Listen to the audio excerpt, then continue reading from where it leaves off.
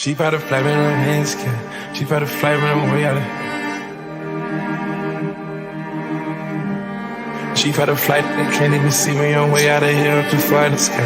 Heard me, this ass for the dark, my ass. So pretty, little better than Cassie. Puffin' on Zeus and she calling me daddy. Walking on shit, trying to look like gas. Came out the gutter, they never me the swag. Security bag, got a bitch, I'm a bag. Turning that up, got a magic, she good. Parking 2 million, I'm real in my hood. Taking no money, I made out of the food. Car hard to sense, we can love I'm good. How did they get they living insane? They call me my label, they write on my chain. Championship, I just go empty shit. Breaking in and looking at the king.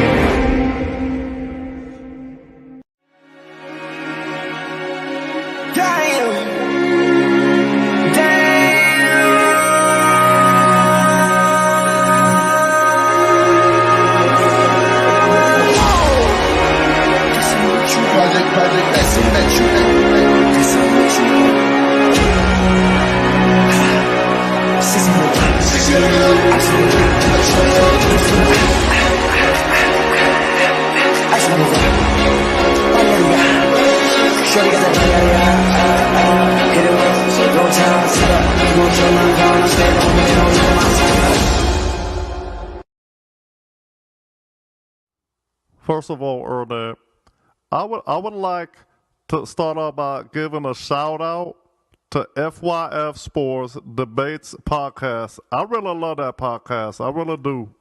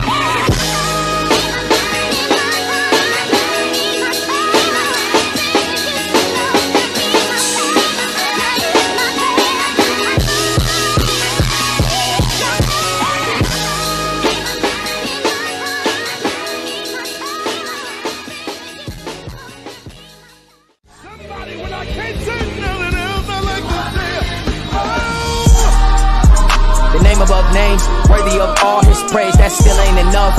Yeah, you don't know how hard I prayed, and he looked in my grave and he told me get up. Yeah, at times I wanted to give up, told me trust him, even with faith the same size as the mustard seed. Yeah, that was enough to me right where I'm at. Free me from places that I can't go back. Reckless to righteous when Christ is in that. Called on his name cause his power's unmatched. Had me in shackles till he broke the chains. Killing my flesh, he's my license for that. Renew my mind, so my mindset for that. When it's set up, I got can't be set back. Ready, set, go. Yeah, she made me ready, he set me up, then told me go. FYF Sports, man. It's Lamont, man. We back. Another episode, man. Salute to everybody pulling up today. Mahari, Jason Brown, Twan, Sturdy, man. Appreciate y'all pulling up today, man. We got a special episode for you guys, man. Special episode, man. Y'all see the thumbnail. Y'all definitely see the thumbnail, right? I've been talking to you guys about this potential interview coming up. We got the man in studio today. NBA legend, NBA champion, Scott Williams, 3-time NBA champion. And look, y'all, you know, one of the more important things before I bring our guest up for today, this is the most important thing, man. It's very rare, and I want y'all to think about it. It's only 4 players in NBA history, you guys. 4 players in NBA history that can say that they've played with both Michael Jordan and LeBron James, right? And then to have that type of experience, to be able to talk about the conversations that we're going to be having today from that potential aspect. And we're not even just talking about from just playing with LeBron and MJ both. In college, going to one of the most renowned blue blood basketball universities in the world in North Carolina, playing for a legendary coach.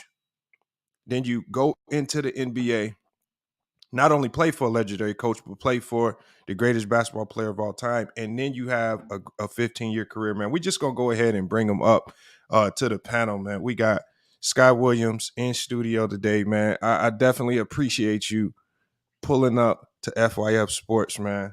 And we got a lot of topics to talk about. Just to preface this before we get started, we have a lot of conversations, as I was telling you earlier, about the 90s. And some of our most heated debates start with, can those guys from the 90s jump in today's game and do the same thing? Is that physicality that you guys talk about? Is that physicality? Is it really that real? Or is it a narrative that's getting pushed? But, we can start off with that. We obviously got a lot of topics to touch on, but just go ahead, man. Let the people know, man, what you got going on, man. Lamont, and thank definitely you, appreciate you being in the FYF podcast. Sports, for having me on. I'm looking forward to some great debates today. It is sunny and nice and warm here in the Valley of the Sun, where I make my home now here in Scottsdale. They named the town after me since I moved here 20 years ago.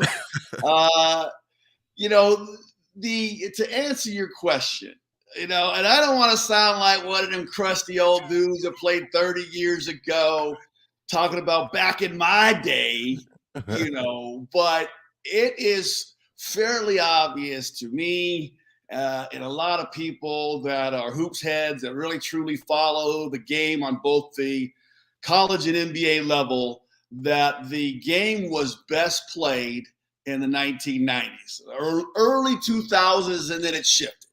After that, it hasn't been the same. And I'm not saying the talent level of the players isn't really good. Kevin Durant's one of my all-time favorite basketball players, right? So I'm not hating on the actual players. I just think the style of play has shifted so much away from a game and the beauty and poetry and majestic athletic art that it was in the 90s. And everyone says, well, all you guys did was beat each other up. I go, well, yeah, but that was the game inside the game, right? The physicality was part of it. There was no babies allowed. That's what the NBA stood for. No babies allowed. And if you were going to play and survive in the NBA, especially being a 4 or 5 for any length of time, let alone 15 years like I did, you better be ready to put on your hard hat and your chin strap and go out there and knock some people around. I hear you there. Like I said, that ties right into a lot of conversation, because that's just the culmination. Like, when we start talking about the NBA with you, the NBA is like the tipping point. And one of the main things that I wanted to talk about today was your book title. And this book title is going to tie into everything that we encompass today, right? Yes, sir. I got it on the screen right here. It's called Through the Fire. Okay. Hey, this is first-class program right here. Through the Fire. Hey, you see them 3 rings there, Lamont? I worked hard for 3 rings, baby. You put it back up, Dad. I got a nice package from the Bulls that I opened up yesterday. Waiting for me when I came back from North Carolina. For my birthday. They hooked me up with some serious swag. I'm talking T-shirts and hoodies and sweatpants. Man, they hooked the brother up. So I had to represent the Bulls today. I represent my time with Jordan and Pippen and Coach Jackson. I had to honor that. One of the best times of my life playing basketball with those cats. I chose I was going to put my Bulls colors in my uniform on my book cover. I know a lot of guys like to go suit and tie, on their book covers, corporate, right? Try to get the corporate deals and whatnot, the speaking engagements. But I'm a basketball lifer, So, I had a coach in Philadelphia. He wasn't the best coach, but he had the best sayings. It was John Lucas. I don't know if you guys remember Luke. He was a wonderful player in the league, and Did a lot of good things down in Houston with his rehab clinics to help a lot of troubled players. And Lukey told me that any basketball player always looks better with a basketball or a uniform on. So I decided to go with the uniform for my first book cover, which I'm quite proud of. I'm hoping it'll do some good to help some young men and women that have to suffer the same things that I had to go through as a child, which we'll get into. So when I saw your title, right? Because when we think of NBA players, right? Let's be honest. As fans, when we think of NBA players, we're thinking of guys that got everything, the money, the fame. They get to hoop for a living, right? I played myself, so I understand. Like, I would have loved to have been able to do that. So as fans, we look at basketball players and we never think about what you said in your title.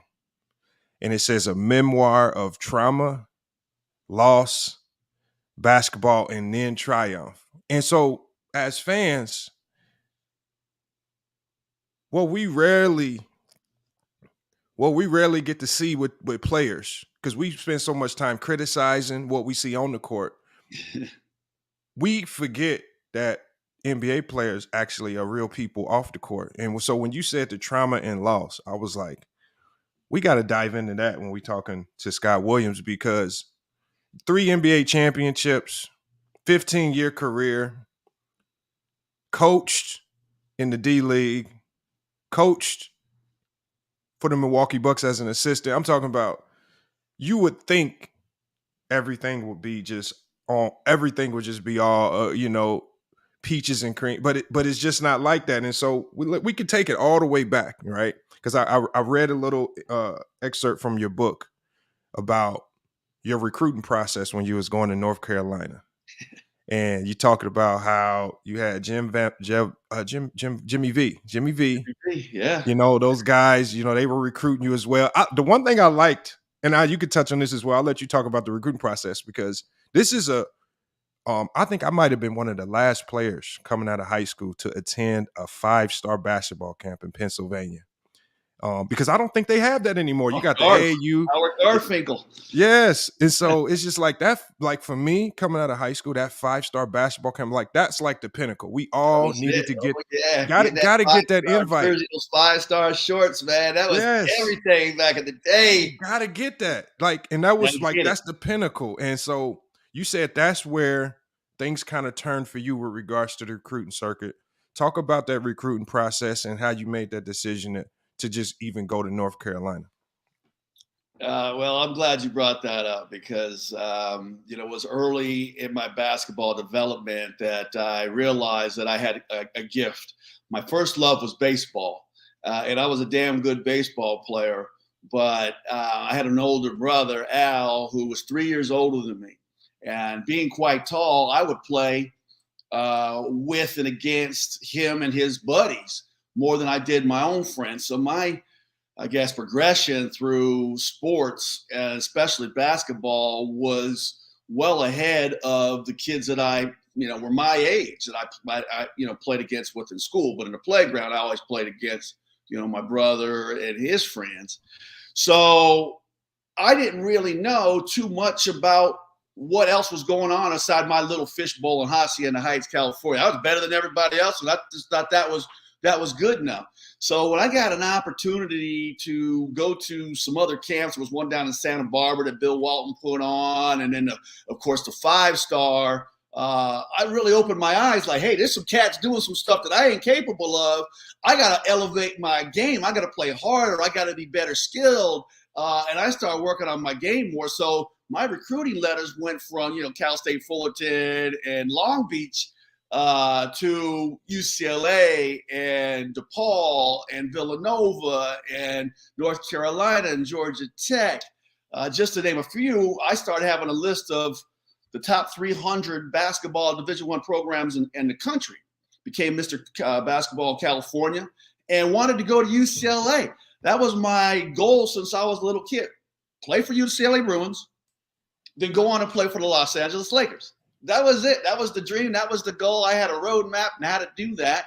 And when it came time to go to UCLA, Walt Hazard was the head coach, and he was recruiting another 6'10" kid in the area named Kevin Walker. And he wasn't showing me any love. Like I had Jim Valvano and his assistant Beta Marco, it's a great story in the book. You guys got to read about them getting a fight in my living room. And Dean Smith and Raleigh Massimino and all these dudes from the East Coast, Bobby Crimmins, coming, cross country. And I can't get Walt to even show up at a practice, a basketball game on my high school campus, talk to a teacher, principal, nothing. And so I was pissed. And because Kevin Walker was kind of my little crosstown nemesis. And when North Carolina came and Dean Smith came out, it was different. It was right away. The dude was class. He was confident. He wasn't egotistical. And he was crafty, because he invited my mother to come with me on my on-campus visit, my official visit to North Carolina. And when she saw that Chapel Hill campus, and those brick sidewalks that walk through cut through the classrooms and the class buildings, she fell in love with the place. And we arrived on a Friday afternoon. By the time Sunday rolled around, she was ready for me to tell Coach Smith, "Hey, tell him you're coming. Tell him you're coming." I said, "I hadn't visited UCLA yet. I want to see Reggie Miller and Pooh Richardson." And Reggie was a dick to me during my visit, by the way. So I knew that. Man. I wasn't going there. I was like that at that point. I wasn't even going to go to UCLA, but I had to play it off like I was. So I ended up signing with North Carolina, and by far and away, it was the best thing I did. And I think my mother had a plan. I grew up with a lot of verbal and physical abuse in the household that I open up and talk about the book and how that affected me early on in my brother. And she wanted me to get me, I think, as far away from California as she could, at a place where I would be safe, and a man that would look out for me as a person, made sure I got a good education. And he only promised me two things. He didn't promise me minutes. He didn't promise me shots. He promised me I'd start like some coaches come in and do. He said, you'll get a quality education. You'll leave a better man. That's it. And that really stuck with me. That dude doesn't care about winning basketball games. He doesn't care about statistics of how many points and rebounds I can get him on a nicer basis and clogging up the middle and blocking shots. Dude really wanted to see me develop as a person. And that was something different that other coaches weren't really talking about. And that was the deciding factor for me. And I'm glad I did. As it turns out, sometime after my freshman year, right at the start of practice, my sophomore year, my parents had split during my freshman year. And my dad found my mom and took a gun to her, and then took a gun to himself. And if I had been anywhere else than in Chapel Hill, I wouldn't have survived that type of a traumatic episode in my life. And it's like, because like I said, I've lost both my parents. Definitely not at the same time, right? And so when I read about that, that's why I'm saying, okay, this is definitely has to be part of the trauma and the loss that he's addressing in the title. I mean, that's a big deal. And that's a turning point. Like, for anybody, that will be a major turning point in the life when something like that happens. And there's really two directions you can go, right? You can fight through the adversity. You can figure it out. You can progress along and do something positive, or you could just let it consume you and you can turn it into the negative. And I think, so like we're here, like when I coach, I got players coming up to me. I can't practice because I got a headache, and my girl arguing with me. And it's just like, I'm thinking back, and when I think back to your situation, you were dealing with one of the toughest traumas ever, but you still kept it pushing, and you kept fighting through it at UNC. What was the coaching staff at UNC, and what was the support over there like to where you were able to get through that type of adversity, not want to transfer, not want to go back home, not want to give up on basketball? What made you keep pushing through that? Because that's a traumatic event, especially when, and then I even read about that event.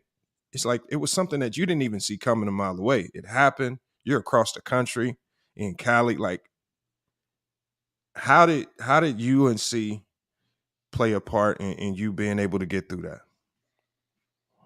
Well, it was difficult. It's been difficult to write this book. I started it during the last dance in the height of the pandemic back in 2020, and it just dropped Wednesday. So it has been something that has stirred up a lot of raw emotions that I have suppressed. I have some memory loss as a result of trying not to think about those types of things on a daily basis.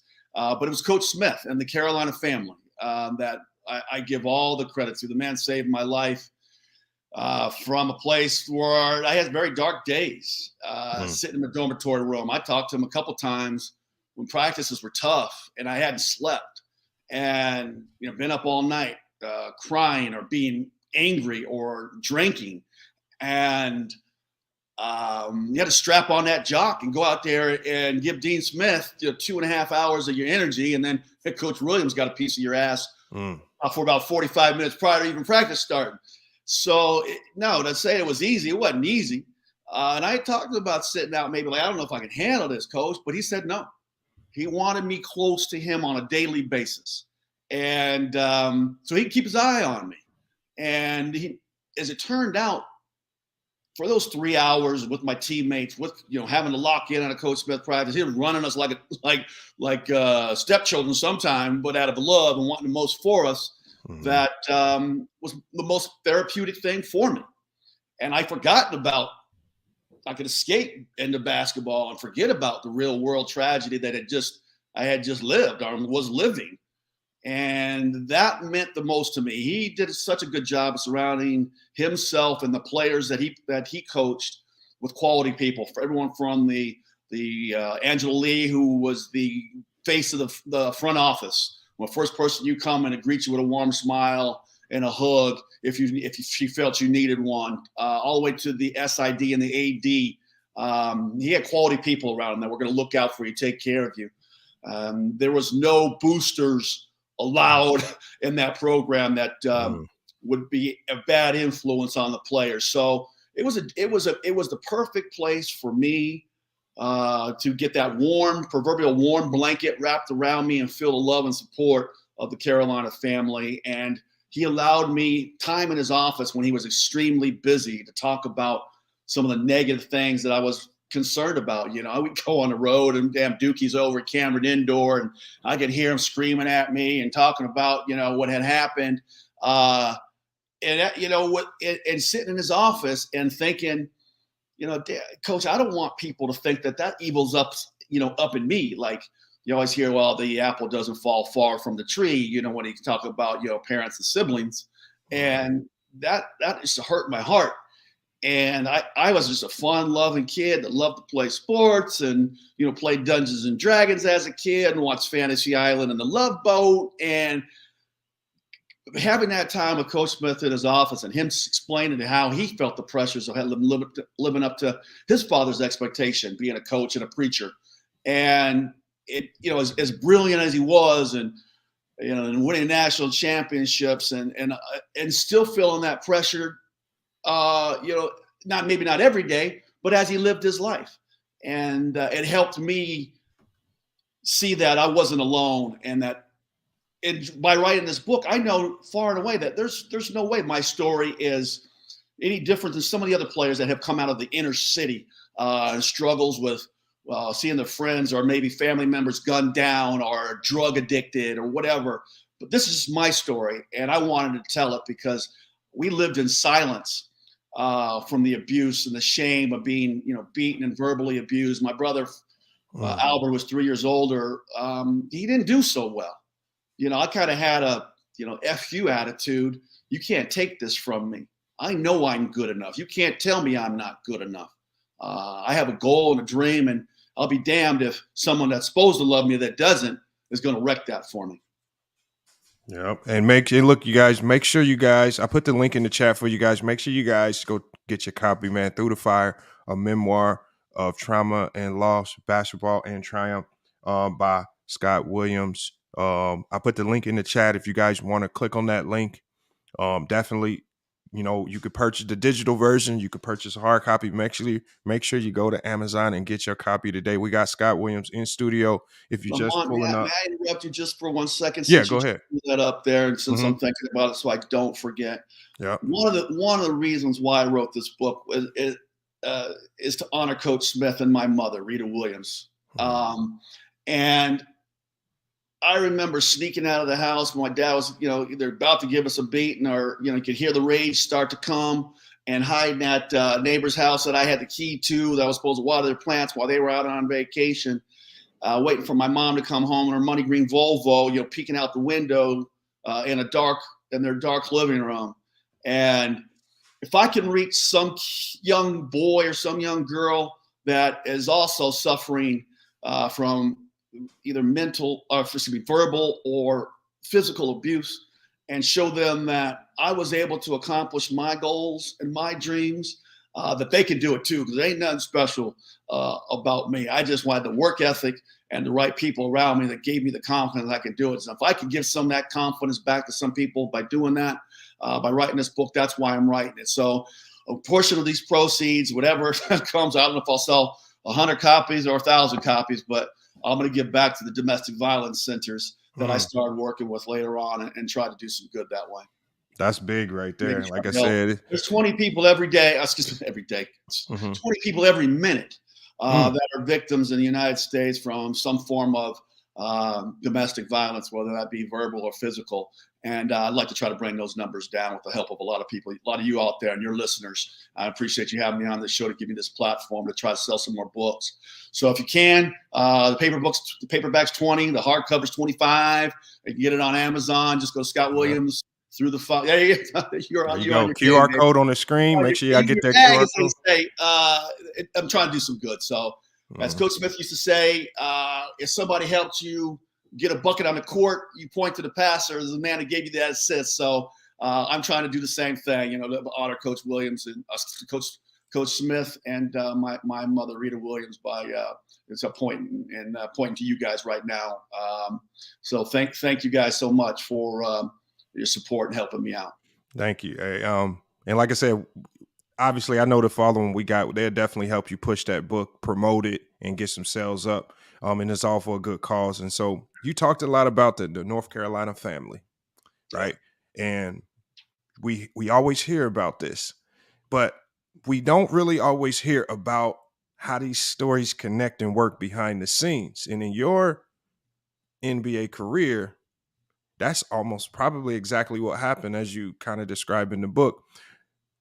Can you talk about, like, obviously coming out of UNC, undrafted, right? Still good player. Obviously, there's a ton of good players that just go undrafted.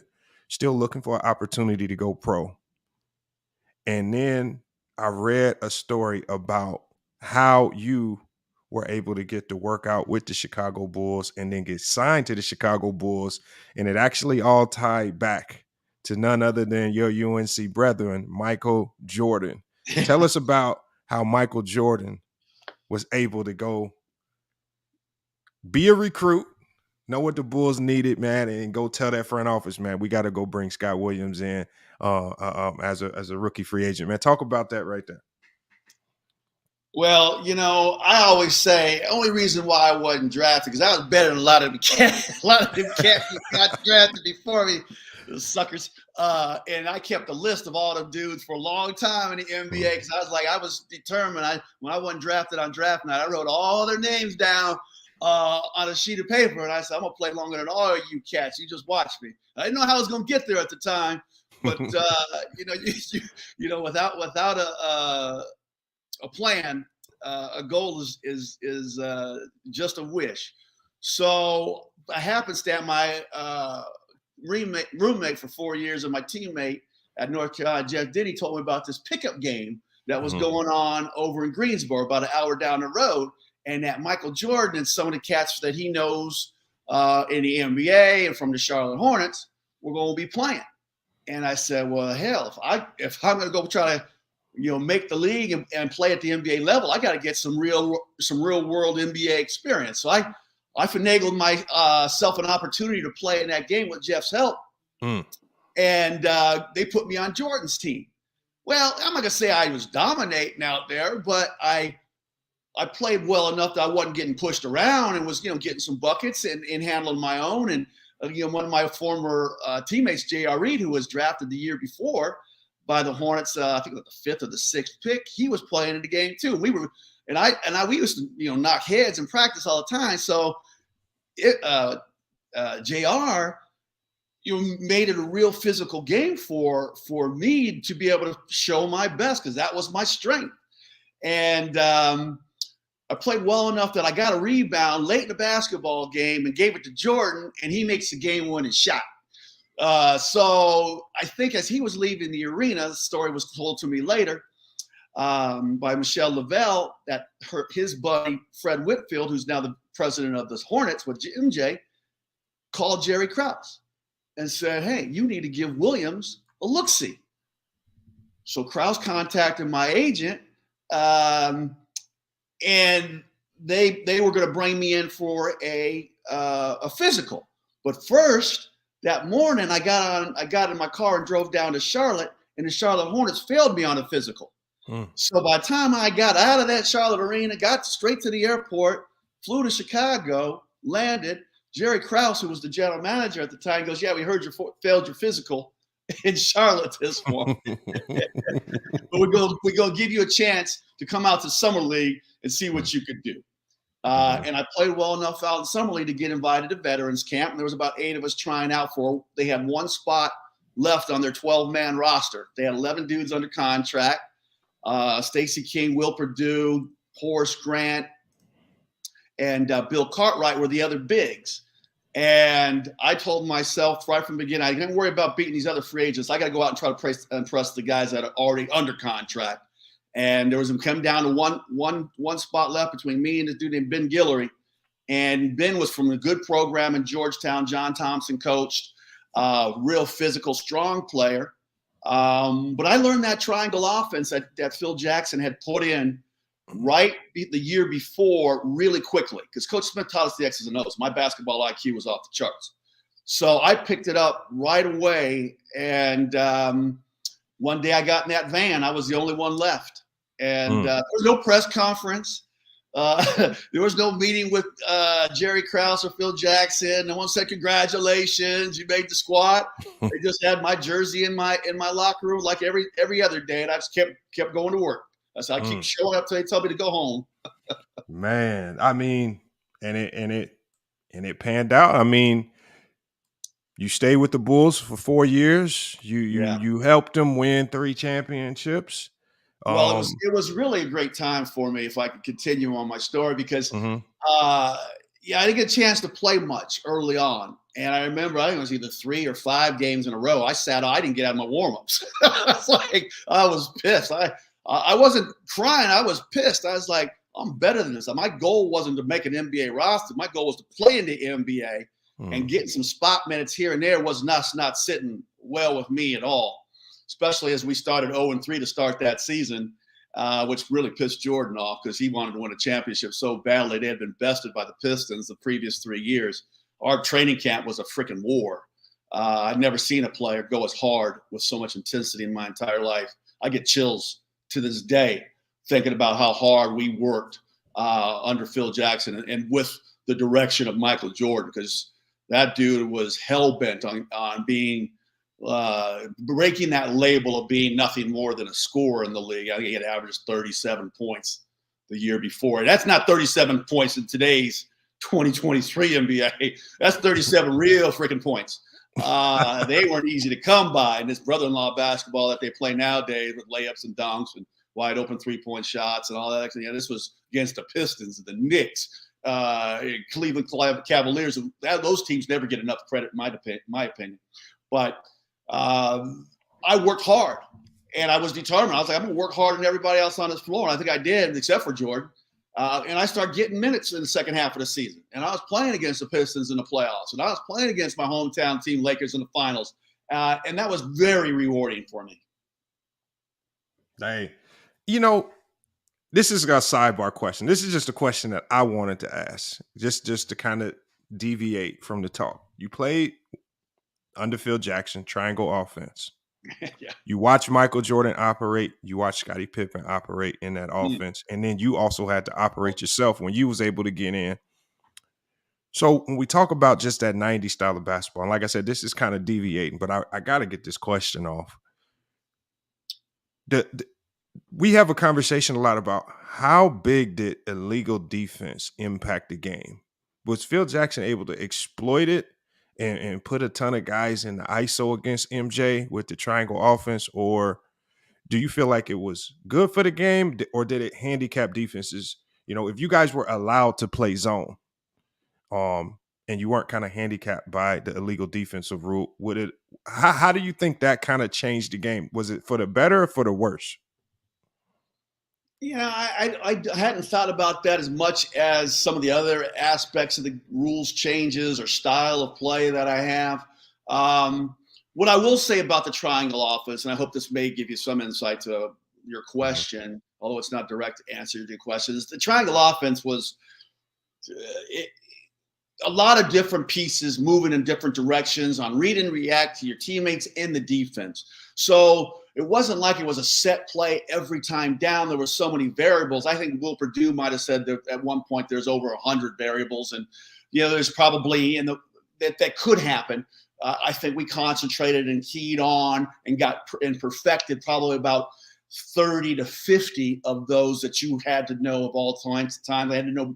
And for me, I was trying to play as much as I could. So I was playing two different positions. I was playing both power forward and an undersized center. I remember trying to go against Mark Eaton, giving up 75 pounds and about 6 inches, which was a joke. Or Rick Smits, the Flying Dutchman. Was a Duncan Dutchman, I guess it was. But, I was like, I'm going to compete because I need to stay on this court. The longer I stay on this court, better chance I got to get a contract next year, because I was always working on, even to keep my contract for that year, because I was always working on non-guaranteed one-year deals for that matter. So I'm going to play wherever they're going to put me on this floor. I would have brought the ball out the court if Phil Jackson would have confidence in me taking it up the floor, but obviously that wasn't going to work well for the team. But that in itself didn't really put us in a lot of ISO situations with MJ. Now, there was times when it was, get the ball to Michael and get the hell out of his way, in the games or in the house, situational things, but not so much during the flow of the game. Okay. See, and like I said, I need that, because the only thing that's going to do is when we get into these debates and we talking about these things, I want to sound more informed. I don't want to be too critical of past basketball. I don't want to say things were much more of an emphasis on the game than they actually were. So you just kind of added a level of insight there that's going to be very important as we move on. So as we talk about your time with Chicago Bulls, Pippen, Horace Grant, Jordan, 3 championships, and then your time starts to come to an end there. And then I saw a clip where you were basically saying, I'm out. After this year, I'm out.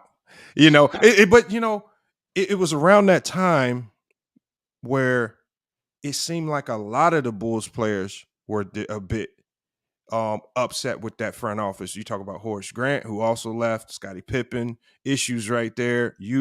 And I didn't even know that you were very that verbal about definitely leaving Chicago. If you can talk about it, what was going on with that front office? Why is the optics look like was such a disconnect between the front office and the players?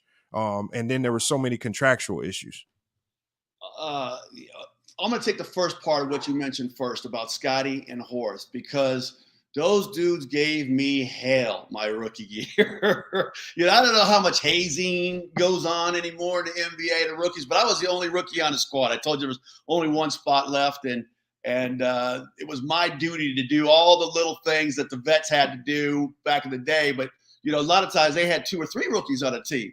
But in Chicago, I was the only one, so it was just cleaning up the film session, a room after film sessions, and Scottie and Horace would like to sprinkle little cookie crumbs or potato chips on the floor, and I had to get the little handy vac out and vacuum those up, or firing balls at me before the start of practice when I had to rack all the balls. Pip was notorious when we were on the road for kicking one up into the row 25 of the bleachers, and I had to go running up the steps and go get that. And Phil Jackson's bringing everybody down there, and he's like, "Hurry up, rookie! Get down here."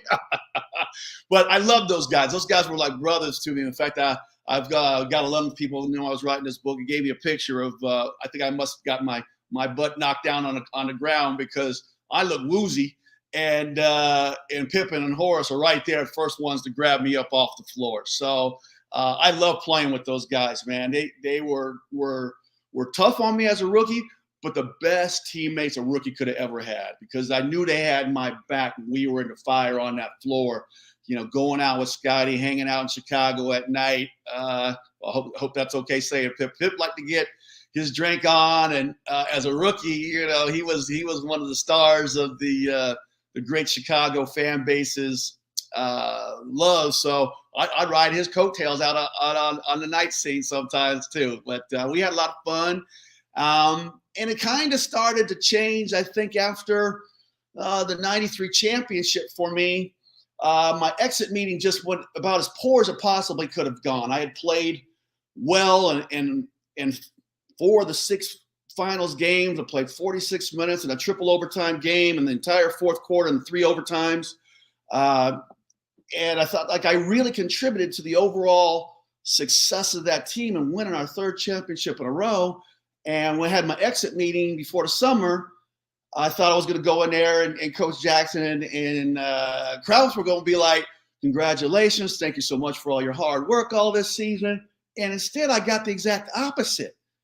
And I was shocked. And I remember thinking to myself, is this really happening to me? Don't know what kind of player you're going to be. You're out there laughing and joking on the court all the time.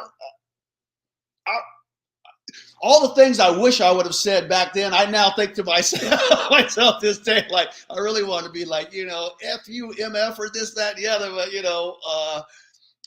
as a kid trying to get another contract, I'm like, I got to play it cool here, but I was never happy. And it was, I guess, against the next year, that year, Jordan retires, so we're playing it without him. Pippen has a great year, by the way. He's in the top 2 or 3 in the MVP race. And we're playing against the Knicks. And I'm from North Carolina. We don't show up late. We don't miss things. And I'd gotten up early, had breakfast, and fell back asleep prior to catching the bus to the arena that day. And Coach Jackson just came at me all wrong. Like, instead of, like, the only time I'd ever been late or ever missed anything. And it really upset me that he questioned my professionalism and my commitment to the organization and the team, that I'd run through a wall for these cats for 4 years. And at that point, it made me real bitter that, 1, they don't know who I am as a person or a player. And 2, I can never get more than a 1-year contract when I'm watching guys that I'm playing in front of get 4- and 5-year deals. So that led to me being a little bit bitter towards the end and having that interview that you saw where I said I needed to leave. And it was time, but it hurt because those guys were my brothers. King and B.J. Armstrong, Will Perdue, Stacey Horse, Michael. I go all the way down the list. I lost my family. Those guys were an extension of my family. I enjoyed hanging out with them. I enjoyed competing with them. I enjoyed playing for the city of Chicago. The fans were great to me. To ride my bike to Wrigley Field and get so much love and appreciation from winning championships, hanging out on the lakefront. I loved everything about that city. I never wanted to leave. And that's why I think I was angry, because they were forcing me to do something I did not want to do.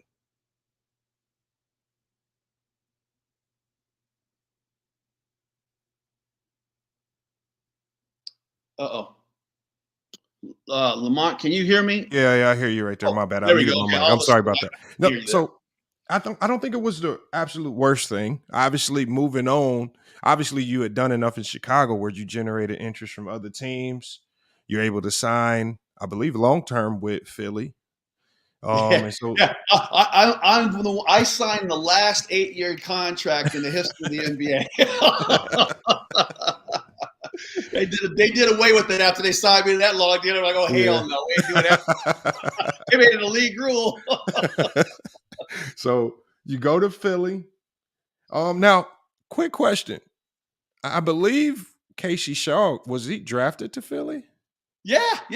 So you played with Casey Shaw? I wasn't there long with them. They ended up Okay. trading me kind of when he was coming in as a rookie. Okay. And another one of those situations where I knew the door was about to hit me in the ass.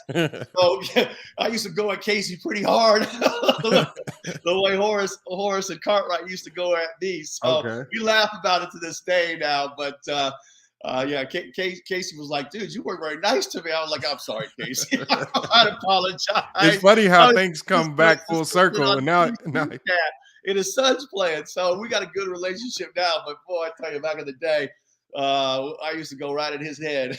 Oh, man. So you Philly, obviously time with Iverson, which is another NBA great. Milwaukee, actually, hold on, Houston? So you say. You call Iverson an NBA great? That's hold in on. the book too. I will save that one for another pod. Okay. Yeah. Okay, so we'll save that because that is an interesting take right there. We're gonna have to dive into that. Screw Iverson, man. What? Oh, okay. We're gonna have to talk about. We got to do a set. We got to come back to talk about Iverson because it's a lot of people. See, again, we hear a lot of people talk about Iverson, but we never get to talk to somebody who actually was there and played with Iverson. So that's going to be an interesting conversation. Worst teammate I ever had. What? Allen Iverson. Worst person. He made basketball miserable. Wow. That is a hot take. That is a hot take. Yeah. Clip that. We're going to have to dive into that. I'm sure when we bring people up, a lot of people are going to have some questions about that. It's funny because, whenever when I ask me, I have some of my stuff, and most of it's Chicago Bulls. I have a bunch of stuff in storage bins and stuff. But one thing I don't have any of is any Philadelphia 76ers stuff. Wow. That was one of the worst 4.5 years I have ever experienced in basketball. It almost made me want to quit. And when they traded me in Milwaukee, it was a breath of fresh air. I got to play with a different group of dudes. But it's fun. I'm going to the Sixers-Suns game tonight. Okay. I called up the Suns, and they got a pretty good alumni program. So they gave me some tickets to watch the Sixers and the Suns battle it out. And I like Joel Embiid. He's one of my favorite players to watch. Mm-hmm. I mean, and so obviously, but see, and I think the main thing is that even after leaving Chicago, you still were able to map out a very long and successful career, and then actually have some pretty big roles on some good teams. I saw you play with the Milwaukee Buck team when they had Sam Cassell and those guys, and you guys actually made a pretty good run at that point in time. One game away from the NBA Finals. If David Stern and those donkeys in the front office hadn't suspended me from Game 7 of the Eastern Conference Finals. So you got suspended? How do you get suspended from Game 7 of the Eastern Conference Finals? Hold on, what happened? I don't recall that. What happened? Oh man, you got to watch Game 6. I grew up with Jordan and the Jordan rules and what the Pistons did to MJ. Well, Allen Iverson was kicking our, and I said to myself, I kept getting all these ticky-tack fouls when he come flying down the lane. I said, okay, next time this little MFer comes down the lane, I am going to lay him out. And damn, it was early in the first quarter. I don't think the score was like 6-4. And he came flying down the lane. I said, okay, this is it. I sent him flying about 5 feet and tried to act like I was taking a charge. So they hit me with a flagrant 1, and then they upgraded after the game, and I was killing that game too, by the way. I think I had like 10 of our first 14 points, knocking down jumpers, getting steals, getting dunks, blocking shots, getting boards. And then they suspended me because they upgraded that flagrant 1 to a flagrant 2, which pushed me over the point number. And I played 17 games to that point in the playoffs. And I gotten 3 flagrant fouls, and they gave me a flagrant 2 for that one. So suspended me from Game 7. I'm telling you, the league. I don't want to say nothing bad about the league because I like getting them pension checks, and I don't want to jeopardize that. But they might have been on something there. They wanted Philadelphia and the Lakers in that final. I don't know. I'm just saying. I've heard it talked about. Hey, look, hey, all you just creating a lot of questions when we start inviting guests up to talk. A lot of people gonna have a lot of questions about some of these things because Iverson is a David favorite. Stern, may he rest in peace, was Yeah. a mastermind marketer of the NBA. The league was failing when he took over. Now these franchises are going for $4 billion a pop. So dude did something right. But I'm just going to tell you right now that you don't suspend a player from some dude that's never wet a jock before and sitting in the front office in a suit and tie. Going to take away my dream of trying to get back to the NBA Finals. That ain't right. Just ain't right. So Milwaukee, and then it seems like from after your time with Milwaukee, probably much more of a journeyman from that point on. Denver briefly, Phoenix, obviously, but which you played during that. That was Nash there when you played? Yeah. Oh, yeah. You know, I played with some studs after I left Milwaukee. Denver, we won't talk about that. That was bad. Coach got fired for calling a guy a dirty Mexican. It was a bad situation. Hold on, where was that at in Phoenix? Bad dudes there. George McLeod, some of them cats that they had on the squad, just bad dudes. But you know, a couple good guys. I got Rafe LaFrance and Avery Johnson. They helped me keep my head on straight because I was getting ready to retire. I was like, I ain't signing for this. And they helped keep my head on straight. And you know, the next year I bought a house in Phoenix. It was going to retire out here. I got tired on cold weather cities, Chicago, Philly, Milwaukee, Denver. My joints were getting sore, back hurt, knee hurt. So I bought a house out here in Phoenix thinking, okay, that was a pretty good run, 12 years. That's a good number. And Jerry Colangelo gave me a call. And I got to play with Penny Hardaway and Stephon Marbury, and Amari Stoudemire was a rookie. And we made the playoffs. So I was quite proud of that. We were expected to finish 27th. And I brought some professionalism to the locker room, got those guys to stop bickering and play with one another. The way John Paxson and Craig Hodges and Cartwright and Jordan taught me, you know, ABP, always be pro, right? That's it. And that's what those guys, those young cats needed. You know, Hardaway wanted to be his team. Marbury wanted to be his team. You know, that was that year where it stopped going from Chicago Bulls and Michael Jordan or the Boston Celtics and Larry Bird. He became, you know, all of a sudden it was started becoming the player first and then the team second, right? It was, you know, Jordan and the Bulls are going to take on Reggie Miller and the Indiana Pacers. So they all wanted their name in front of the team. And I got them to buy into the idea that, hey, the better we do as a team, the bigger the spotlight's going to be for everybody. And so we got that eighth spot of the playoffs, man. It took the San Antonio Spurs that were number one. We're tearing up the lead. I can remember how many championships they had. They had Robinson and Duncan. And this was before Parker and the Ginobili days, but they had a squad. And we stole that first game from them, and they were in a dogfight after that. That gave us some confidence, like we could compete. So we had to tie 2-2, and then they finally said, okay. That's Duncan went to work on me and Jay Boston. he gave us a beat down of epic proportions after that. Tim Duncan, it's crazy because, man, I mean, you think about it, you went up against, I mean, we're talking about, I mean, it's rare, like, you're talking about from Jordan, you think about Iverson, Steve Nash, you said Penny Hardaway, Marbury. Stop mentioning well, you know, I mean, I don't claim him in my list of Hall of Famers that I played with. Wow, that is crazy. Well, no, I loved my time. I mean, I got to compete against some of the best centers in the history of the game with solid physicality from Patrick Ewing and Rick Smith and Shaquille O'Neal, who I should have led with there, by the way. David Robinson and Tim Duncan, you know. How about him?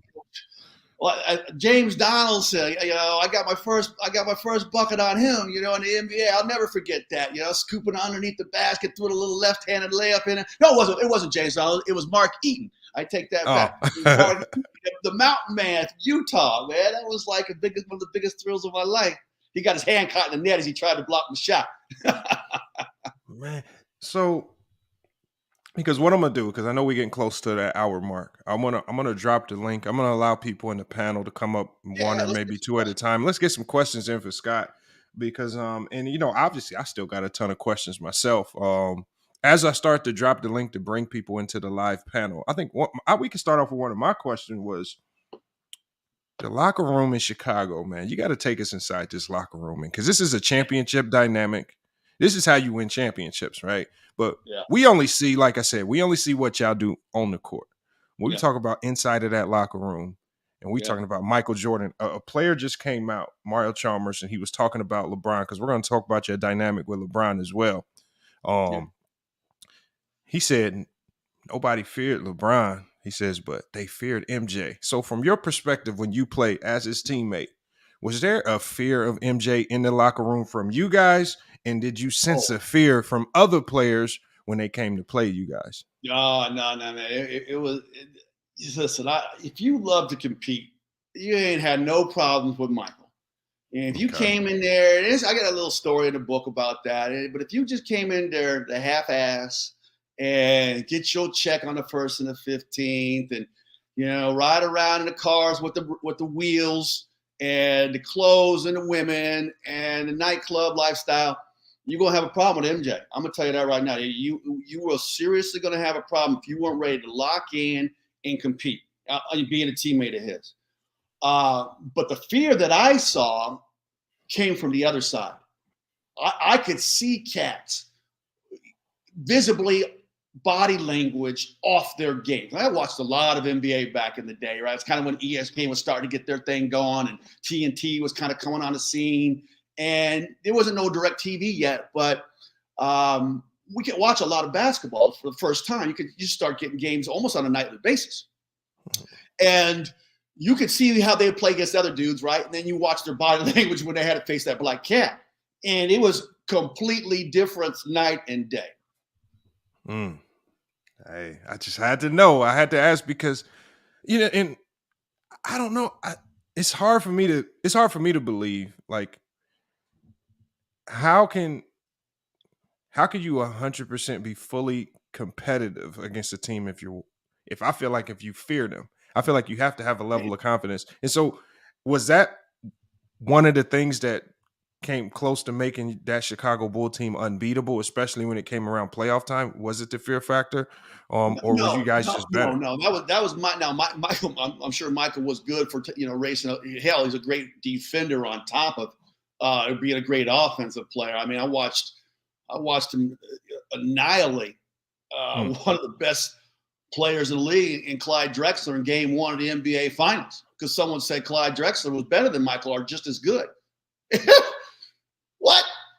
That's all you needed to do to get MJ going. Any sense of slight or disrespect, thinking some dude would be as good as me. Yeah, MJ wanted cats to know that he competed against, when they went to bed and put their head on a pillow, they wouldn't even dream that they were as good as MJ or being a Pence, that they would beat him in a one-on-one in their sleep. That's how he would like to physically destroy them on both ends of the floor. All the greats that I played with, except for one that you mentioned, they didn't have that, right? Like they didn't have that. I want to embarrass you in front of your wife, your girlfriend, your friends, your family, your cousins, your aunts, your uncles. So when you get in the car and you drive home or out to dinner with them, they're going to be like, wow, we thought you were good, but MJ's the man. Like that's the level of disrespect that he wanted to have associated with your game after you went up against him. But for me, the biggest thing that made us so successful was our camaraderie. We had one of the tightest locker rooms. We had the most togetherness. We competed like hell for minutes. Stacy, Will, and I, we were the young bigs. Horace and Scotty, they were starters. They were going. Horace and Cartwright, they were going to get their minutes. The three of us, we had to knock each other senseless to battle for minutes in practice. But I'll tell you what, when we stepped on that line and we put on that game jersey, there wasn't either one of us that didn't root for, cheer, and support one another when we were on that court together. And that's what made us such a good team. And I got a great relationship with Phil Jackson back then. Don't have any contact with him now. But I will give that man the utmost respect for what he did to establish a cohesive unit. Because I got into coaching later, coaching guys like OJ Mayo. So I know that ain't easy trying to get everybody to buy in to one goal.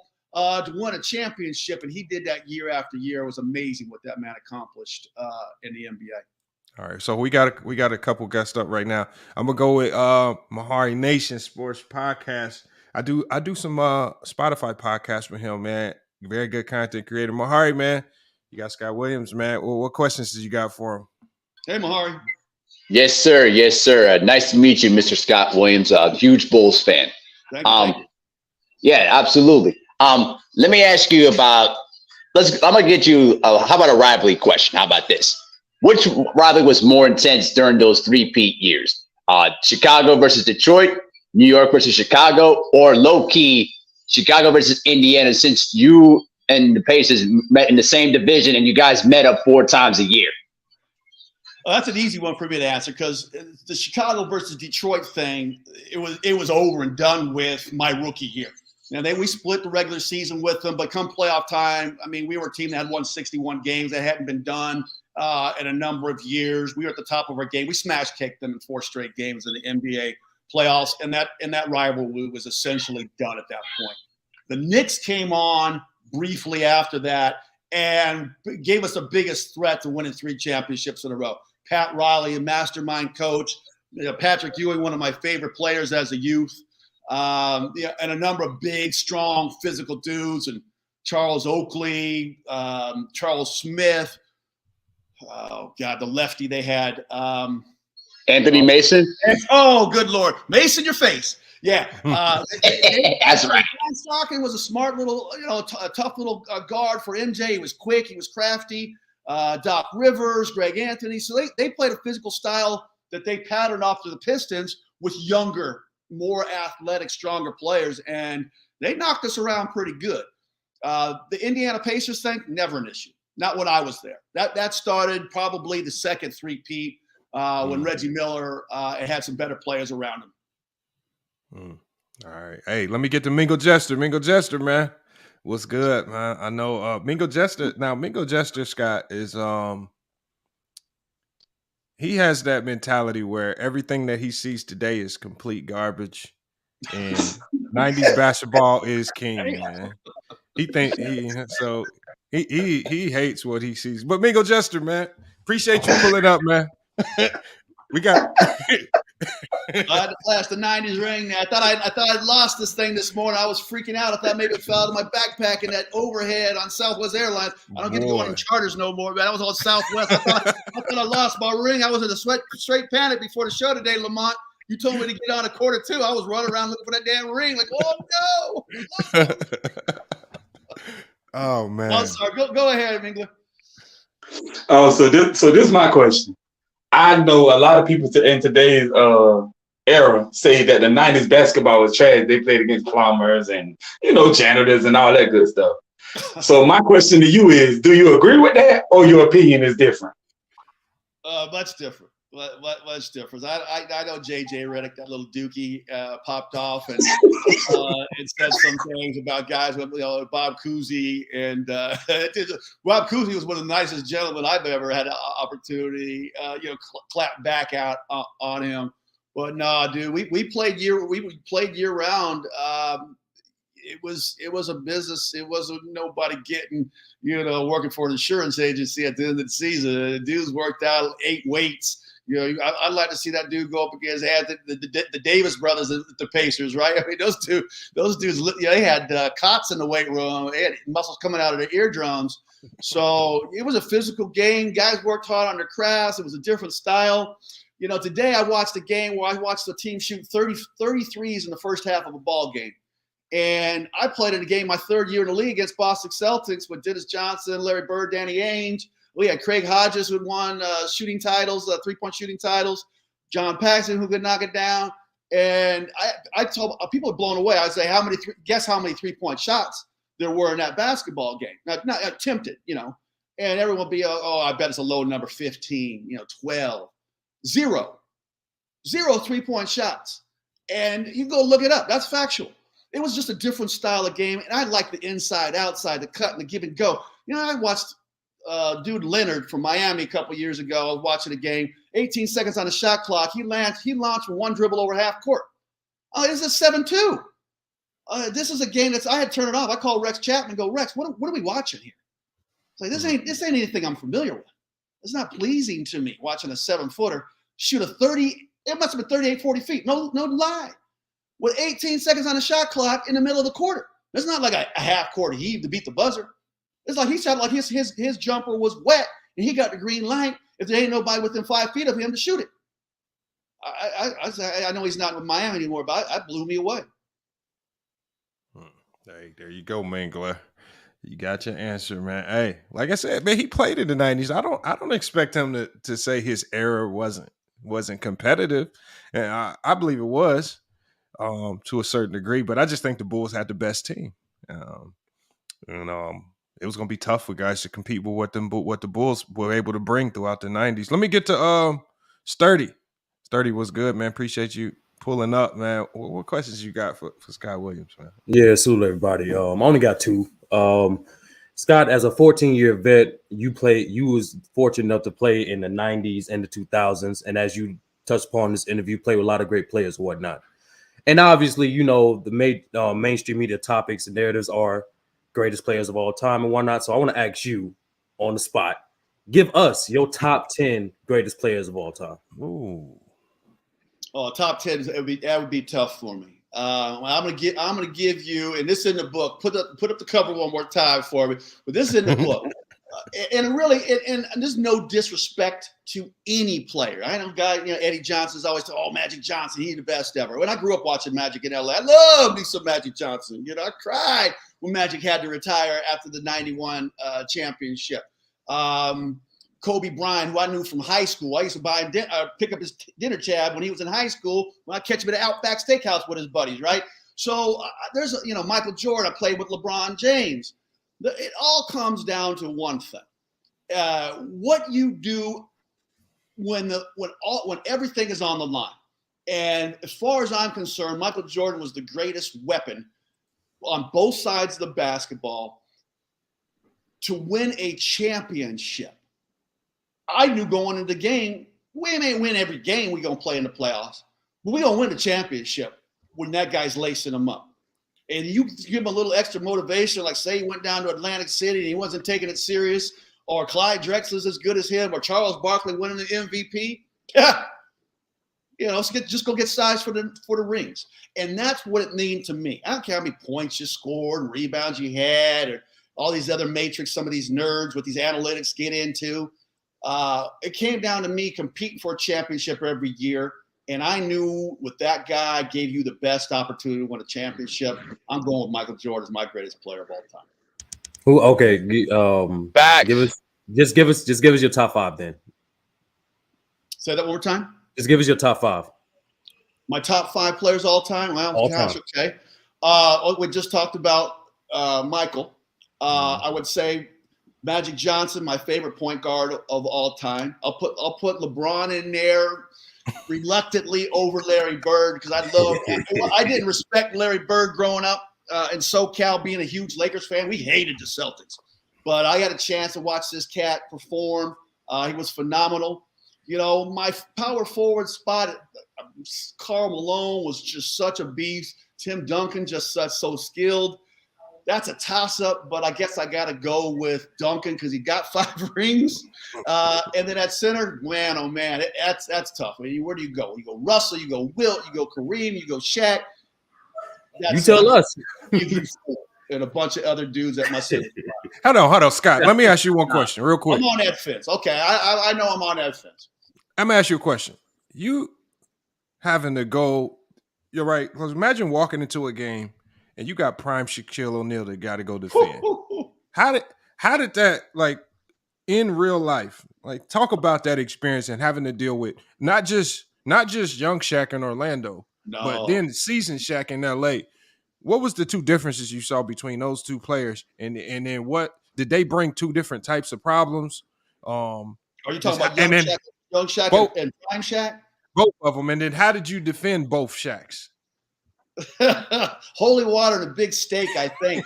That's about the only chance you had against that cat. In Orlando days, he was bigger, stronger, and faster than I was. I was pretty damn fast as a power forward. So I used to try to beat a lot of centers down and hold them up before they could get real good low post position on me. I do my work early, as they say. But with Shaq, you couldn't do that. He beat you down the floor in a foot race. I'm like, how the hell is this cat going to beat me down the floor? Couldn't do nothing with him. Karl Malone, same thing. Yeah, he could beat you down the floor. Prime Shaq, now, I used to say, hey, Shaq, listen, this is what's going to happen. You're going to post up down here in this block, and you're going to catch it. When you do, I'm going to foul you, and I want you to go to that free throw line and make both those free throws. Because I want to eat my dinner tonight with all my teeth in my mouth at the end of the evening. We had home and a home with those guys, home and away on a Saturday night and a Sunday because the Lakers just played a lot of Sunday games. Our starting center was this big Russian named Jake Sakalidis. Mm-hmm. We was all good at the walkthrough. Yeah, this is what we're going to do to Shaq. We're going to wait till he catches the ball, then we're going to double team. Man, I got to the arena that night, and they said, Jake called in sick. I was like, he got Shaq-itis on me. I had to go up against Shaq back-to-back nights in Phoenix and in Los Angeles the next night. We won at home, and then he wore my little ass out in L.A. the next night. And I wasn't right for a month after that. It took me a month to recover from guarding him. And he didn't get all them Shaq slams that you see, pulling up the rim and the backboard's coming down towards the floor. He didn't get all those on me because he liked me. Because he'd always say, okay, Scott, I like you. I ain't gonna hurt you. Because when he fouled Shaq, he used to throw them big arms out afterwards and catch you in the chin or nose and the mouth, bloody your lip, whatnot. He wouldn't do that to me because he took a visit to North Carolina when he was 16, and I showed him a good time. Play chess. I used to be able to enjoy that prime rib with all my teeth in my mouth, no bloody nose or lip. Last question, sir. The only time I flopped in the NBA was when we were playing in Los Angeles. Shaq was killing me in the first half. He had 2 fouls on him, and I got a rebound. He slightly bumped me, and I felt like he shot me by a cannon, fell to the floor, sprawled all up underneath Phil Jackson's feet as he was sitting on the bench. He said, Scott, stop flopping. They called the third foul on Shaquille O'Neal. I said, I got him, coach. He's killing me. I never flopped in all my life. And I said, the only thing I got to do, I got to get this guy off the floor before I get hurt. Man, Shaq had to be a problem. Go ahead, Sturdy, with your second question, man. Last question. And as a big, you can give us a great perspective on this. The top 3 MVP candidates so happen to be 2 centers and a power forward. And guys are completely unique. You have a 3-way, 2-way scorer in Joel Embiid from Philly.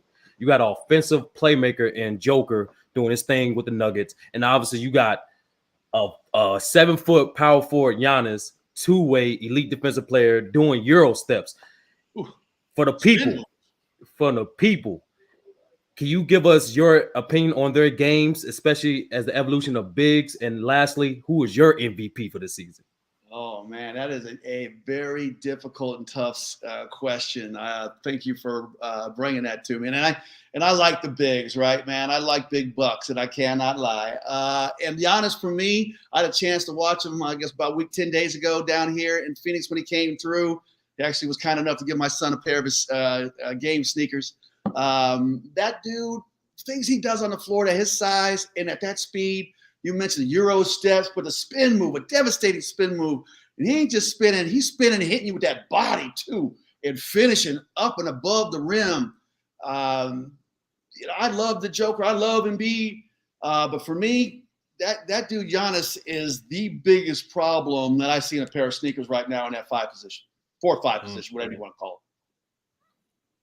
Hey, there you go, Sturdy. You got Giannis as the MVP, which you can't really go wrong with that pick right there. I got to get to Khalil. Khalil pulled up. I'm sure he got some questions, and I still got one more question as well, one that nobody's touched on yet, but I'm sure Khalil might get to it. But Khalil, man, what's good, man? What questions you got for Scott Williams, man? Salute to you, Scott. Thank you for pulling up to our community and giving us a really dope interview. I definitely check your book out as well. Oh, thank you. I appreciate that. It's going to go for a good cause. Oh, absolutely. One of my questions to you, I got 2 of them. The first one is the way players move around in today's era. You got Jordan as your GOAT, obviously. Do you believe that Jordan can win 3 championships, retire, go play baseball, and come back and win 3 more championships in this era? Could Michael Jordan or another player do that in this era? I'm not quite sure if I totally got your question correct. Michael Jordan, specifically. the way the player movement, you have free agency I wouldn't today. bet against Michael Jordan in a game of hopscotch. You know, that dude just that competitive. He was built different. And I don't think any player in the history of the NBA, past or present, could do what he did, win 3 championships, take a year and a half, 2 years off, and then come back and win 3 more in a row. That was an amazing feat by a spectacular individual that I won't see again in my lifetime. I'm interested. There's this kid over at, I want to say France, and I can't pronounce his name, but it starts with a W. Yeah. Victor Wembanyama. Yeah, I see some things where that kid moves on the floor. Obviously, you know, he was like Scott Williams was back in the when he was 17 years old. He got to put on some weight, some muscle. I always tell Giannis, hell, if he'd had that weight and muscle when I was coaching him his rookie year, we asses wouldn't got fired in Milwaukee. The things he does on the court now, but I don't think there's a player that could do that. But I'm not betting that Michael Jordan in today's NBA wouldn't have been able to do it. In fact, everyone says, well, he wouldn't be able to do it. I think he'd have done more. As far as scoring the basketball in today's NBA than he was able to do with the physicality of guys like Joe Dumars and some of these other cats that used to be, you know, The Rock, Tim, help me out, guys. I'm having a senior moment. He played out in Sacramento and Washington for years. But those guys used to guard Jordan and put their hands on. They were stronger than Michael, so they could kind of control him a little bit. You know, they don't stop Michael, but they could slow him down. And these guys, the way they play today, with the rules they play today, I mean, you breathe on a dude, you get a foul call. So I think he would have been able to do whatever he wanted to do on the floor. You know, his jumper was wet. He would have learned to, you know, he's knocked down threes in 92, learned to knock down threes. He got a little older in his career as he wasn't flying to the hole as much. I don't think that he would have been stopped whatsoever. I got to ask you this. You played, well, I'm not even sure. I'm assuming you played one season with LeBron. Is that just one? Yeah. His second year was my 15th year in the league. Okay. In Cleveland. Yeah. How was that? And then, like I said, we talked about the in locker room dynamic with Jordan. Obviously, you got a young LeBron. Obviously, you're in there as the vet this time. Yeah. Well, how was that dynamic? He was 19, turning 20 in December that year. You know, I'm 36, pushing 37. So we didn't hang out a lot outside of the locker room or the team or nothing like that. I'm like, I ain't got, you know, kids playing video games. I don't know what the hell he was doing, but one thing that what I always enjoyed is he had that thirst to get better. He had that competitive desire that I hadn't seen. All the Hall of Famers that I played with, Dirk Nowitzki, Steve Nash, that cat from Philadelphia you like to talk about, you know, even Scottie Pippen. Like he had something that was as close to MJ that I had seen during my 15 years. And I knew he was going to be good. Now, I'm not going to sit here and blow smoke at you and tell you I knew he was going to go on to lead the league in the history of NBA in scoring. I didn't see all that, but I knew he'd be an all-NBAer. You know, I knew he'd be an all-star. Those types of things that was easy to tell, right?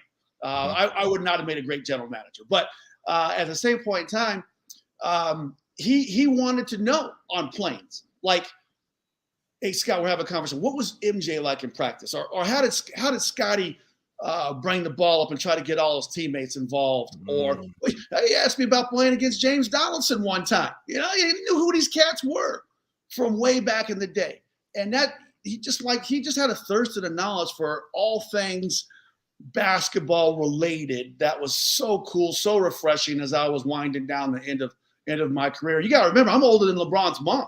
So it's weird for me to have to pass on a lot of this knowledge to a future Hall of Famer at that time, not knowing how great he was going to be. I enjoyed those moments and those conversations, shooting the stuff, and then playing cards or whatever, having these conversations with this kid. That is, like I said, we just more information. Like I said, a lot of the things that go on behind the scenes. So did it surprise you that so early in his career, he was able to get a team to the NBA Finals? Or did you see that coming? Was it a surprise? Like you were in and around the league at that time. Did it surprise everybody? Yeah, it did. It surprised me.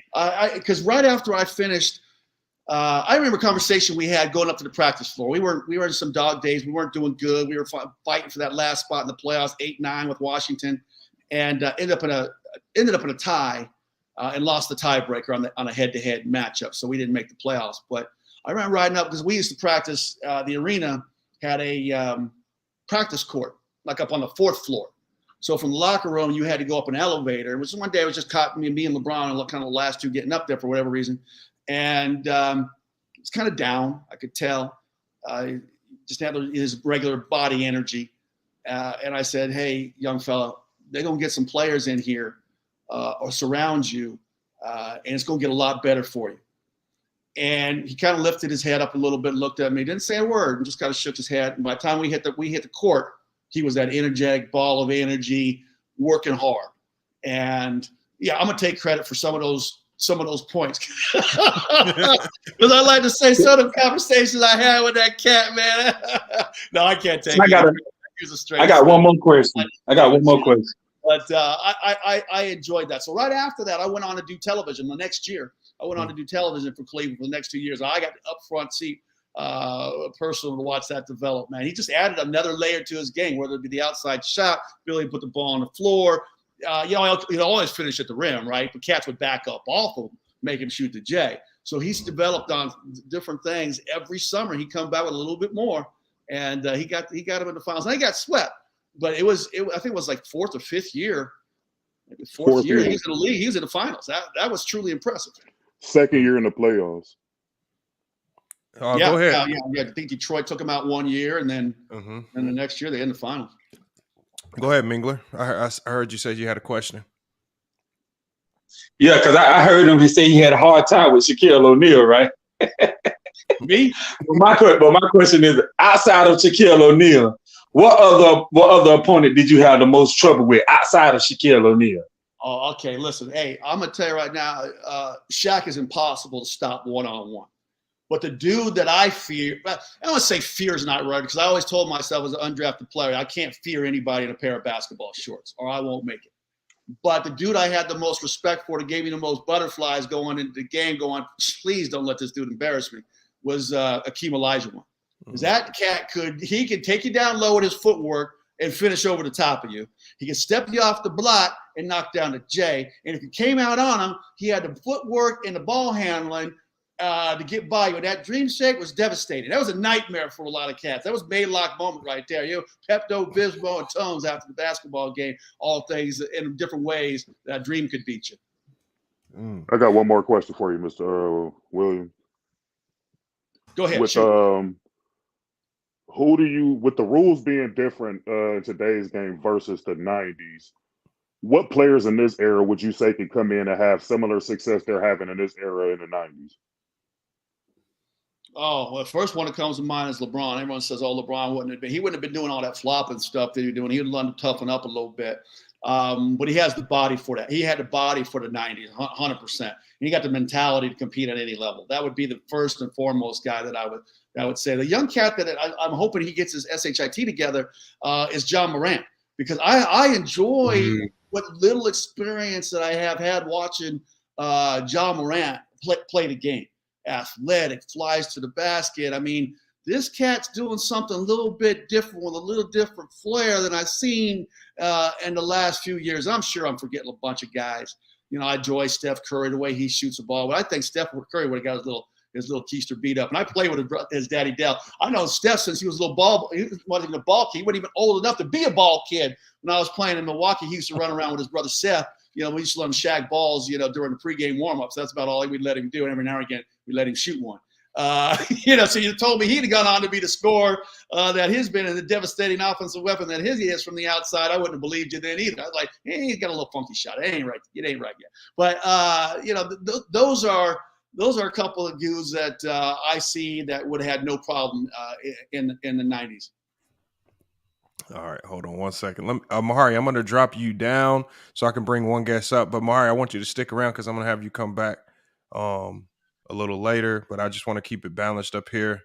because I'm definitely gonna be clipping some of this for later. I got Young Africa up here. I know his time. We're a little over an hour, so I don't want to keep Scott too long. So we're gonna start winding down some of these questions before we close it out, and then we give more questions. Let's do it. Okay, all right. Young Africa, man. Young Africa just pulled up, man. Young Africa, man.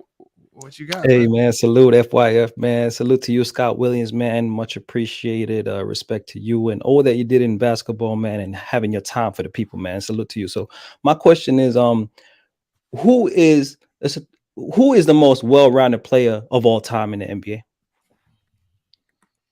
That is a great question. You can go back all the way. And I started watching. I wasn't watching basketball in the 70s. I was watching the UCLA Bruins or listening to them on radio in the 70s. But I wasn't watching much NBA basketball until Magic Johnson really joined the Lakers. I watched Norm Nixon and Kareem Abdul-Jabbar, of course. I was watching the Lakers, but I really started watching basketball in the 80s. And Magic did things on the court we had never seen from somebody, his size.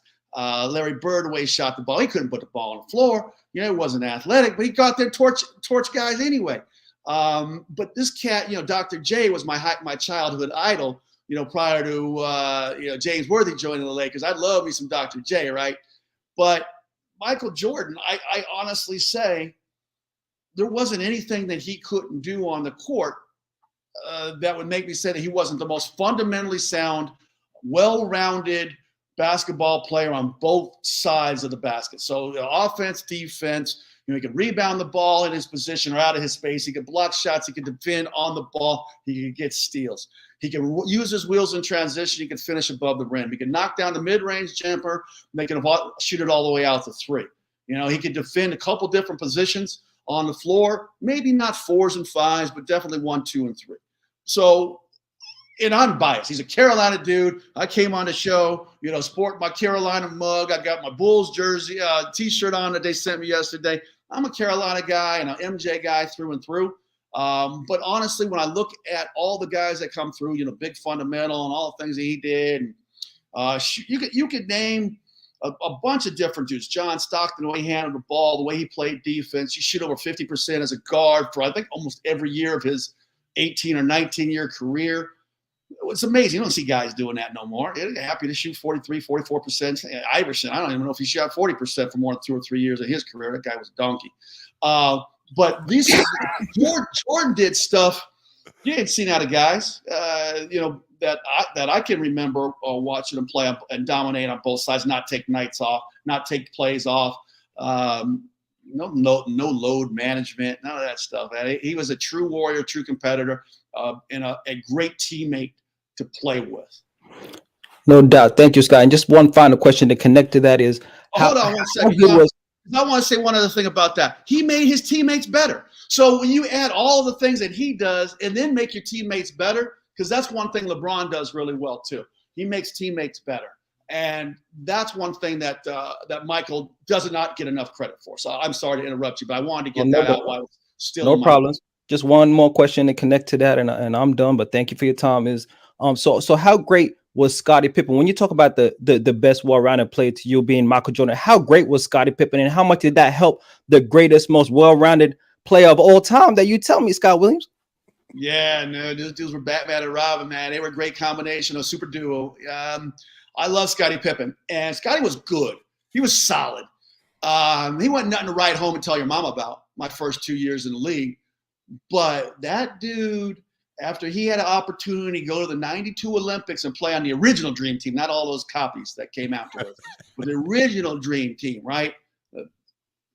Pip's game went to a whole different stratosphere where he became the Hall of Famer and the legend that he is now after competing against the likes of those guys at the top of his game. And he wasn't Christian Laettner on that basketball team. We can take out Christian Laettner, that Dookie, right?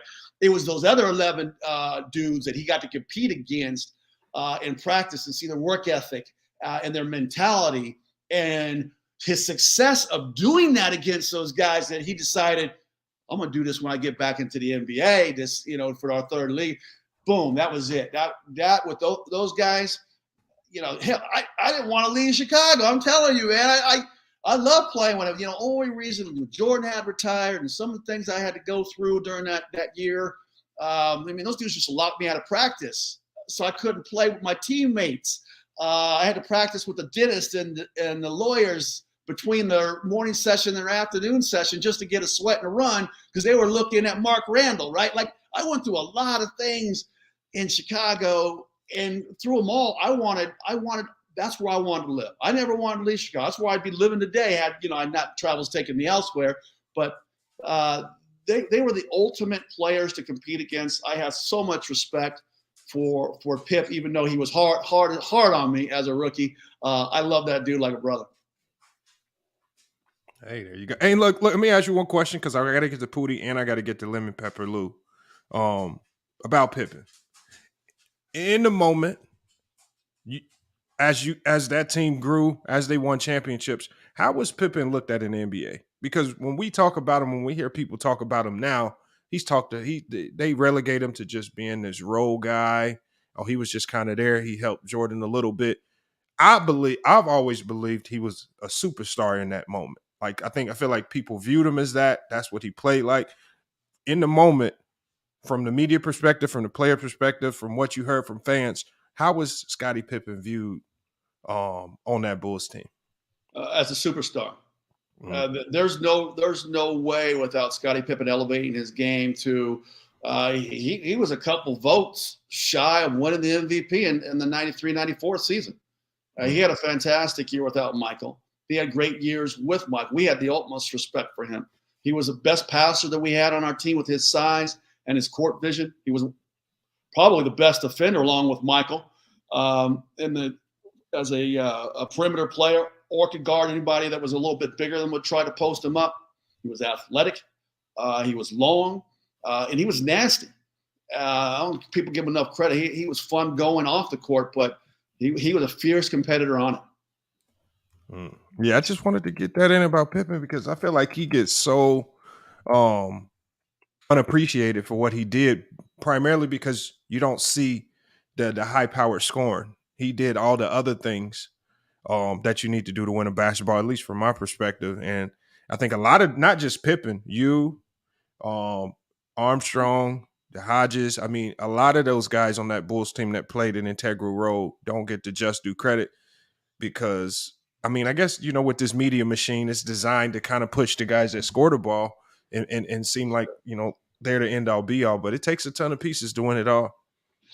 No, it does. I'm proud of the role that I played. I probably would have wanted to score a little bit more, but shit, you got Michael Jordan, Scottie Pippen. Who do you want taking the shots on your squad, right? So I see these highlight reels of MJ, and he's flying down the lane. He's either shooting floaters and dunks on dudes. I'm like, I was open. I was wide open. Like, you could have passed it to me. I was great at shooting that little 16-foot baseline, Jay. You could have kicked it over.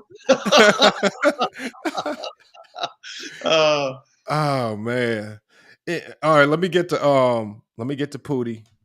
Pootie is another guy, man. He's a youngster though. He's a youngster that should have been born in 1985 because he hates this era of basketball and he loves the 90s. I don't hate it. Pootie, what's good, man? Scott Williams here, man. What's good, broski? All right, yo, I got a question. When Jordan was like, yelling at y'all during practice, did you get the sense that he was doing it from an a-hole perspective, or because he felt passionate and wanted you guys to win? Well, during the Last Dance, it was good. I'm not trying to knock Will Perdue, but he had said in the interview on the Last Dance. I wish they would have interviewed me for the Last Dance. Damn it, I am still a little mad about Michael for that, but especially given my time in TV. I would look good on that show. But, Will said that Mike wanted to dominate everybody around him, whether we playing cards or on the court. And I didn't see it that way. I'm not taking anything away from Will. I didn't see it that way. When we were playing cards, I looked at as MJ coming up to the front of the plane after he had played in the back of the plane and cleaned those dudes out in the back of the plane to try to ingratiate himself with all of his teammates, right? So that's the Dean Smith philosophy. No one person's bigger than the team. You got to get to know all your teammates to have a bond. a brotherhood, a true sense of camaraderie and team spirit. So that's kind of how I looked at the card game situation that Will describe. Now on the court, like I said earlier, the first part of this interview, if you weren't there to compete at everything that we did, I'm talking about everything. My first year in the NBA is different from the dude I think these guys had in The Last Dance that already had 3 or 4 championship rings, 5 championship rings on his finger. When I was there, this guy was a smoldering dragon. He literally would be in your face about everything. Saddest thing I saw in the NBA in my 15-year career is what he did to Dennis Hobson every day on a daily basis. It's in the book. Check it out. Yeah, we got, like I said, it's a lot of jewels in that book that, like I said, we might not touch them all on the podcast, but you can read all about it in the book, Through the Fire. This is a book we've been talking about all day, Through the Fire, a memoir of trauma and loss, basketball and triumph by Scott Williams, man. It's out now on Amazon. I'm going to keep spamming the link to this book in the chat. Jay Mar said he's already copped his copy. Khalil said he's going to grab a copy. I'm definitely going to get a copy. Make sure you guys go grab y'all copy. And then again, just like he said, the proceeds for this book, some of the proceeds are going to go to victims of domestic violence. So it's all going to end up going to a good cause, but you're also going to get a lot of these jewels that we're talking about. And I'm definitely going to cop a copy because I need to get this inside scoop on Allen Iverson. That leads me into my next question. You got to give me a snippet of what was going on, because I've always, as a basketball player myself, from the outside looking in, when you see a talent, as far as it's just a talent like that, but then I could always tell that there was some type of disconnect. I don't know what it was. I don't know if it was attitude. I don't know if it was work ethic, but I could always tell there was a reason why the outcomes were always the same for him everywhere he played. You got to give us a snippet, just a snippet of what we can expect to read from Through the Fire about your experience. I won't give you what's in the book, because then you probably won't go buy the book, or it will be anticlimactic. But let me tell you, let me tell you one story that I didn't include in the book because I didn't want to make it about Allen Iverson. I wanted it to be about other things. But one of his favorite pastimes was getting hurt late in ball games, so he could feign that injury in practice, the next day or the days following. And he and Derek Coleman, another guy that I thought who had a lot of talent, was the number 1 draft choice for the class of '90, which would have been my draft class had I been drafted. Their favorite pastime in practice was sitting on a stationary bike and talking SHIT to the dudes that were practicing. And knowing we weren't very good, we weren't certainly not as talented as those two cats, but we're out there competing, trying to get better. And when you're watching your team struggle, and you've won, and like I got 3 championships on my fingers. It's tough when you know what it takes to build a championship team, to watch these dudes talk shit from the sidelines about guys that turn a basketball over, missing shots, or whatever the case might be. They're laughing and joking, and it ain't funny. It wasn't funny to me then. It still ain't funny to me now. I had a youth basketball center here in Scottsdale that I helped get off the ground before moving on to some other things called the Dream Team Academy. And we talked about the mindset of being a team player as much as we talked about skills in X's and O's and defense and basketball philosophies. We talked about what it's like at with these young boys and girls, what it takes to be in team sports. And them dudes didn't get it. Allen Iverson, man. Is that why struggle to win in the NBA, man? Make sure y'all get y'all copy, man. Through the Fire, a memoir of trauma and loss, man. He gives you the tea right there, man. He's dropping a lot of gems right now, man. We got people on the panel. Is anybody on the panel? You guys got any additional questions for Scott Williams? Oh, most definitely one more question, Scott Williams. Oh, we got to get the Me too. Hold on. Let me get the Lou first. Hey, you guys are cutting into my lunch hour now. You don't want to get hangry out here. Let's take one more, Lamont. All right, hold on. Hey, I told you, Scott, we could go on all day. I told you we could do this for hours. Hey, and I'm normally that dude at a bar that will talk sports all day. But let's do this. Let's take one more question today, and I promise, anytime you got time in your schedule, I'll come back and we can do this all. We can do this for another hour. All right. Let me get. I'm gonna drop everybody. Well, you guys stick around because we're gonna still keep it live. I'm gonna let Scott go, so we'll still be live. But I'm gonna drop you guys down. But we're still gonna be live, so you guys can pull up after Scott leaves. But let me get Lemon Pepper Lou. Which your question? You can finish it out with the last question, man.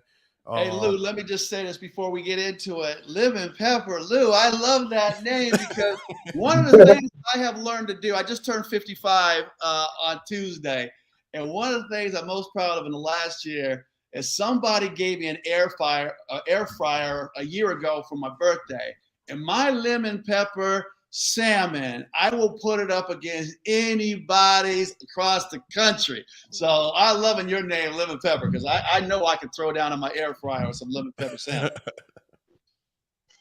Hey, what's up, man? I'm kind of nervous right now because I'm a lifelong Bull fan, and I want to know, in the game that used to make me mad at the Bull fan, the Knicks game, what was it like playing against the New York Knicks?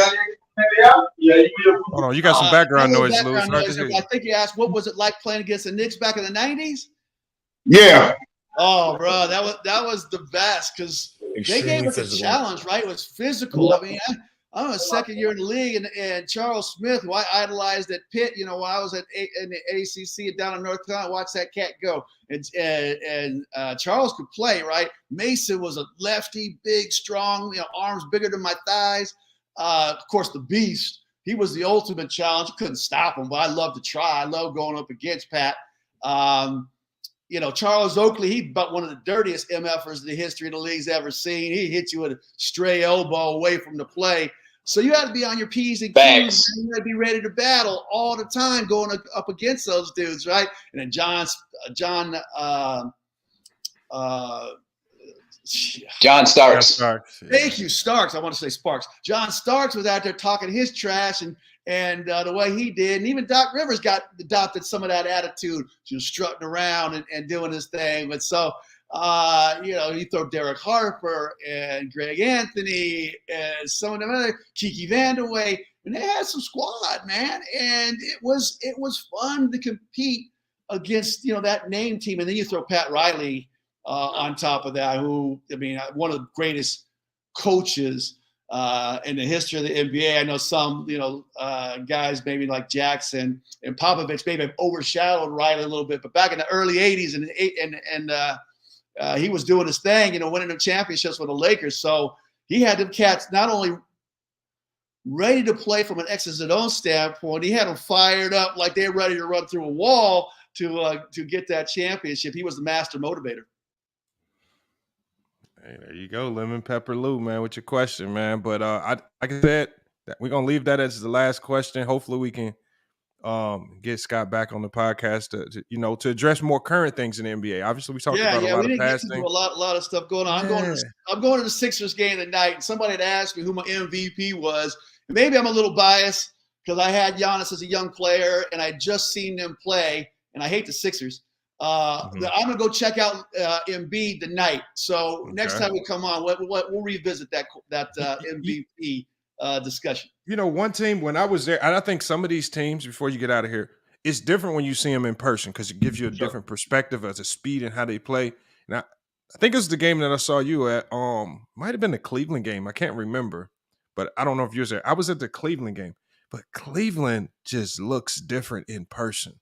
I don't know if you saw them play live yet, but if you get an opportunity, you got to let me know what you think about them because when I saw them in person, we were at Cleveland. That's where we met down there in that Ultra Lounge. Yeah, it's Cleveland's good. That's Spider. I don't even think Spider Mitchell played that day we were down there. No. And that kid's just tearing it up. And there's not too many cats that can stop him right now. They got a good squad. They play defense. who I can't remember, it was Wilbaum or somebody I was listening to ESPN, and he pointed to the defense that they play when they need to get stops. You know, they got the long cats, Mobley and Allen behind them, and they got them kids who's running around the perimeter. They're a tough squad. Yeah, we definitely got to chop it out. More current things, hopefully, when you bring you back, because that's what we normally talking about. Well, let's do it. We got NBA playoffs are right around the corner, baby. Ooh. This is the 30th year of the Chicago Bulls three-peat, so you got to have me back on. So yeah, so we're gonna be doing a playoff special, kind of talking about the playoffs, you know, hopes and things with the Lakers and what, you know, Nuggets, and are they real pretenders, contenders? So I'll shoot you a text when we plan that show. Hopefully we can have you back on for that playoff special, because I really want to kind of jog your mind about what's going on in the NBA today and who you got coming out the East and the West. But I think there's four more things that got to play out with the seeding, because this is some tight races right now. Some tight races, and yeah, you know, you got Milwaukee doing their thing in the East, and Boston kind of couple games behind them. The West seems like they're floundering a little bit. It's constant movement in the West right now, but you're right. It's going to be interesting what happens down the stretch. You know, Paul George getting hurt with the Clippers. Obviously, Durant here only going to have a few games to try to gel with his teammates, try the playoffs. So I don't know if it's going to be as crazy as what we're seeing at the NC2A right now and the March Madness going on there. All these number one seeds getting knocked off. You know, first time in the history since the field went to 64. We don't have a number one team that's going to make the Final Four. You know, it's been a wild ride at the college level, and hopefully it'll be just as fun come NBA playoff time. So I don't want to thank you before you cut me, but thank you again for allowing me this platform to promote my book, Through the Fire, a memoir of trauma, of lost basketball and triumph. There's a lot of stories in there, y'all. It's kind of written in today's style with, you know, my mind kind of gets a little scatterbrained sometimes. I start bouncing about before these topics, but it moves quick. It's an easy read. It's not one of these 400 pagers that I tell you, oh yeah, I was born on a cold, rainy night back in March of 1968. You know, it ain't gonna be all that. We jump right on into it, and you can read the whole thing in under 2 hours. So I tell some good stories, and I get real and raw about what I had to deal with as a person growing up, a young man. With my mom and Coach Smith meant to me, my teammates, some good, some bad, but I really enjoyed my ride. And like I said, my story is no different than anybody else that had suffered through some tough times in life. But I wanted to share this so I can try to raise a few bucks and give back to some people that may be going through what I'm doing, try to help some kids, maybe help some young mothers out there too.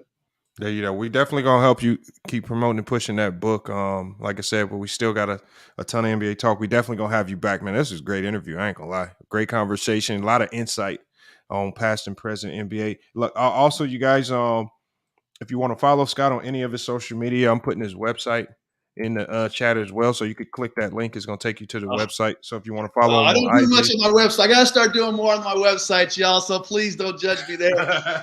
You know, follow. I'm back on Facebook mostly. I don't do Twitter as much anymore. And on Instagram, I'm trying to get a little bit better there. I still have a tough time sharing links on there, but I appreciate that so much, Lamont. And thank FYF Sports for giving me this opportunity. All right. Well, we're going to continue on with the live. We're probably going to be on live for probably another hour or so.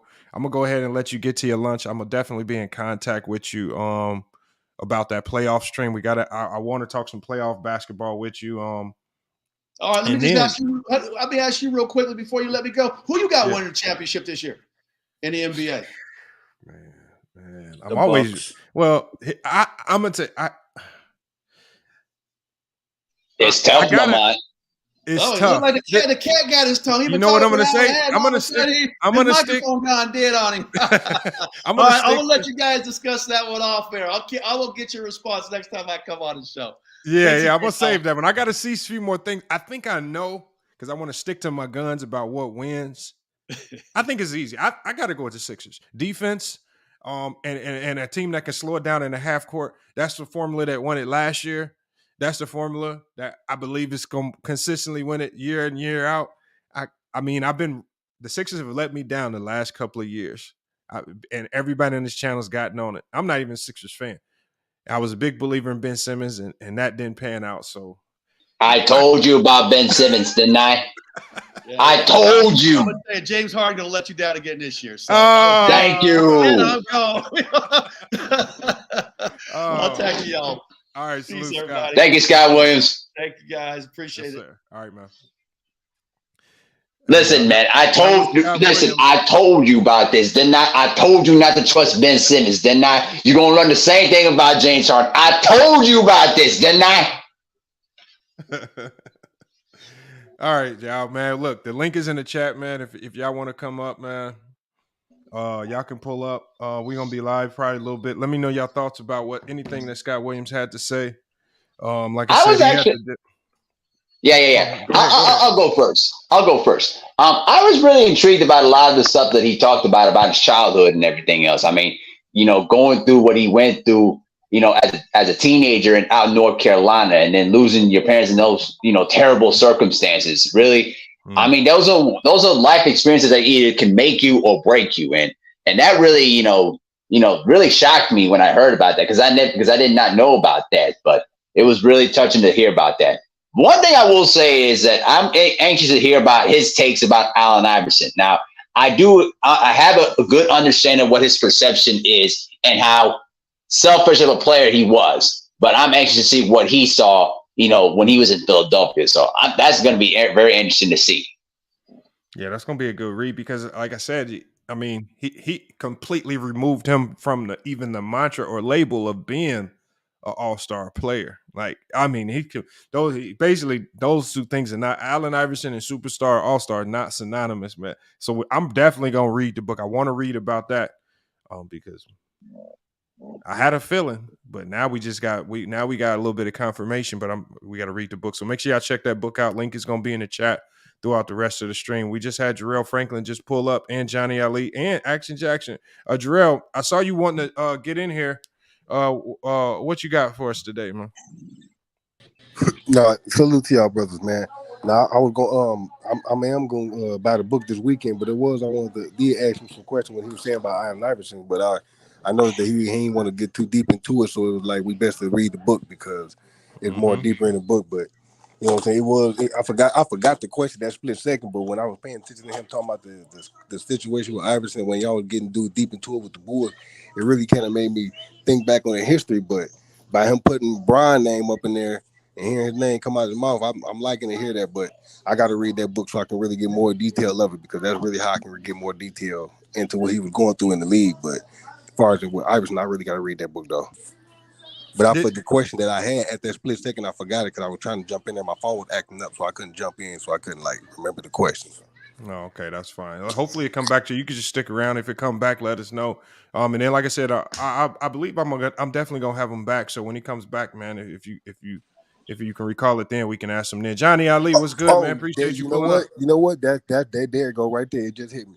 The only question that I was gonna ask him was hearing about him with competing with Shaq, competing with Elijah Wan, competing with some of the great centers and power forwards and stuff like that in his era.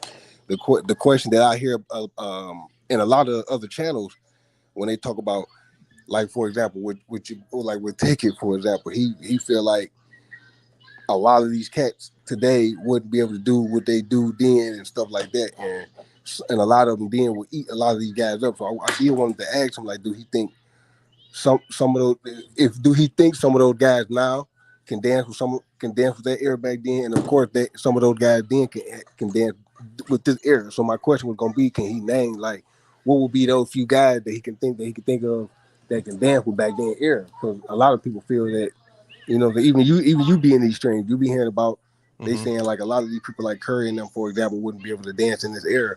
I mean, wouldn't be able to dance back then. With me personally, the way they move and the way they dribble with the ball, I feel that it would be a lot different. Me personally. It could potentially be. It's all, like I said, hypothetical questions. But like I said, he can give you a different perspective on it, like, because there's not too many people you come across every day that actually played, and not just played during that time. We talking about was a role player on championship teams, and then you move on, then you're a role player on a different type of team like the Milwaukee Bucks that came close, right? Yeah. Then you move on, and then you're on a different type of team in Phoenix where you're participating in a type of rebuild, And then you're the vet. You're the Udonis Haslem type of vet on the Cleveland Cavaliers, where now he's mentoring a player like LeBron James. Like, you don't really run into that. And so it was good to ask him some questions. I think he kind of shocked people with some of his answers about his experiences with LeBron, and some of the things that he said LeBron was asking. I think a lot of people hearing him say. But no, he was right about that. My bad, bro. He was 100% about that, because I talked to LeBron James during those earlier years in his career, and you can see the development every year. So when it was like good to see somebody else that actually played in NBA say that. But he was 1,000% right about LeBron James and his willing to learn and soak up game and stuff like that, and get better each year. He was 1,000% right, and you can see it visually on the court too. I used to go to a lot of those games back in the days, and you can visually see the progression every year.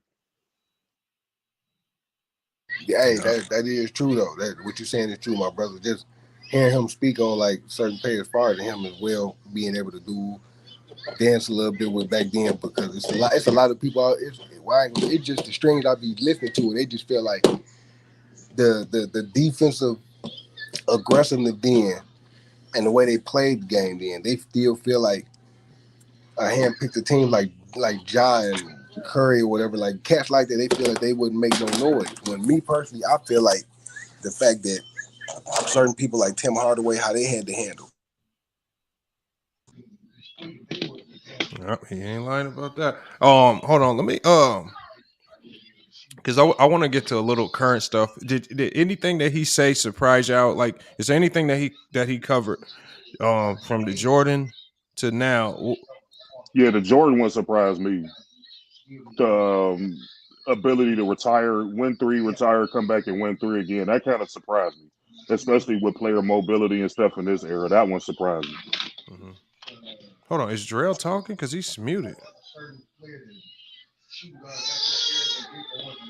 Oh, yeah, he's talking, but we can't hear you, Jarrell.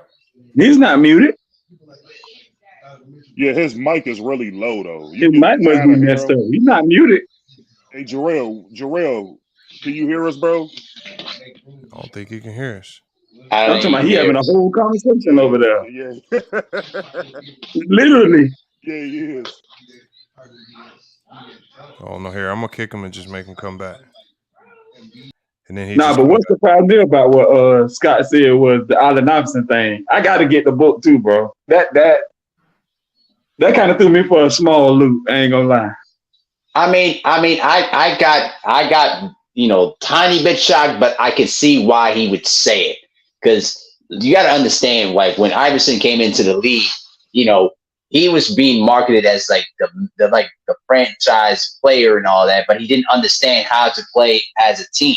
He didn't understand the concept of team play. He didn't understand about how to incorporate your teammates and how to be the model leader to win championships. He never understood that. So I could understand where Scott Williams is coming from, because he came from a breed of basketball where you have to play together as a team and understand the game and those intangibles. And I don't think Iverson understood that to a certain extent. So maybe I could understand from that kind of perspective.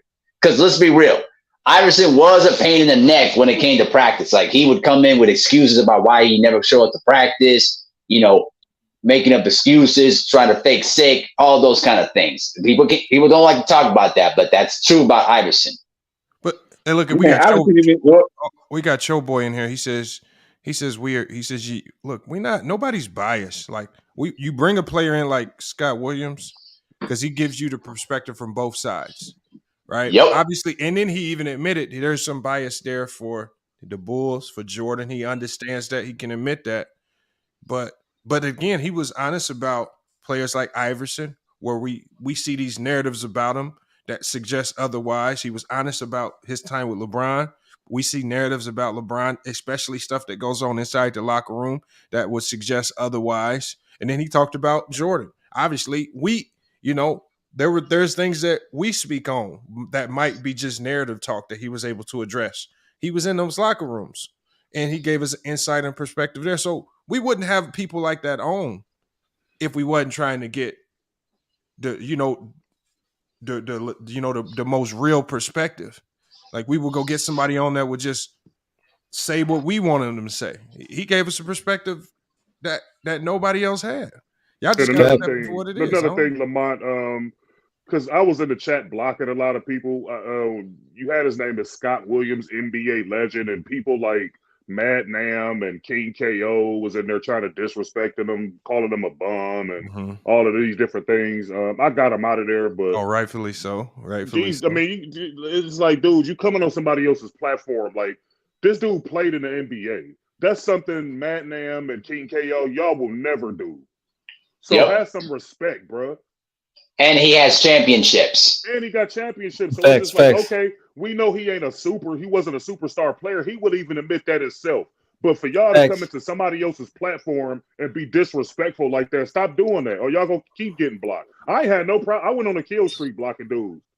Hey, SB, to be honest with you, SB, my bad, SB. I should have had you on here during the whole interview. I forgot to hit you up, man. Oh yeah, no, I just came off a stream. I was interviewing my homie Derek Tate. He's a writer for the Tampa Bay Buccaneers on Heavy on Sports. So I was just going live at the same time. I think I just got finished 1, 2 o'clock. But I should have been on him, man. I think you had a bull on him. I thought you was doing it later, man. Nah, I had to get it in early because, like I said, I'm gonna chop it up, and like I said, I didn't want to be live too late in the evening. Yeah. LeBron, I gotta get you on the episode too, man. Yeah. Hey, you know, I'll pull up whenever. Just hey, Lamont, I know this don't have nothing to do with Scott Williams, but I had wanted to ask Khalil something. It ain't got nothing to do with Oh yeah, we just Scott chopped Williams. it up now. What you got? Oh, go ahead. I had wanted to ask him who you think gonna win out of Caleb Plant and Benavidez, whatever his name is. David Benavidez? Honestly, Mingle Jester, I'm gonna go with the upset and say Caleb Plant because I did some film study on Caleb.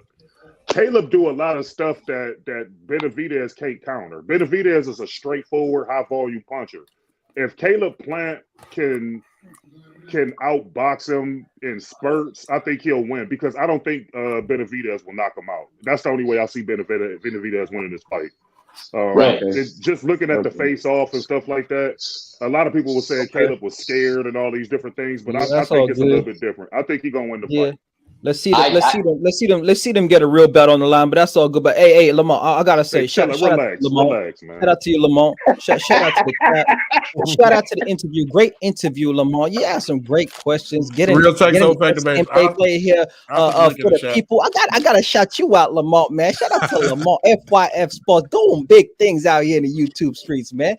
So shout out to you. But I had one question. I was mad when the last question was how to feel to play against Patrick Ewing and John Starks. I was kind of salty because we could have came with something a little more heavier than that to end it all with Scott. And his answer first off the get-go was it was great. Of course it's gonna be great when you're cooking Patrick Ewing and John Starks every time you see him. Of course it's gonna be great. Yeah, it's gonna be great, most definitely. My question would have been, should have been, maybe possibly should have been is what does it feel like? You know, Jordan is claimed to have been 6-0, and although we know basketball is a team sport, don't you truly feel that the Chicago Bulls was 6-0? So how much weight do you put on individual superstars winning and losing chips? See, I would have liked to hear what a man on a championship dynasty team winning a three-peat felt like his contribution was as a role player. Hey, you know what I'm going to do? This is what I'm going to do. When I have him on next. That's a good question. When I have him on next, I'm going to see if he can bring Rex Chapman with him. Because that YouTube short that I put up where Rex Chapman was cooking MJ. You're going to be petty, Lamar? Come on now. How's that been petty? It really happened. The video's out. Rex Chapman lit Jordan up. I want to know. Yeah, I know. Why did you bring up LeBron Smith? He cooked Jordan once. That was one game, bro. That was one game. Never again. One game. Never again. Come on, I'm just playing. Hey, y'all better stop playing with MJ top, boy. Stop playing with MJ. Hey, Lamont, were you surprised when Scott Williams said that Scottie Pippen is not nothing to write home about? Were you surprised when he said? No, he said, but he was honest about it. Because if you listen to what he said, I'm just asking. He said the first 2 years he was there. Obviously, we know Pippen was still growing into his own. So even though in 1992, one might say that might be the year that Pippen really grew into himself because he was in the MVP conversation that year. He talked about Pippen from 93 on up. And he said from that point forward, he was a superstar. Like no ifs, ands, or buts about it. There's no role player to it. He was a superstar. His role was just different. So I just, like I said, the honesty in it. And like I said, he saw it different in 91 and 92. He saw it a little different than we did. And you know what's crazy, Lamont, though, that a lot of older players didn't give Scottie Pippen credit, and the old heads from the 90s didn't give Scottie Pippen credit, because you go back and look, some of them were saying Scottie Pippen didn't deserve to be top 50 all the time, which we all know today is blasphemous. But then you look at how these same people was debating who was the greatest players of all time, and Scottie was a winner. If winning was that much important, Scottie should have been more in the conversation. I think Scottie should have been more respected during his time. It took for like us, the younger people, who come after that, to give Scottie more respect that he deserved, because everybody know how impactful Scottie was. You're right about that, SB. And I like his answer when somebody alluded to the fear factor of some people. I believe a lot of Jordan's opponents did fear him, especially some of the fans, because when I saw him live, a lot of those Cavs fans was in there terrified of that dude. Every time he touched the ball, they was like double him, triple him, like they was afraid of him. Oh yeah. So he definitely had a level of he invoked a level of fear in not only opposing players but fans alike. I saw it. Yeah, and then what I do hate too, though, Khalil, because this was like the Chalmers thing. It's like it's no gray area with LeBron, because they'd be like, "Oh, you hating if you say," like, bro, Chalmers can have an opinion. You can respectfully disagree, but then with Trish Chalmers talking about some, you was in the trenches with him, you hate. I'm like, bro, he just have an opinion. No, he just got his opinion, and I believe Chalmers. Like, I mean, yeah, I believe somebody. it too. I think Lamont may have said it was. But hey, people say Jordan. They fear Jordan, but do y'all think the rules was adjusted, which why people feared? No, where they couldn't really fuck with him like that. I don't think nobody from the '80s feared Mike, but everybody who played in the '90s did. Everybody in the '90s feared Mike. Yeah, most definitely. The '80s players didn't fear Mike. And Lamont alluded to this. I think it was you, Lamont, where you talked about how LeBron and the whole thing. Like LeBron liked to be respected. He respect everybody. He liked to be respected by everybody. Mm-hmm. So when you that type of person that you don't want to have enemies throughout the league, like people ain't gonna look at you like that. Like Kobe didn't give a damn, and neither did Michael Jordan. He didn't care whether or not you was his friend or not. Like he just wanted to go out there and bust you. I believe Chalmers. But what I hate too, though, what I hate too, though, is like, don't get me wrong, the league is more public friendly, but we can't like deny the fact that like these same guys, where everybody's like, yeah, these dated rivals, they was all friends. Now I ain't gonna lie, Jordan might have had a hidden agenda, because LeBron knew the same thing too. LeBron about like, yeah, I'm your friend, bro. Yeah, come kick it with me, yeah, bro. As soon as he get on the court, drop 40 on you. Like y'all ain't cool. Same thing. Might use go play golf with people right before the game. Get them all tired. Go play cards. Yeah, that's what you call fake kumbaya. You know what, bro? That's why. Magic recently just talked about when him and Jordan and Clyde went and played cards, and then Jordan looked at Magic and told him about Clyde, like, I'm finna give it to this dude, and that's what he told right. Don't forget too. Don't forget 93 when Michael Jordan said. But when y'all had said like the 80s and stuff like that, the 80s players didn't film. That was the real NBA where you had to deal with that type of stiffness in the necks and elbows. But what I was saying was, do y'all when a certain point where teams start fearing them, where do y'all feel like rules was adjusted to where after a while they started fearing him because he was able to do things on his own, and then if you tried to trap him, he was able to do this and do that. I just think people feared his competitiveness. That's what I think feared the most. Because the reason why I was asking that, because I respect all y'all points. You know what I'm saying? But it's like YFF know, like them other streams, like taking them the stuff that they come out and say, man, everybody fear Jordan. Like you say one thing, they ready to eliminate all this. So it's like certain little things. Like that's why I was asking that. You know what I'm saying? Yeah, I don't think no rule change could affect it. Like, so you fear somebody, because at the end of the day, once you get on the court, you're gonna play your game. How you gonna play your game? Mike just installed that fear from the fact of just like, he's coming to the game, saying I'm gonna do this, do that, do the same thing. But like with LeBron, with the same with the Chalmers, because I was like, so Tristan Thompson was so quick to just be like go in on Chalmers for him having an opinion, but he literally said, I seen people say they wasn't scared of LeBron until that ball tip up in the air and they realized what it was on the court. Because LeBron do got the nice, good guy. I think Jordan come off, if you compare him to like Avengers or something, right? Jordan come off as like this Wolverine savage when you see him. LeBron is like the Captain America guy, good guy, but you know, like everybody don't like, Captain America, nice guy, good leader. But once you get in the war zone with him, you realize how real it was. You just don't like the persona because what he have. Jordan got that. I don't give a fuck about your persona. Excuse me, I don't give a F about your persona. You know what I'm saying? And Jordan and LeBron come off as a nice guy, which he not. Which LeBron is not. LeBron gonna play that cooler, but he gonna kill you, bro. I didn't like you can't tell me a guy that's funny with the Heat with the mask on. He dunked on Jason Terry purposely to put out because all that smack he was talking in the finals. You think that's the nice guy like that? Like, come on, we ain't gotta do that. LeBron a killer. I tell people every time, like, you know, I'm a Bulls fan, whatever. I done seen LeBron points. I hate seeing him, but I respect him though. The same way we like Brady when we love the Chargers. I respect bro is like that, bro. He a menace. He from Akron, Ohio. He from the hood. Bro, from the projects, bro. I keep telling people that. Look, he has a killer mentality. It just takes a while to bring it out. Though, my guy. He always have it. Calling him a role player though. It's people. No, he know so YFF. No, it be people that calling him a role player. Am I lying, YFF? No, I agree that's just people hating being cap. Like, don't get me wrong. Crazy. LeBron has a killer mentality, but he don't. Only thing about him, his IQ is so high, he don't let his ego get in the way. Sometimes it's like, all right, I'm just gonna kill. Because sometimes when he get mad enough, he do kill. Because I tell you every time, young LeBron scored 25 straight points on one of the best defensive teams in the Detroit Pistons. How you gonna tell me he don't have a killer mentality? He literally said, "I'm not passing none of y'all the ball. I'm winning this series." This was young.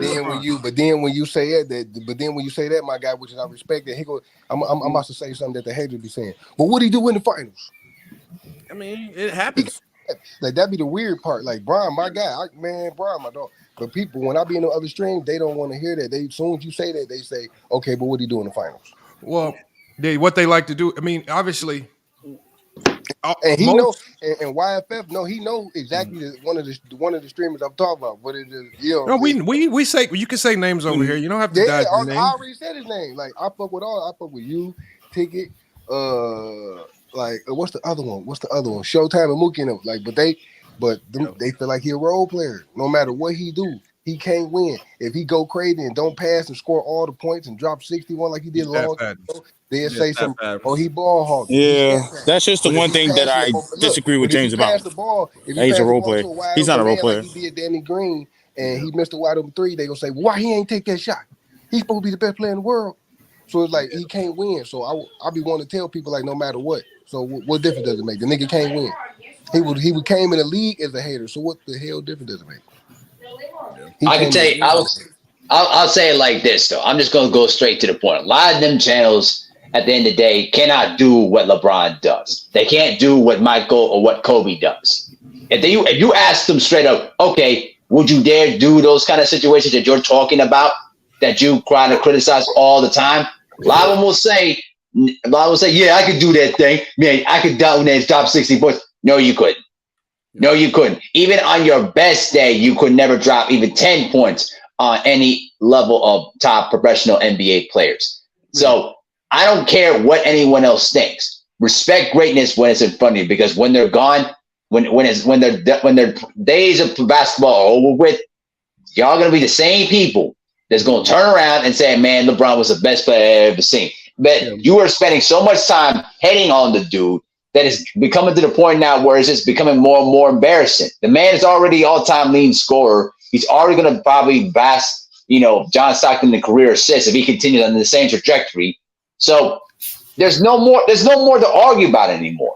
And I just feel like, you know what I mean? I just feel like, if you don't have to like the person at all personally, but when you watch them on the court every day, you cannot do the things that they can do. They're just that flat out better than you. Yeah, that's it.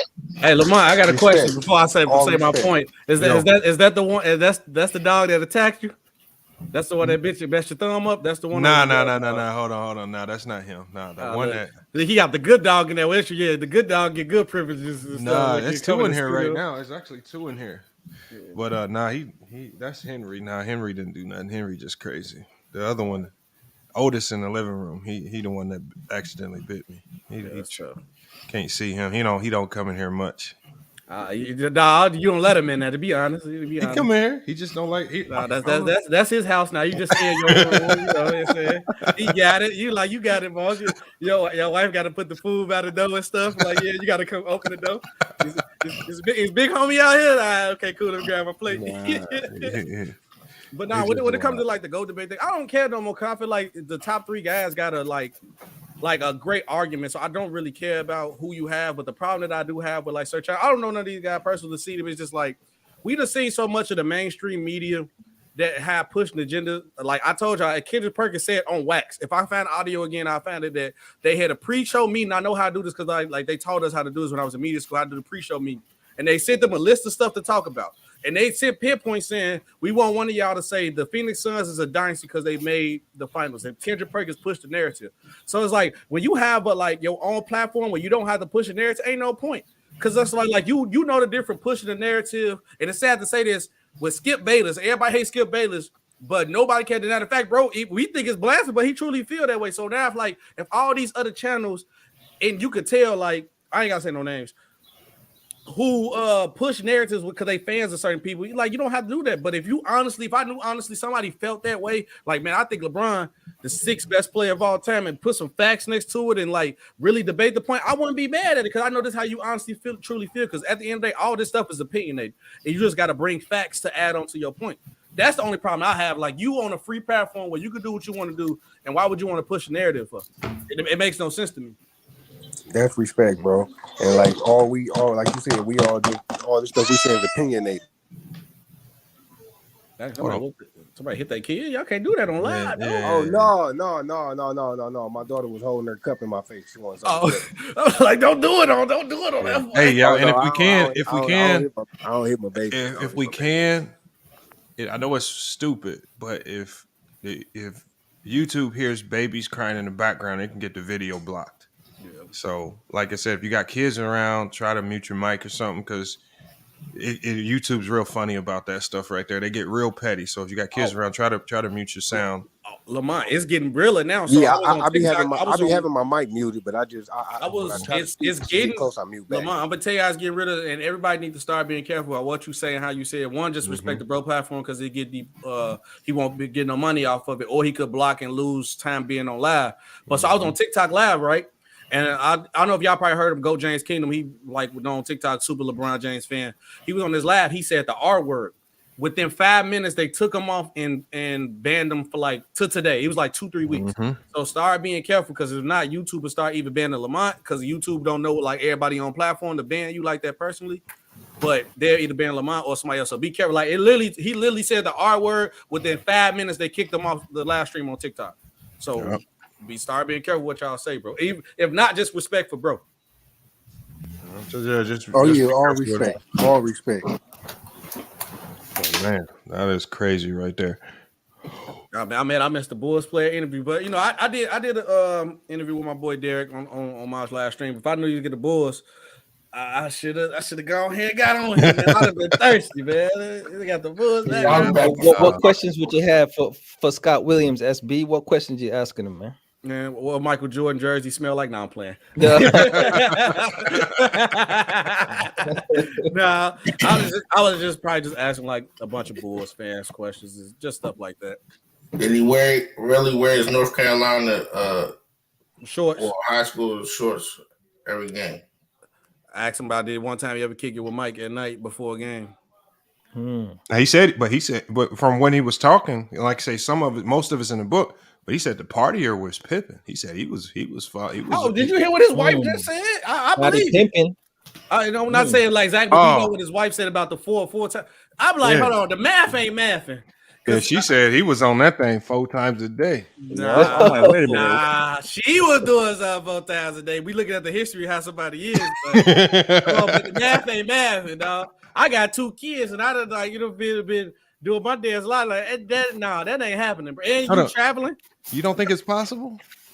And you traveling and playing the game, and she was with the team every day. And Scottie Pippen was. No, she was in college too. No. No wonder why his back hurt during the finals. No, wait. And then Scottie Pippen was complaining about contract money. So you think Scottie Pippen got enough to pay for a private jet for an 82-game season every night? Come on.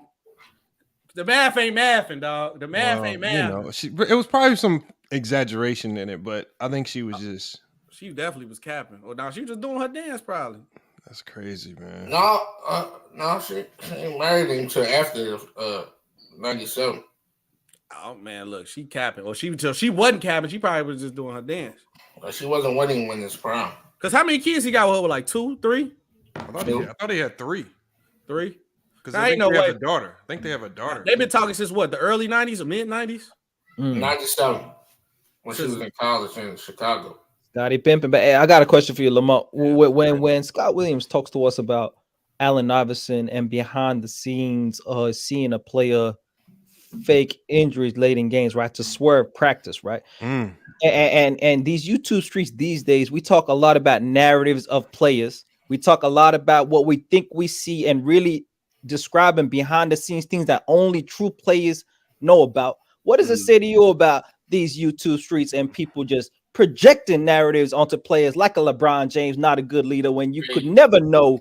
And what you do think is the narrative of a player could be debunked real quick by a guy like Scott Williams, who was right there and seen what he's seen. So what you think? Like the thing is, here's the thing that struck me about Iverson, why I have to take it back. Somebody make sure you mute your mic, y'all, if y'all got background noise. The one thing we talked about, a lot of different players. I mean, he had a lot of good things to say about opposition, teammates, spanning from the 90s, from college all the way on to the very end in Cleveland.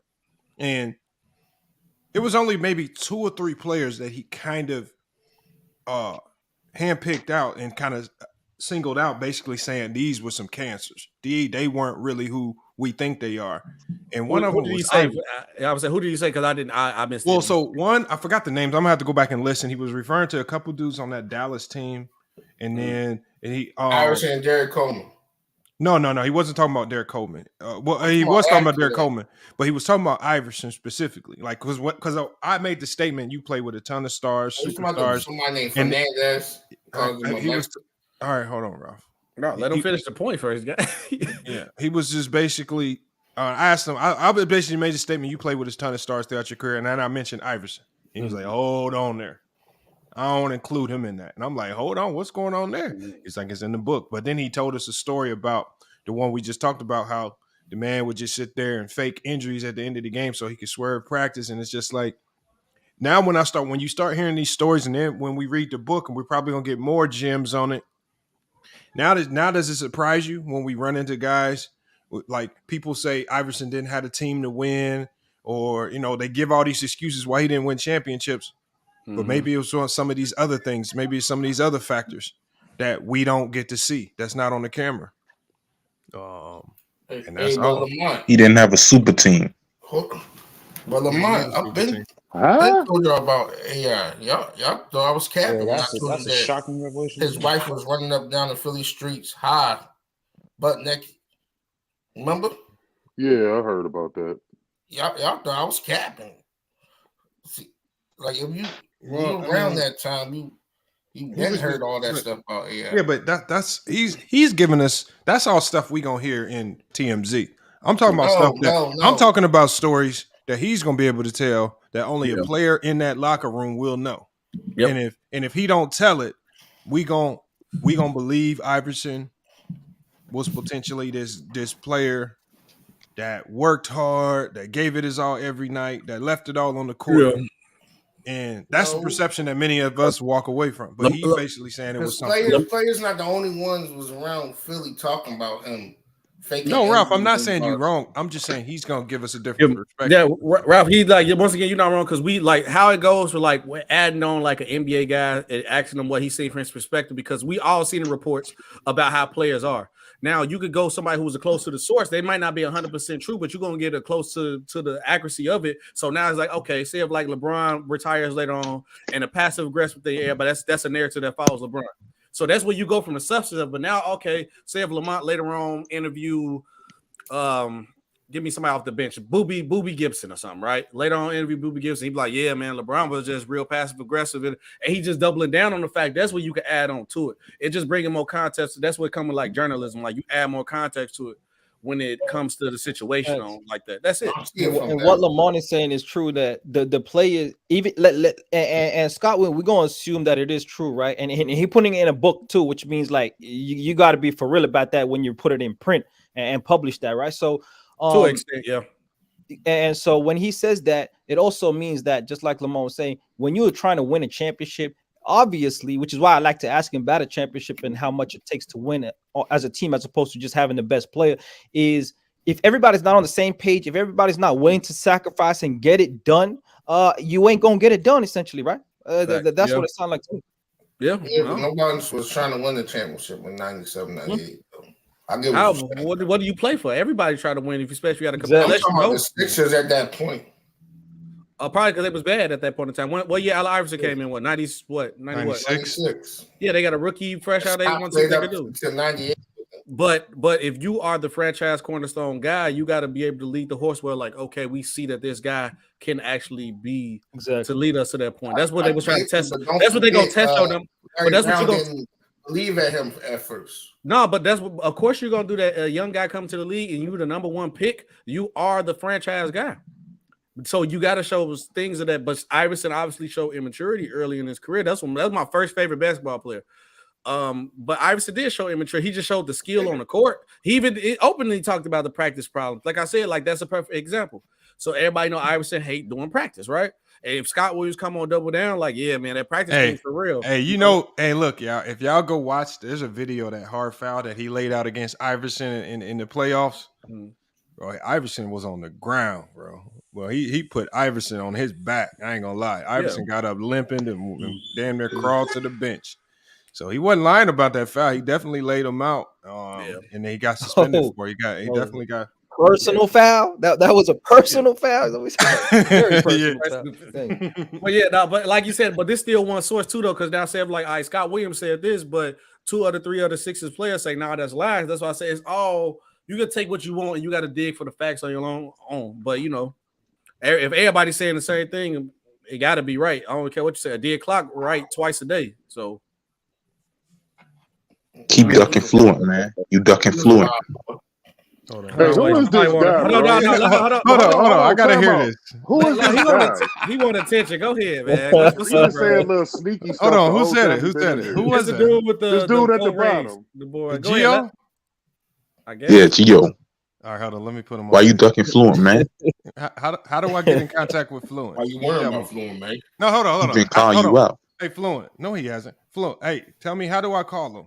I'm saying I could get you. I'm cool with Fluent. SB. Pull up, nigga. Hold on. I want to hear this. Put him on the phone right now. All this capping for your king. What? Man, y'all tripping, bro. Lamont, not a LeBron fan, Take bro. your medication today. Y'all tripping. Hold on. Hey, Khalil, shut your bitch ass up. Hey, bro. Go ahead. How do I get in contact with this dude, man? Pull up, nigga. Pull up where? It ain't that hard. Pull up where? Where do I pull up to? I think this dude's try not to laugh because I feel like he beat. Hey, I saw that picture before. He got his mic muted. So he's laughing. Hey man, look at his profile picture. That is hilarious. Y'all see that? That is crazy. I'm gonna say if Fluid really wanted to get in contact with mine, I'm cool. He cool people with me. I could easily get you. Shaq said Kobe top 2, man. What's up with that? That's terrific. What else That's you got? fine. That's fine. That's his opinion, bro. I got Kobe 4. Real hoopers know. Okay. Right on. All right. What Hey, Khalil. What Jordan? Khalil. What Jordan? What's up, Scrub? I don't respect niggas like you. That's fine. You ain't got to. You a nobody. You sound like Mookie a little bit. Might be. Khalil, shut your bitch ass. This the dude I was airing out in the comment section and he got all in his feelings. I apologize, bro. He left. Yeah, I remember him. He probably took me left, yeah. But weirdos, man. This be some weirdos. I'm gonna say I say Fluid stay on TikTok. He be tagging me and stuff all the time. So if he really want to get, I could probably try to get him on your show. He said, hey man, like YouTube is a funny place, man. You got some people, man, like they just can't get over their bias. You got another type that's like they get so emotional infatuation and invest into a player that sometimes they'll say it takes that just delusional, or you would say out of whack, like the guy that's above me right now, Young Africa. Hey, hold on, Young Africa, you know, Sturdy calls you out for the debate. Hold on. You ducking us, Smoke Africa. I got you. Hold on. See, what happened? I like Young Africa. You know what I'm saying? Good energy, brother. Got know his stuff a little bit, right? For the most part, anyway. For the most part, he knows his stuff, right? But he's also a LeBron and Kobe fan. So, you know, sometimes when you're a LeBron and Kobe fan, that's two of the top 3 most toxic fan bases out there. And sometimes you have an emotional lapse, right?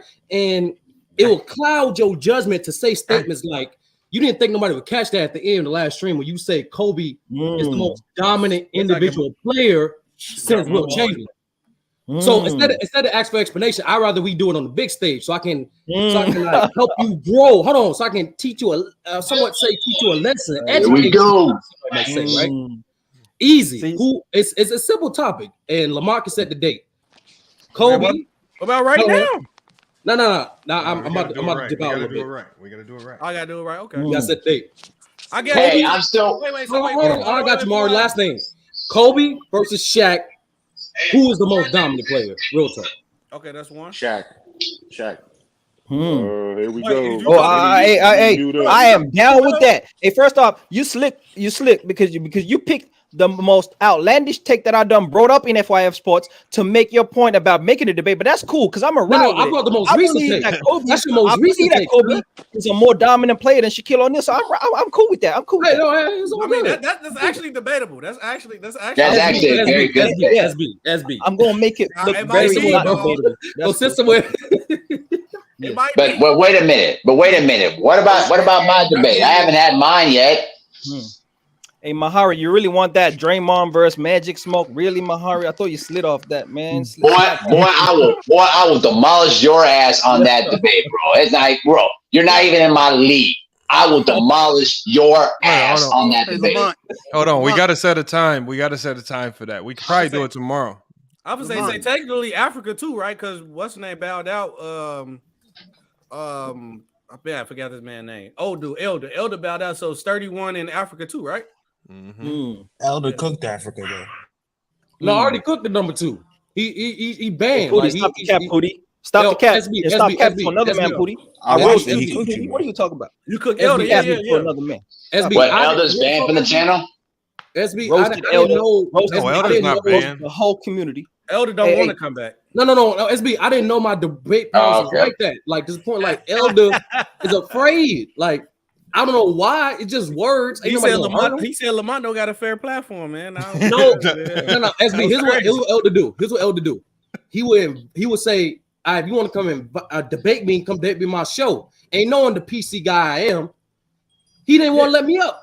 Yeah, you a mod over there. You a mod. He don't even realize that you a mod over there. Hey, man, this is what it is, bro. I can't, bro. You can't force a man to not be afraid. Now, don't get me wrong. Don't get me wrong. I used to always say, like, I had no problem with Elder takes. I used to just be like, y'all be just like we was over here because I felt like you gave him more love over here. I was like, bro, y'all treat what Elder say like gospel over here. I was like, what's the hell going on? No, I try to get Elder to debate me, and he jumped the wait. So then when I was like, all right, what threw me off with him was when like he had like that emotional outburst and he was just like calling my bees and going crazy. I'm like, bro, he too old to be doing this. I looked at him like kind of more different. I'm just like, he was like wilding that one day. I don't know what happened. SB, this is how I know, like over time, I think he's allowed like the ticket fan base to kind of corrupt his like basketball, like because like I saw him typing in the comments on Player's Choice one day. You know, I don't normally even pay attention to the chat. But he called somebody a gawker, and I'm like, yeah. I'm I was like, bro, he been wilding, bro. And I'm like, bro, like, I don't like that, like we that's not what a gawker is. And me from an honest perspective, Lamont, I feel like at every other platform I ever heard him on, I felt like before that, because even starting to tell y'all, I'm like, bro, why they treat like what Elder say gospel over here? Like, bro, everything ain't fact. I mean, he don't got bad takes all the time. It was over. I feel like he had more respect and love over here until he started tripping. I think more of a ticket channel. He more of a bang channel. I don't know, but I never heard him on Kareem channel. I heard him and Kareem had a channel like he like a Lakers channel. Been all over the place. Yeah, Who but got them I feel birds? like from Somebody- hold on, any SB. place in the Hold beginning, on, I think we SB, got more. hold on for a second. Somebody got birds chirping or something in their background, bro. Yeah, y'all out here frolicking or something? What is that? You hear that? Yeah, that's somebody. Somebody live in the Michael country. Land. That's Michael Land. Yeah, he Michael live in Land, the mute your mic. Yeah, bro. It's That's just a pigeon coop, bro. Yeah, but nah, I don't know why that. But nah, if Sturdy and Africa debate, yeah, the 1 and 2 seed, I definitely want to see this, man. Shaq, who's gonna dominate more, Shaq or Kobe? I think it is debatable, Sturdy. I know we going with the peak of him winning, but Kobe, actually. But Shaq fell off bad, and then Kobe had a peak too that was great. So No, it's debatable. that's actually debatable. That's actually very debatable. Hold on. We gotta come up with a time so we know when to do it. Y'all want to do it tomorrow? I'll tell you what though. I'll let H30 and Young Africa debate first, and then I can wait. All right. Hey, Lamar, great talk. If Africa win, I'm with a 2P2 because there's another Kobe fan that thinks out of pocket. Like if Young Africa, you can get your illegitimate son Mac Def as well, and I can cook him too. I don't think he's gonna partner up. We ain't doing that. Nah, He's we ain't not doing. gonna I don't partner need up. Mac. He's not gonna partner up with I'm gonna Mac cook Def. you myself. No. I mean separate. I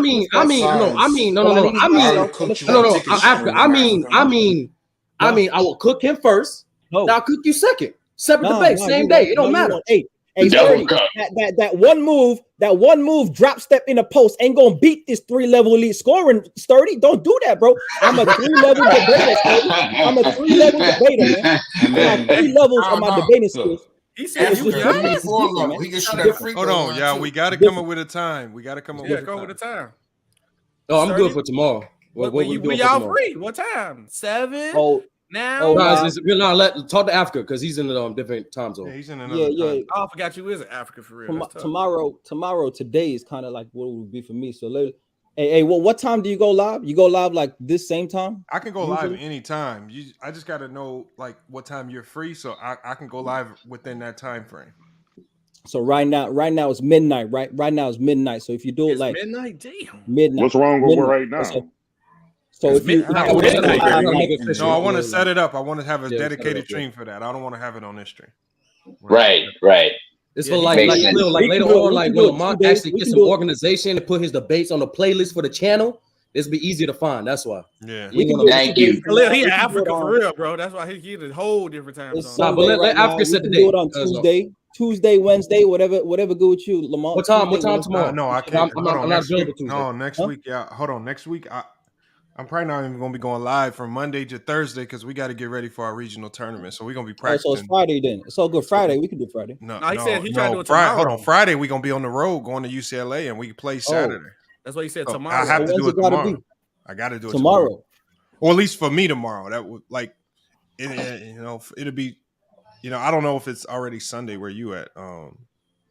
It's Sunday right now, man. It just turned Sunday at midnight. But hey, we can do tomorrow, man. Let's get it, man. Hold on. So like around, so hold on, it's midnight, right? Young Africa. So around this time for you tomorrow, or a little earlier, or a little earlier.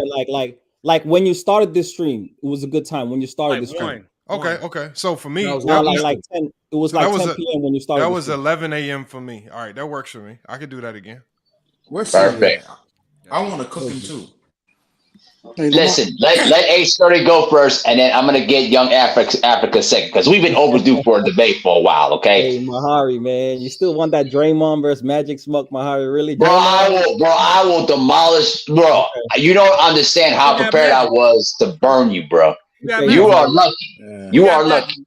Wait, who got Magic? Pootie said he'll step in and take his spot for you. Mahari wants Draymond like he's real confident. Wait. You said who? Yeah, I do. Yes, I do. Who greatest all time? Draymond Green or Magic? No. Yeah, that's not the debate. That's not the debate. Oh, okay. That's not the debate. No. What is it? Like you debating like a passing or something, a defense or something, or impact? We're basically debating about their games and what's similar and what's different between the two players. That's what we debating on. I don't think we debating that. We debating straight up, like who better? Isn't that what we doing? Sure. That's what I thought. Okay. Yeah. Actually, that's what we were debating about. Yeah. You're right. Now who's greater? Who's better? Yeah. Not that. Who's better? Exactly. Yep. Just the game. Hey, just the game. Africa. If it's even close, I'm automatically give your ass a loss. Yeah. See that, and that's exactly what I'm saying. See right there. You see how y'all do me? You see how y'all do me? No, I'm just saying. I get no love here, man. It's not about your debate. But yo, skills. tell It's just CJ that I want to you're at a cook him too. disadvantage with Draymond if we talk about all Yeah, time he's against saying you Magic. can't even be close. Is what he's trying. Hold on, Pootie. Who do you want to debate? I already cooked Africa on ticket. Okay, No. Now, Pootie, hold on. Let him do his call out. Let him do his call out. Okay. That's just a difference. I want to debate CJ though. CJ, What? so you got to get CJ over here. Debate Mahari. Mahari, No, right he wants to debate CJ. No, hold on.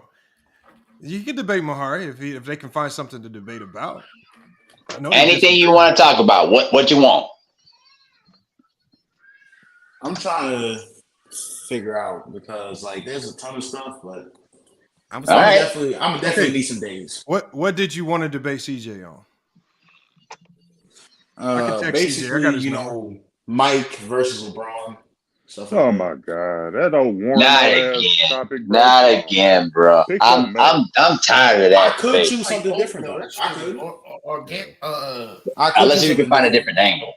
Hold on, Pootie. Who did you cook on this? Young Africa. It was on Tickets channel. Okay, what did you say? You cooked me about what? About what? It was about basically, you know, you said that it was basically about Kobe saving Shaq from time to time. That's what, you know. No. So I said that Kobe was clearly the second best player on the first three-peat when he was with Shaquille O'Neal. He was. And you said he was not. That's what you cooked me on? Nah, well, what I said was that Shaq was the best player on that team, but there were times where Shaq didn't step up, but Kobe stepped up. That's what I was saying. So how's that cooking me, man? Like why you gotta finesse the situation, bro? Hey, What we both agree on the same thing. It got So what we talking about, man? Huh? All right. Hey, it was a heated debate. Y'all basically just agreed. Y'all basically agreed right there, bro. Yeah, y'all definitely agreed. Man, that's that fandemonium, bro. When you can't see you agreeing with somebody, you still want to debate. That's that fandemonium. Hey, I swear. When you have a perception of a player that's clearly false, like saying Kobe's more dominant than Shaq, that's fandemonium. Hey, when you hey, it's sturdy. I swear to everything I love. I'm so happy that Derrick Rose is my favorite player and not like Michael LeBron and stuff like that. Because they in the heated debate. So I actually can have those type of debates and not be biased at all. Because like I tell people like, oh yeah, you a Bulls fan. I mean, like, I said, bro, I do not care. Real talk, you might need to step off that porch. You might need to step off that porch because some people say Westbrook was better than Prime D Rose. And you might need to defend that. You know what I'm saying? Like, no. Hey man, some people say that. And some people said LeBron should have won an MVP that year. And I wish somebody would say that. I cooked him instantly. In what year though? In what year? The year Derrick Rose won MVP, 2011. Derrick Rose. Yeah, that's right. Correct. No, but I will say LeBron should have won MVP in 2018. I'll say that. The year when they was like 25 on the defensive thing. I don't know about that one. That last year with the Cavs. I mean, he still carried them to the 4th seed, and he still got them to the finals. I'm not mad. I'm not mad at you for saying it because how we seeing people getting MVPs at like 6 seeds and stuff. Like, so I ain't mad at you for saying it. Don't get me wrong. James Harden had the best record at that time, and you know, I'm not mad that they gave it to him, but I still feel like it probably should have went to LeBron because he lost Kyrie the year before, and he still, you know, got that team to above 50 wins with just Kevin Love and J.R. Smith, and he still took them to the finals. Yeah, so, Kevin Love's still all-time great, though. He is. The rank MVP, bro. What you mean by all-time great? Like, what you mean by that? Like, top 250. All right. It was a joke. It was a joke. No. With all disrespect, That's Kevin crazy. Love, bro. Kevin Love is not all time, nowhere near all time great, bro. Like, real. What we be on the power forward list all time?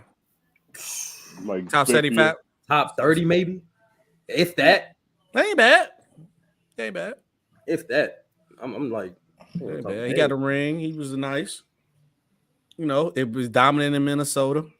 What is he doing with Miami right now?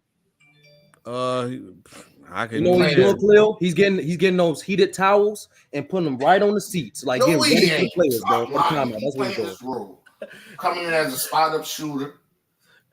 Yeah, stop playing with Kevin Love, man. I don't even hear Kyle Korver's name no more. Why? He led a team to 60 wins with the Atlanta Hawks. And honestly, y'all praise Reggie Miller, but him and Reggie Miller game is the same to me. He led a Yeah, team. pretty much that is. You right about Reggie Miller and Kyle Korver game is the same, especially with the Atlanta Hawks. Yes. Yeah, it's pretty much the same because think about it, Booty. You got to think about it. Kyle Korver couldn't put the ball on the floor and get to the rack, just like Reggie couldn't. He's not a high assist man or rebound man, just like Reggie wasn't. And Atlanta Kyle Korver. I'm talking Atlanta Kyle Korver. And he don't play no damn defense, just like Reggie didn't. So he said he better, but their game is the same. Don't do Reggie like that, basketball Bill, game man. is the same. No, I ain't doing Reggie like that. That's just what I saw when I saw him play in the 90s. I saw a guy who couldn't dribble that well.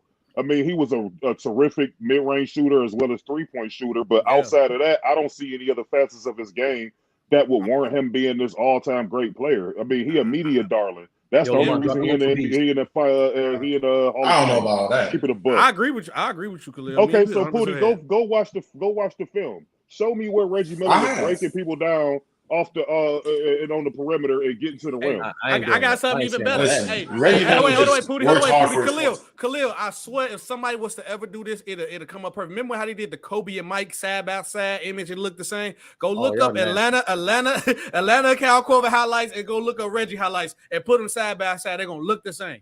They're gonna look everything the same. I'm being nasty. It don't matter. It's the same. I will definitely do that during my free time. Go ahead. And it's just that Reggie Miller style of play when nobody really doing that in the 90s like that. So they want to use the guard just running around. Pager wasn't doing that in the late 90s, early 2000s. He wasn't as impactful as Reggie. Pager, if you're being honest, Pager's a better basketball player than Reggie Miller.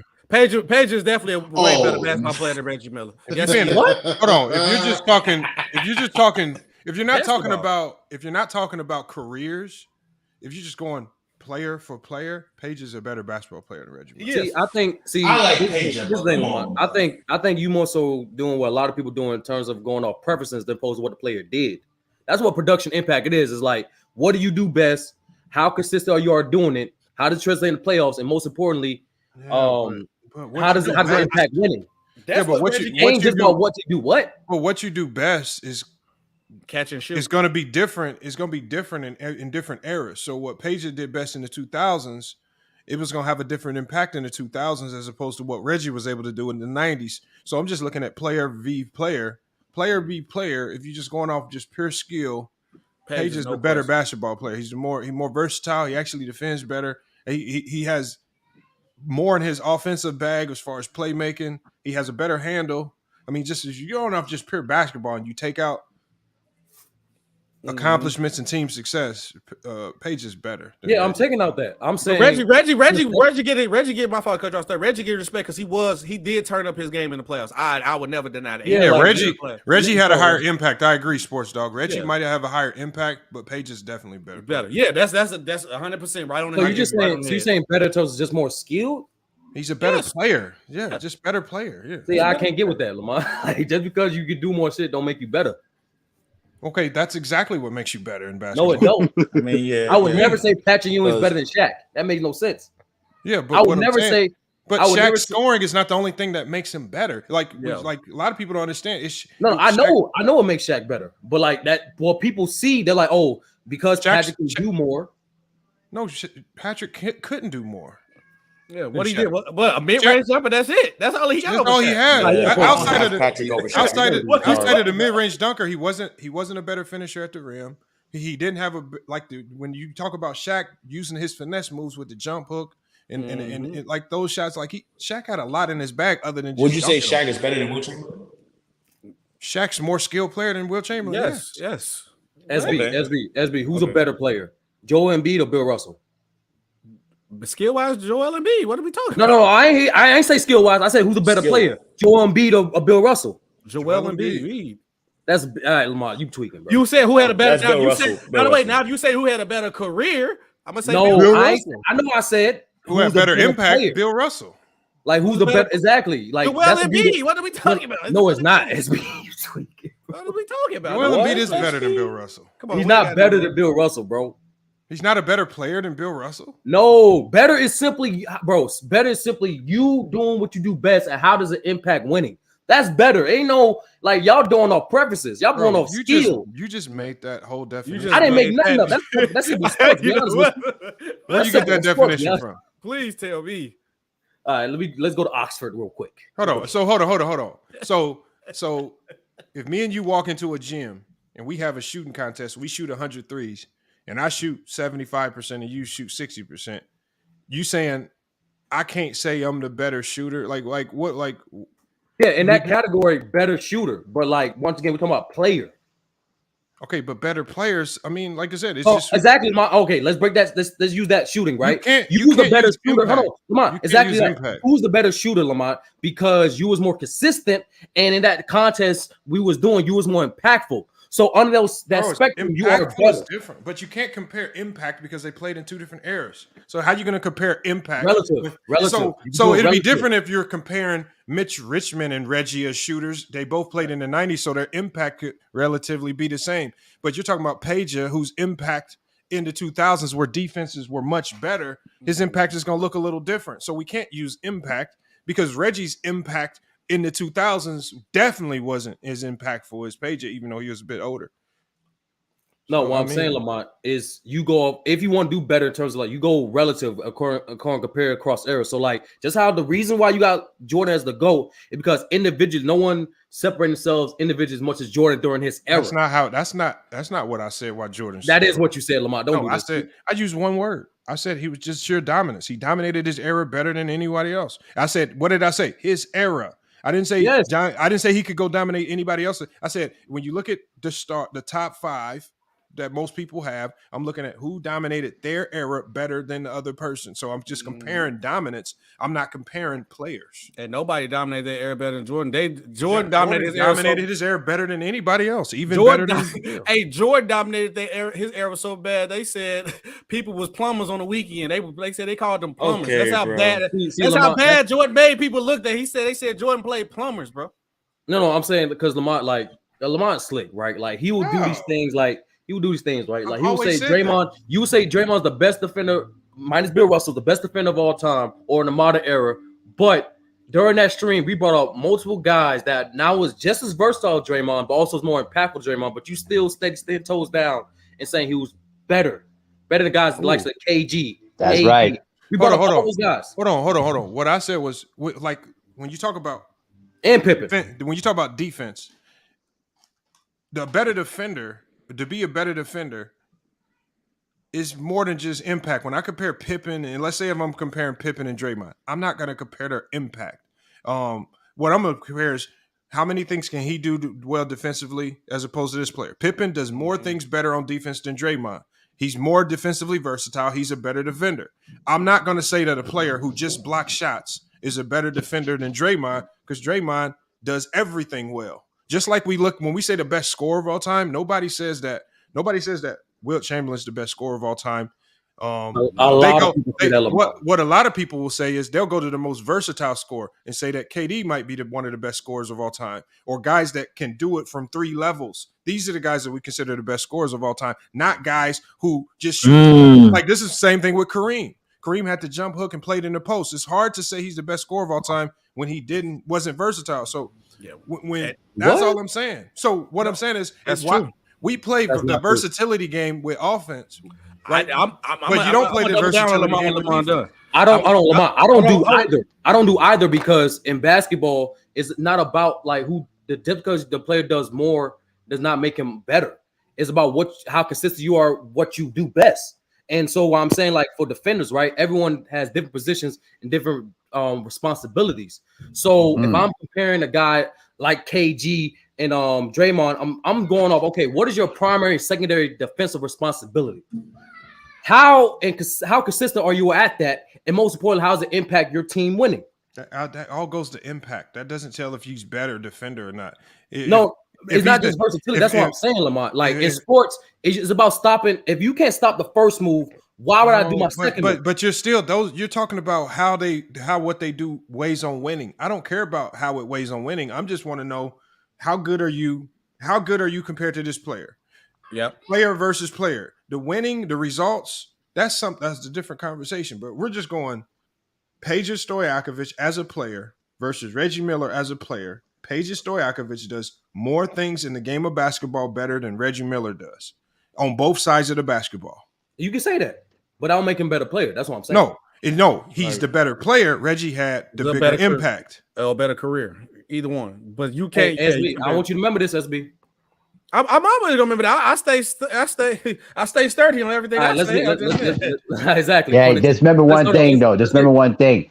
This is the same Lamont that basically said that Ben Simmons was the best two-way player in the NBA, and look what that led to. He was. Remember this, Lamont. I never said he was a two-way player. You said he was the best. You would say, hold on. Let me take that back. You didn't say that, but you did say that Ben Simmons was the best defender in the NBA, way ahead of Draymond Green. He was at one point in time. He had an argument. At one point in time, he was. I mean, like I said. Yeah, but he couldn't. Yeah, but here's the thing, though. Too, you said that before, but then I watched it in the postseason. No defense to even show for. So sometimes you get it wrong, bro. What I'm saying is, that's why I catch him on his hypocrisy a lot of the time, because I know how Lamont thinks. Hold on. Hey, my heart, has Ben Simmons made All-Star games simply? Yeah, he has. Yes, he has. Hold on. Yes, he has. So what I'm saying, he's been a defensive player. Yes, he has.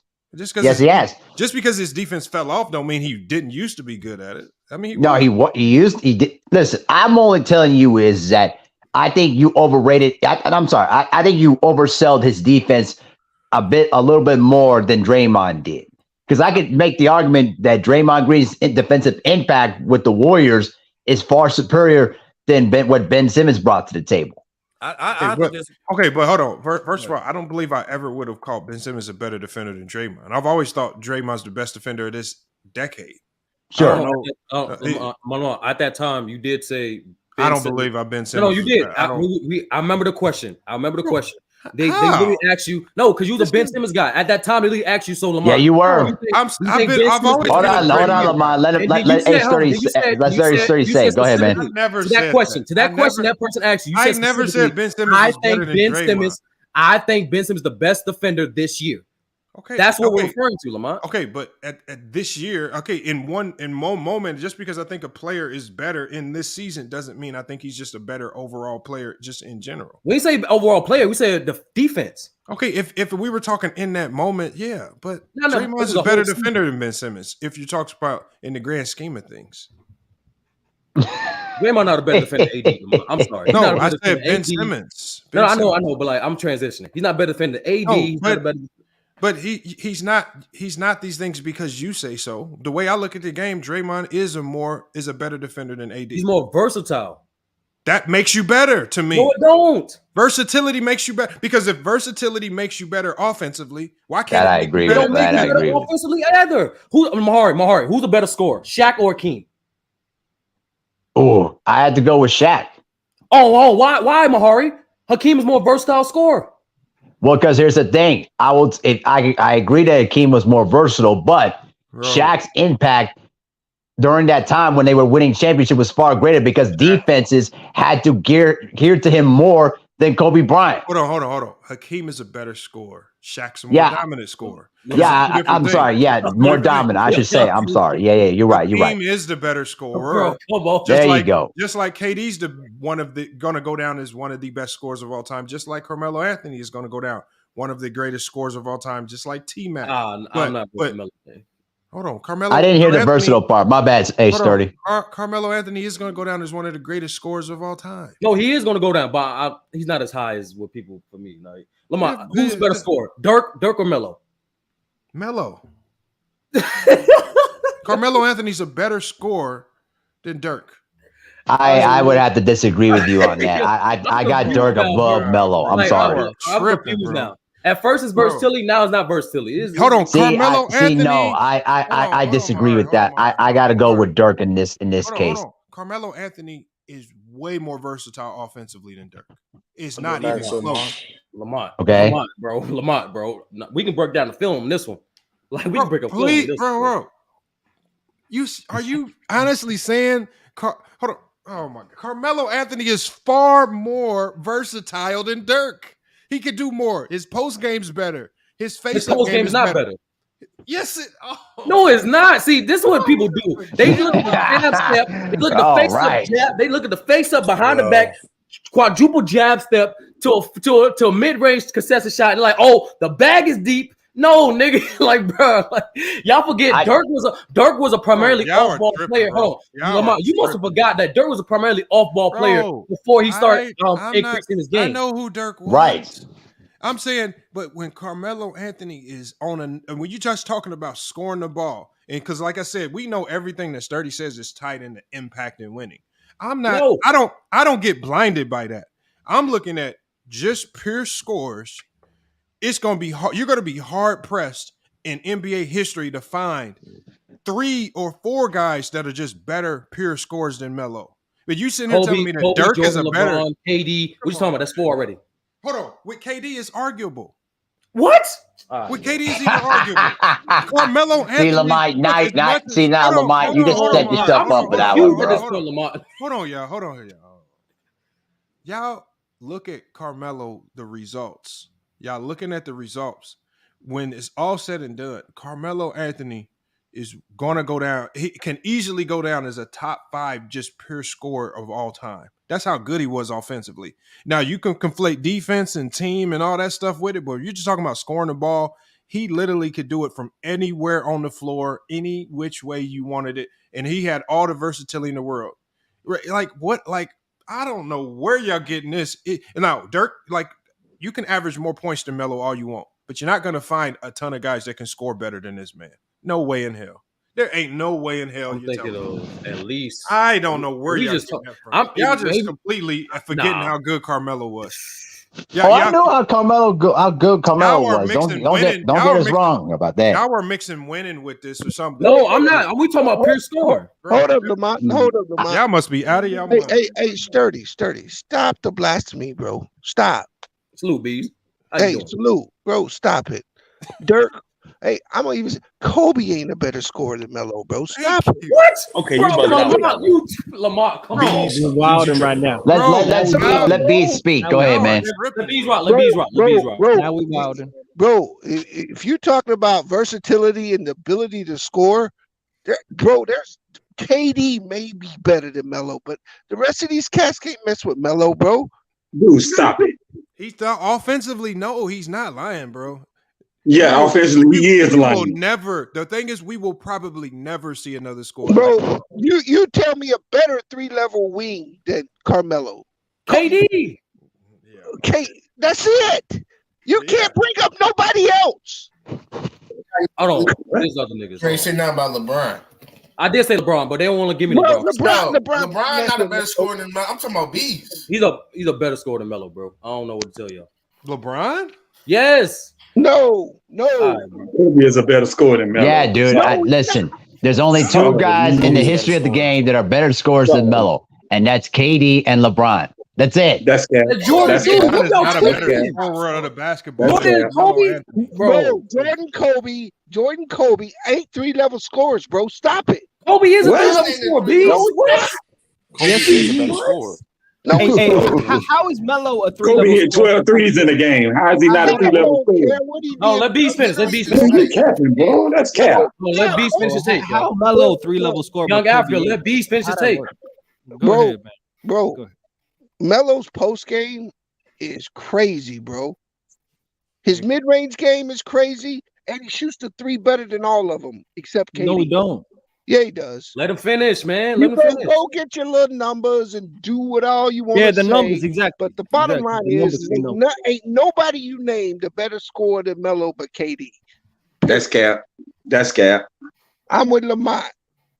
I'm not with Lamont. That's cap. You capping and he capping. No, bro, you in your feelings, bro. Thank you. No, listen. First of all, you said post game. Kobe and Jordan got 2 of the best post games you will ever see. That's number 1. Number 2, hold on. Number two. When you talking about like scoring, you talking about numbers or you just talking about eye test? Which one do you want me to give you? Go put the tape on and this watch. This is one of the only times I'll ever agree with Mingle Jester. What do you really want? Because I can get it out to you. Bro, I can't believe y'all said Dirk was a better scorer than Carmelo Anthony. I ain't not Dirk now. I'm not saying Dirk. I'm talking about Jordan and Kobe, not Dirk. No. Go put the tape on of that great defender Kobe getting barbecued by Melo every time they faced in the post. Go put the tape on. It's hard to stop a superstar caliber player, Bees. You know that.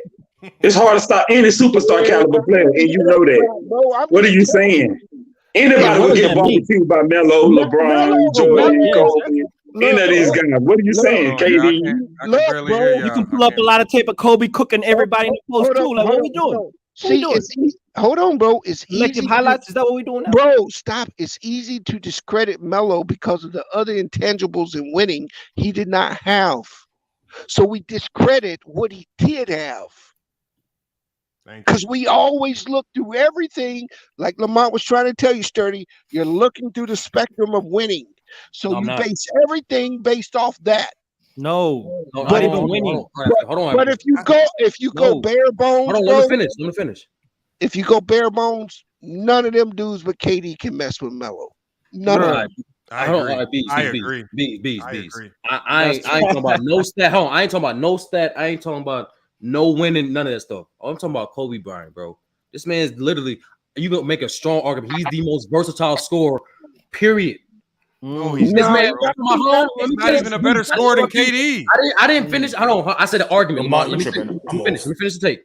We talking about a guy who's proven to be a great scorer in the pick and roll, a phenomenal off-ball threat, especially from 2008 to 2012. That's a fact, Lamont. And most importantly, isolation, post, mid-range, everything, bro. Literally everything. Kobe did it. Tell me what Kobe had. The problem with Melo, off ball is part of that scoring, Bees. And real talk, he's not a better finisher than Kobe. That's part of scoring too. And the mid-range game, it is. All right, you can pick either or. But look, bro. All right, go ahead. Melo's mid-range game is better. His long game is better, and his post game is better. No, it ain't. Post game not better. Just because you say so, Bees. No breakdown of the game. Just because you say so, Bees. Stop that, bro. With these casual Bees takes up in here. Because I say so. Because I watched the NBA for 45. No, look, bro. You can make all the age references. You sound goofy, bro. No, you sound goofy. No, Africa. Hold on. I'm talking about Kobe. Just tell me down. Yeah, break it down like 30 Bees. You just saying he got a better 3-level game. Why? How? Based on what? Why are you yelling? He's trying to explain it. Relax. Based on what? Are you goofy little nigga? No. Hey, niggas that losing debates is the ones that call out insults the first. That's what they do. That's what they do. Go ahead, Bees. Do what you do, man. Emotional like a girl. No. I'm just letting you know. Why you mad at how a nigga talking? No. Talk your shit, Bees. You came in here with all that smoke. Hey, y'all, hold on. Don't be mad at me, Bees. Listen to it. All right, let's get back. Don't be mad at me, Bees. You sound like my 7-year-old daughter, bro. Look, first of all, not disrespecting Kobe or no other player. You're talking about the best scorers of different eras. So don't get offended because we're nitpicking. And Dirk or none of them dudes can get with Carmelo. And I personally don't understand what y'all watching. You said break it down. Well, Bees, Kobe and Melo played. Hey, break it down, Bees. Hey, it's not the breakdown. We gonna let that slide. Hey, Lamont, that's what you gonna do. You gonna let Bees slide with that cap right there. Talk about Young Africa, calm down, bro. Ease up there, man. Africa. You see how Africa? Africa. Let me teach you something real quick. You saw how I responded with Bees with only basketball, and then he responded again with basketball, saying Melo probably had a better mid-range game. We just talking basketball, bro. That's it. No. Thank you. He didn't respond with basketball. He did respond. I said Kobe was a better finisher than Melo, and the mid-range you could argue. He responded by saying Melo has a better mid-range game. We're talking basketball. No. I agree. Kobe's a more athletic finisher at the rim, and he's more fluid. But Melo's the bigger player. He's not going to look like Kobe. I'm talking about an array of scoring, Bees, not just above the rim. Kobe can finish below the rim. Kobe, and most importantly, the post game. We talk about the post game, bro. Good for Kobe. That's great. That's awesome. But the bottom line is, if you're having a scoring contest and you got Kobe and Melo, I put my house on Melo, bro. Eviction notice. Prepare for DC, foreclosure. once again, empty statements based on what? Because at the end of the day, I can say this, right? Kobe Bryant at his peak has the numbers, has the efficiency, has the versatility, and the impact when it comes to scoring. That I do agree on. But we're going to say, I'm going to bet my crib on it because I feel like, no, we ain't going to do that. So when it comes to the numbers, Kobe got it. He got more scoring title. He got more dominance when it comes to scoring. Average 35 points a season, having 9 games straight of 40. Here we go again. The dominance of Kobe when it comes to scoring is not even close to when we talk about Melo. Melo, for all of his 6'8", 250 dominance in the post, didn't average over 45% of his career from the field. He's league average for his career. We're talking about him. Yeah, exactly. When I start getting emotional, Africa, calm down. Who Kobe say his toughest cover was? No. Who busts his ass the You want most? to take it to everywhere Tony else. Allen. He said Tony Allen. Kobe probably would have said, I'm my toughest cover if I had to guard myself, but obviously he didn't have to guard himself. All right, Hold on. Africa. He Hold said, on, y'all gotta go Africa. Y'all gotta go one at a time. Y'all just rambling. Africa. To answer B's question, Kobe said he only mentioned 2 guys as toughest cover. That was T-Mac and Melo. That's the 2 he mentioned. And to your credit, Bees, he did say he wished he had more time to play against KD so he could figure him out. Okay, Bees, and there's a lot of plays that call Kobe the toughest check that they had to do too. That's cool. What we doing, man? We're gonna go off what people say. What we doing? Look, what I'm trying to tell you is it's no disrespect to Kobe. Kobe is great at what he does, bro. But Melo is a better scorer than him. Period. Melo is the best scorer, arguably in the 2000s, other than KD. Nobody I disagree. can see that cat, bro. Now, I disagree. Hold on. Let me ask y'all. I'm gonna ask y'all. My question is this: why, when we start talking about Carmelo Anthony, does y'all completely throw versatility out the window? Y'all mentioned the things that Kobe's good at. Now I want y'all to run down the list of the things that Carmelo is elite at offensively. And then put that. I did that. No, he didn't. I can do it for Melo. You did not mention the things like when you talk about being elite, and I'm talking about being elite from the 3-point line on in. Because Kobe, if you're starting with, unless you're talking about KD, because if you're talking about Kobe, Carmelo has him beat everywhere outside of the 3-point line. So we don't even have to do the outside of the 3-point line. That's all Carmelo.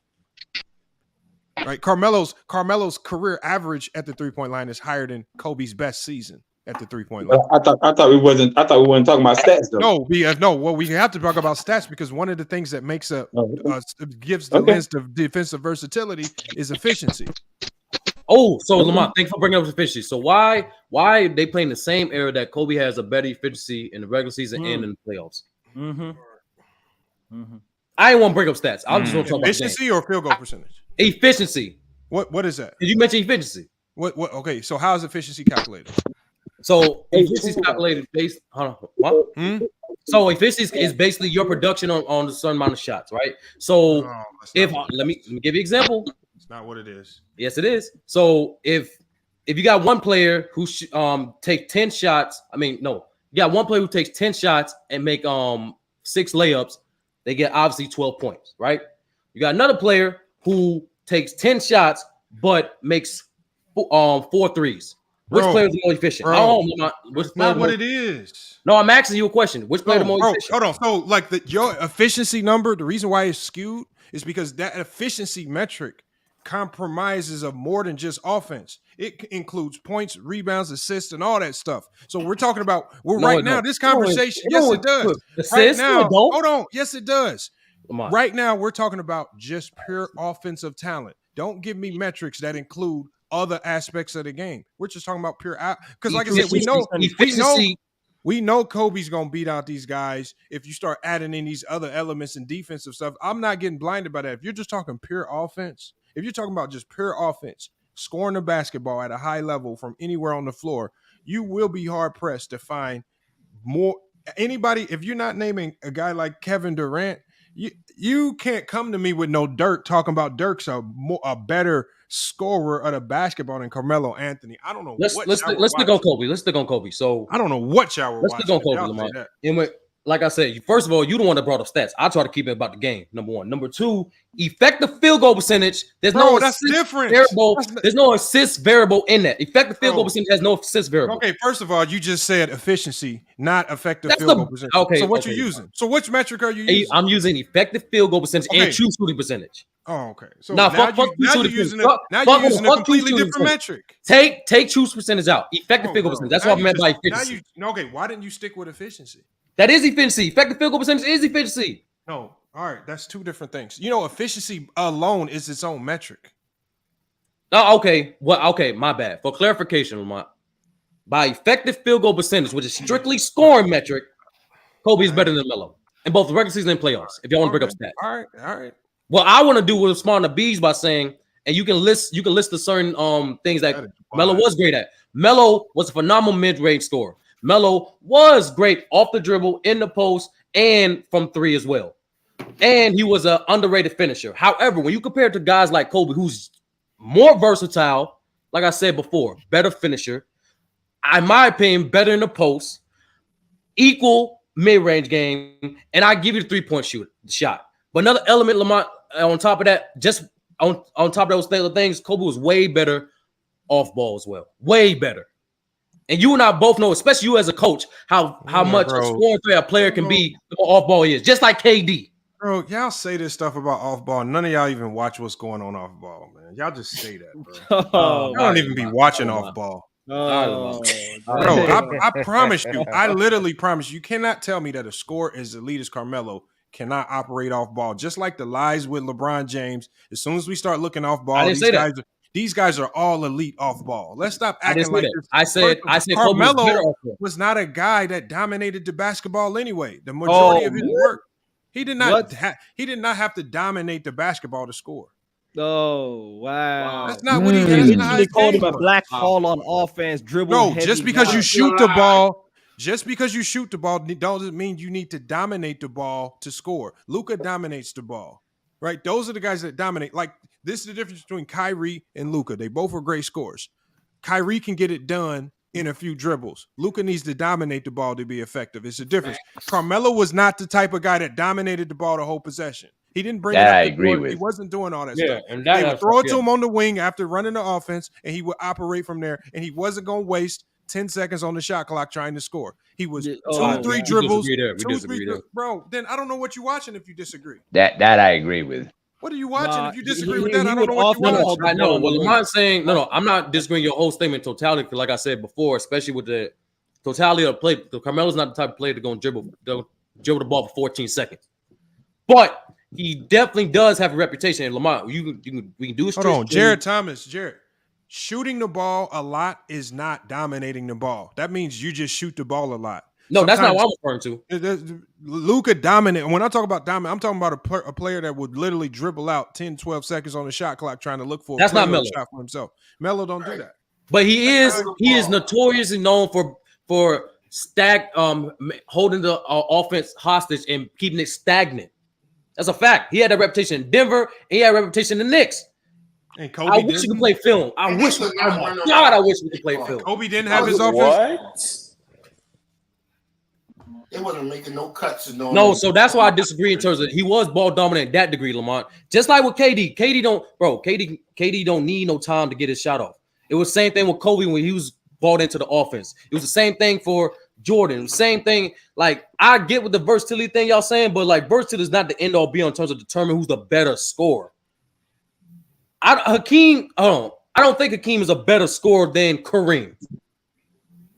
Okay, hold on. Hakeem Olajuwon is a better scorer than Kareem Abdul-Jabbar. Come on, bro. Kareem just see, Lamont, that's where I catch you on your hypocrisy, bro. Because at the end of the day, Kareem was the all-time leading scorer. You can't tell me that otherwise. Hakeem Abdul-Jabbar, his versatility is what makes him one of the most elite scorers. It's not the fact that he could just score. It was how he scored in a multitude of ways. That's what makes you the better scorer. Now, if you talk about Kareem was able to be great in the post and with the hook shot, but he was not a better scorer of the basketball than Hakeem Olajuwon. Y'all gotta stop. That's a lie. Who's a better scorer? Kyrie versatility is king in basketball. The more you can do, the better you are. Versatility is king. Not true. In the game of basketball, this versatility wins out. That's not true. It is. It's always been like that. Versatility. Like when you talk about Bill Russell, one of the things that made him dominant during his era because of his versatility at the center spot. But for back then in that era, being able to push the ball up the court as a center, being able to defend multiple positions, his versatility is what separated him from everybody. And throughout NBA history, players with the most versatility are the ones that separated themselves from the crowd. Hakeem Olajuwon, Michael Jordan, Kobe Bryant, Kevin Durant, Carmelo Anthony, all these players got separated because of versatility, and that's what separates guys. When you got so little in your bag, you're much easier to defend. Come on, man. Versatility is king. LeBron, but hold on. As good as Shaq was, there's still something that's called hack a Shaq. The versatility wasn't there. Lamont. What I'm saying is there was a hole in his game. The thing is, he had a hole offensively to where if he was able to fix that hole, he would arguably. I thought he was doing free throws, more points. Hey. Hold on. I didn't say don't include no free throws because that's. So why would I mention true percentage? You was like, nah. Now you want to bring a different That's statistic? not what I said. No, what I'm saying is you all over the place with your efficiency rate. Pick one and go run with it. Don't. I tell did. me efficiency, and then you switch to effective field goal percentage. Then you telling me true. I clarified that, Lamont. Which one you running with? Okay, I'm running with effective field goal. To answer your question, number one. Number two. Yeah, choose one. Choose the one that favors your argument. Choose. No, they all can. Lamont, true shooting percentage, relative true shooting percentage. They all favor. They all favor it. Okay. My question is this, though, right? So when it comes to this, so if you see two basketball players who score on the same, like say impact is literally the same, but one player has the versatility of a Carmelo Anthony and one of them is just only versatile as Shaq, who would you say is the better scorer? They impact and scoring is the same. So who would be the better basketball player? The more versatile player, the one player who do the one thing the same. Honestly, SB, I need it. Answer this question. Honestly, you forgetting the other part, which is consistency, bro. I said everything was on the same. So who would you say is the and generally who would you say is the It's more than that, SB. That's what I'm trying to tell y'all. Y'all just trying to make it black and white. It's not. No, I agree. I'm saying if everything that what you asking for, if your criteria is all the same, they literally on the same level of a player when it comes to scoring. But one player is versatile like a Carmelo Anthony, and one player is just like a Shaq or a Giannis. Who would you say is the better scorer? If everything is the same, the more versatile guy or the guy who only can do that one thing? I'm taking the Carmelo type. Always gonna be the versatile guy. I'm always taking versatility. That's all we saying. Like, don't get me wrong. When you add the extra stuff on it, like then that's why you probably it's not extra. I think 30 don't want to answer that question because you're Hold on. See, this is my only question. I got one question and one question only. What does y'all consider versatility? We got to figure that out first before y'all. We're not doing that. We're not doing that, bro. We're not. Because the reason why y'all arguing because y'all definition of versatility. Now we got to relearn. That's why y'all arguing. Oh, Mingle, just go find the definition. Google it. You'll be all right. I know what versatility means. Don't be funny. What I'm telling you is, y'all definition of versatility may be different. Y'all may be wearing different things. That's why y'all arguing. That's the one thing that's not Mingle. The main difference is we're actually disagreeing on how much impact consistency weighs into this. They're strictly going by versatility. I'm saying you can't just go off that. Right. And Mango, he just gave you the definition by comparing Shaq and Melo. That's it. No. I didn't compare Shaq and Melo. I said I just been giving you a definition by comparing them to. No. I said Giannis. That's that's clearly the definition right there of versatility. Yeah. Cause I think not the definition. We get caught up in like with the word like dominance and impact of scoring. We just saying like of your skill set. Dude, dominance is just unstoppable, bro. That's what dominance means. You cannot stop that move. So we're talking about scoring, but I can't Shaq stop. Was dominant. Shaq was more dominant. King was a better scorer. Shaq was more dominant scorer. I don't see how y'all separated. I don't see how y'all separated better and dominant. Lamont, I have a question. Lamont, I have a question. Hold on, what'd you say, Mahmoud?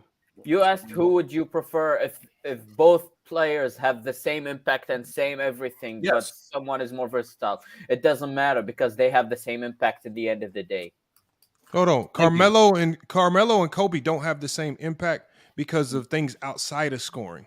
See, what changed the impact with Kobe was the things he did, like defense. Was this playmaking not was a what bit you asked. better. That's not what you asked. So what I'm saying, asked hold on, I didn't ask no everything is questions. the First of same. all, Mahmoud, I didn't ask no questions. I said that, bro. No, SB said that. SB said I that. said that, bro. Chill. And before you go, Mahmoud, like we wasn't talking, Lamont. I want to preface this once again. I'm not talking about overall player. I'm strictly talking about scoring this entire time. Right. That's all. Kobe's a better scorer than Melo, bro. Okay. I mean, look. I'm not mad at. I heard that argument. I'm not mad. I'm not going to argue with people that say that. Lamont, who's a better scorer? T-Mac or Melo? Hold on. Remember, this all started with y'all saying Dirk was a better scorer than Melo. That is disrespectful, right there. Who's a better scorer? SB, Kyrie or Melo? Disrespectful. Melo. Melo's a better scorer than Kyrie. Melo. See, this is what I'm confused by this versatility, bro. I'm confused by this versatility thing, man.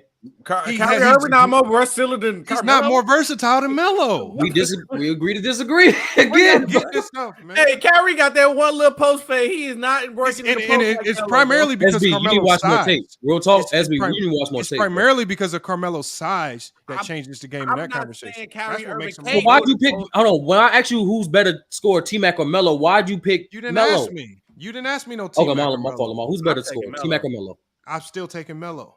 See, T-Mac just more athletic. That's it. But to me, I'm taking Melo.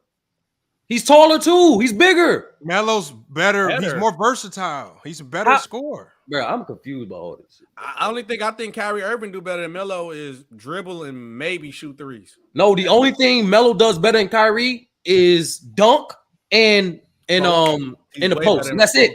That's it. Not mid range. Hell no. Y'all didn't let these last 5 years of Carmelo taint y'all mind. Y'all I don't know what y'all said, bro. We can, bro. Y'all tape. Y'all forgot who Melo. And this is what I knew would happen. This is what I was saying last year when I did a Velo. I said what's gonna happen is people gonna start watching these last few years of Melo, and they actually gonna forget who this dude was, because when he was with the Knicks. And he was with Denver, that was the true Melo. We know. And when he was with Syracuse, man, come on, man. Hey, Lamont, I'm gonna tell you the real problem is, right? They think Melo a loser, right? Because he was in the West, but they don't realize Melo. He had to win 50 games to win an AFC, so he was still putting up winning 50+ games in the Western Conference. True. So don't make it seem like Melo was a loser like that. Because if he played in any other era, SB, we're not talking about wins or losses. He'd be a number 1, number 2 seed consistently his whole career. SB, we're not talking about wins or losses. We never have been. I know, but I'm just saying. I didn't for this purpose of conversation. Last 45 minutes. He does not have a better mid-range than Kyrie, bro. He does not have a better mid-range game than Kyrie. I'm sorry, man.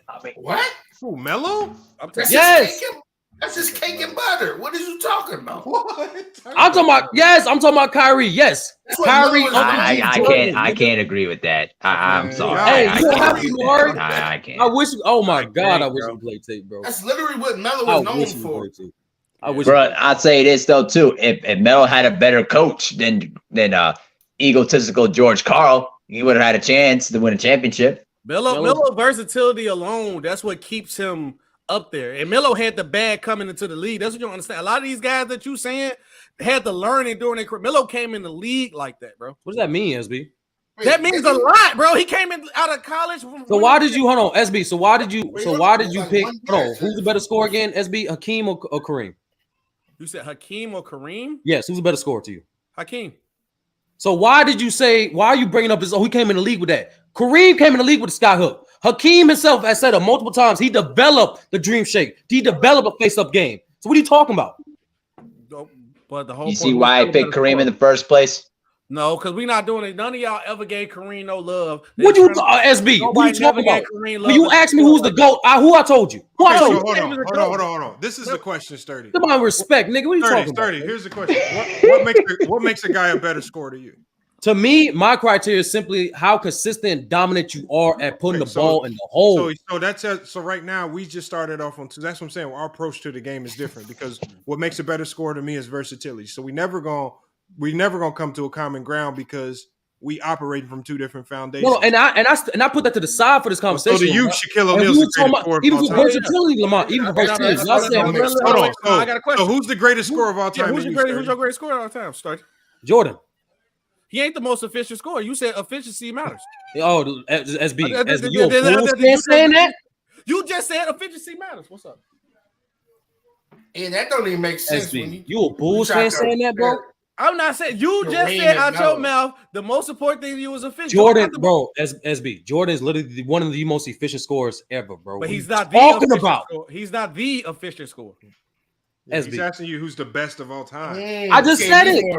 Okay, so you got Shaq you got Jordan as a more dominant scorer than Real Shaq? talk. I'll give you my top 5 scores. Real talk. Jordan is not the most dominant scorer. I'll give my top 5 scores. He's not the most dominant scorer. Jordan, I got Jordan. Is a more dominant scorer. No, I got Jordan. Wilt was a more dominant scorer. Yeah, I got Jordan. Wilt. I ain't say dominant. was a more dominant scorer. When you asked me who's a better scorer, I said I said, Lamar. Who your scores? Tell it. Who your top 5? I said Jordan. Wilt. You can put either. No, don't say either. I want your 5. Don't say either. I want your 5. Those two dudes in top 2. Period. And 3 through 5 get slippery. So Jordan, Wilt. Then you got LeBron, KD, Kobe. Shaq has a good ass argument. I'm taking Wilt out. If I'm taking Wilt down, and putting Melo right there. You bugging? No, I'm taking LeBron out, bro. You bugging on that, bro? Nah, LeBron's the top 5 scorer. People don't want to give it to me. No, he's not, bro. He is. No, he's not. He's the all-time leading scorer. Like, what do you mean? Nah, we ain't doing about that. The score leader never mattered. Don't try to make it matter because LeBron. Wow. Now all of a sudden the scoring thing don't matter. Okay. We're going. It's just quick. It's real quick. It's a second. Literally a second. Shaq and my fault. I meant to say this. Shaq and Kareem has an argument for 5. I'm not mad at you for that. I'm not mad at you for that. But Mahari, it's 100% a book. It's 30 to tell you this. Everybody else is pounding. When it came, we talk scores. Nobody never really said Kareem, and if they did say Kareem, they never brought up the scoring. Nobody cared about the all-time scoring at all. Nobody never did. Since LeBron got it, now this is a prestige. Don't get me wrong, Mahari. I feel like it should have held more weight, like how they trying to do it now. But they never did that. So let's. I know, and that's the sad part. I always gave it a lot of weight because because if you're the all-time leading scorer, that means you're a fantastic scorer. That's why I always put Kareem high on my list. I always gave him his love and his credit, but I know a good majority of the consensus never did because they didn't like Kareem. No. The better question is, Mahari, where do you have Karl Malone ranked as the all-time scorer? Yep, and that's how I get him every time. Right. Yep. Where I got Karl Malone, yes, top 10. I would have him probably at number 6 or number 7. See, that's what I'm saying. Like he has to, like, under those circumstances, like. I'm with you. For the sake of this conversation, we were having like the last 45 minutes. We were talking about better score, greater score. You can do that. You can put the sure. But better is different. I'm talking about your peak and mostly of your prime. That's what I'm talking about. Better. What you did. Right. Now I know what you meant. Yeah. For me, my 2 things. I think I said it all: the versatility, impact, and then like does your score and impact winning more than anything. Impact winning and versatility. That's like one of my 2 main things. So that's why I put Melo in there, because at his peak, where he was so versatile. Don't get me. Melo was way more versatile, but like I think I got Jordan, Kobe, LeBron, Melo, and KD, and like I think LeBron definitely deserved to be in the conversation more because of like impact and his growth of a player that I see him add more to his game. I give Melo. As we better score. Curry or Kyrie? Or Curry. Is it just a scorer? Just a scorer? Yes. Well, they're both versatile. Because everybody know Curry. Everybody know Curry is just not a shooter. If you know Bell, he's just not a shooter. I'm gonna say because of these recent years now, when Steph Curry consistently added like a consistent shot creator and added consistently dominate on the inside and consistently. It was Kyrie. I'm gonna give it to Steph. I think Steph got him now. Yeah, it used to be Kyrie, but Curry added to his game, got more versatile. I think it's Curry now. It's 30. You heard me say this, Lamont. You heard me say. I think Steph Curry today is a better player than he was when he won his United. What he added, Lamont. I agree. Well, for the one thing that he did, the biggest difference showed last year, especially now when he drives to the basket, is he got stronger. Yep. So now that he got stronger, his drive to the basket, now he's a much better finisher in the mid-range and at the rim. And so that him adding that to his game, right? Now guys can't push him off the three-point line and make him inconsistent at the three-point line now. I think his face-up three, as far as pulling up off the dribble, is much more better. Way better. I think with him just getting stronger, it's added to what he can do on the other two levels that he wasn't dominant at. So I think he's passed Kyrie up over the last couple of years. And he got way better. Hold on, wait, start. And he got way better at breaking his defender down, like getting a bucket in 3 levels anyway.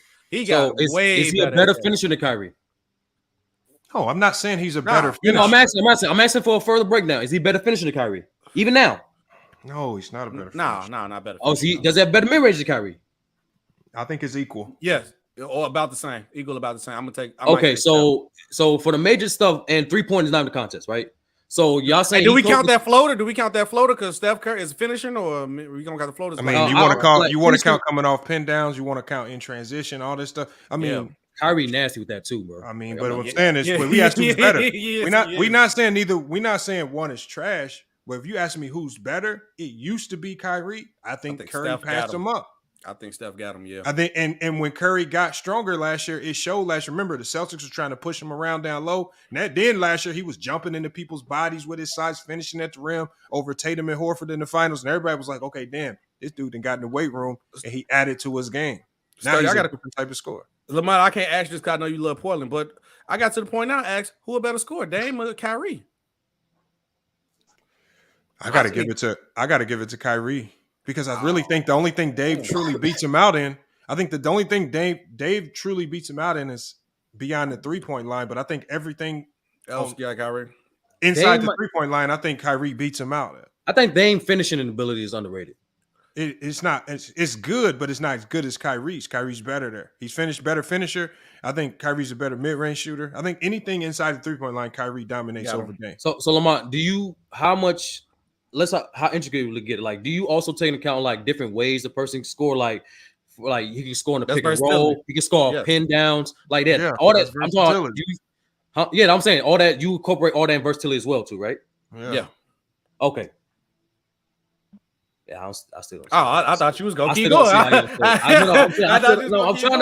trying to gauge y'all like the importance because obviously versatility for y'all in terms of scoring is first. Versatility and impact. That's the two. That's my 1 and 2. Versatility and impact. Because if, like I said, if both of them impact the game the same, I'm gonna go with the guy who's more versatile. Because the reason why you go with the guy more versatile, because if a guy only dominates the game 1 or 2 ways and they take that away, he ain't gonna be the same guy. Before we just seen that with a lot of guys, Shaq. But even Steph Curry when he only depended on his 3. Yep. I'm gonna kill that free throw thing tomorrow with the Shaq thing. Okay, but that's what I'm saying. But the guy who's more versatile, who dominated the game, which y'all missed the point of me answering the question. I was hoping somebody answered the question. But 30, if your weakness, if you have such a weakness offensively that all teams got to do is foul you and send you to the free throw line, that's a weakness in your offensive game. No. That takes away from your versatility. You're saying it differently. It made it hard for Phil Jackson to play him late games in certain situations because he couldn't make free throws because he lacked actually Lamont, it was more so the fact that he was in foul trouble than opposed to the free throw thing. But Shaq didn't just come out of thin air. I got you. Really doing that.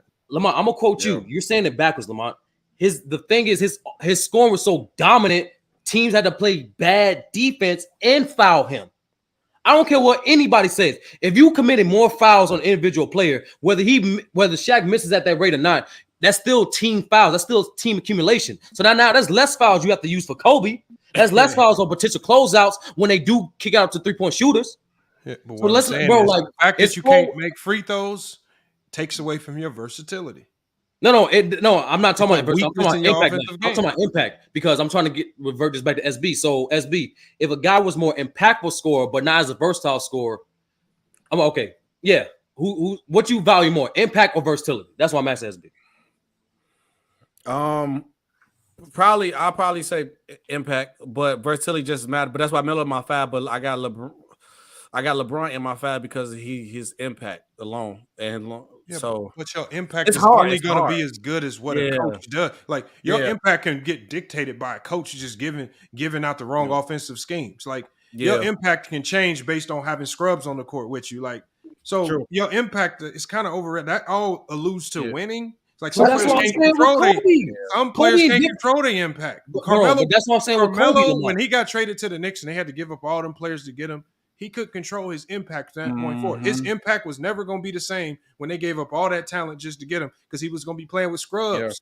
And we didn't see Matter what of his fact, impact yeah, looked I like think- until he got help. It's about the same. But I might go versatility. I might go Kobe was versatility. literally cooking Put it that as way. a second best player with Shaq, as a second option with Shaq. He cooked again when he was playing with Scrubs. Then he cooked again as the first option with Gasol. What I'm saying is his impact when he played with Kwame Brown was different than his impact when he We played. talking about with Shaq. scoring, Lamont. We just talking about scoring. Yeah, talking about scoring. Yeah, He had his best scoring year with Kwame Brown. But I know, The impact was different. But the impact was different because they weren't winning. Yep. No, they weren't winning because the team was trash. Not because of him. That's You exactly said what I'm you just saying. said his points 30. What are you? Hold on. All right. We try to get understand the impact. Listen. We trying to get understand the impact. Listen, bro. Y'all talking about impact for the team or impact for the individual? The team, fool. What else? Okay. That's it. That's different. That's different.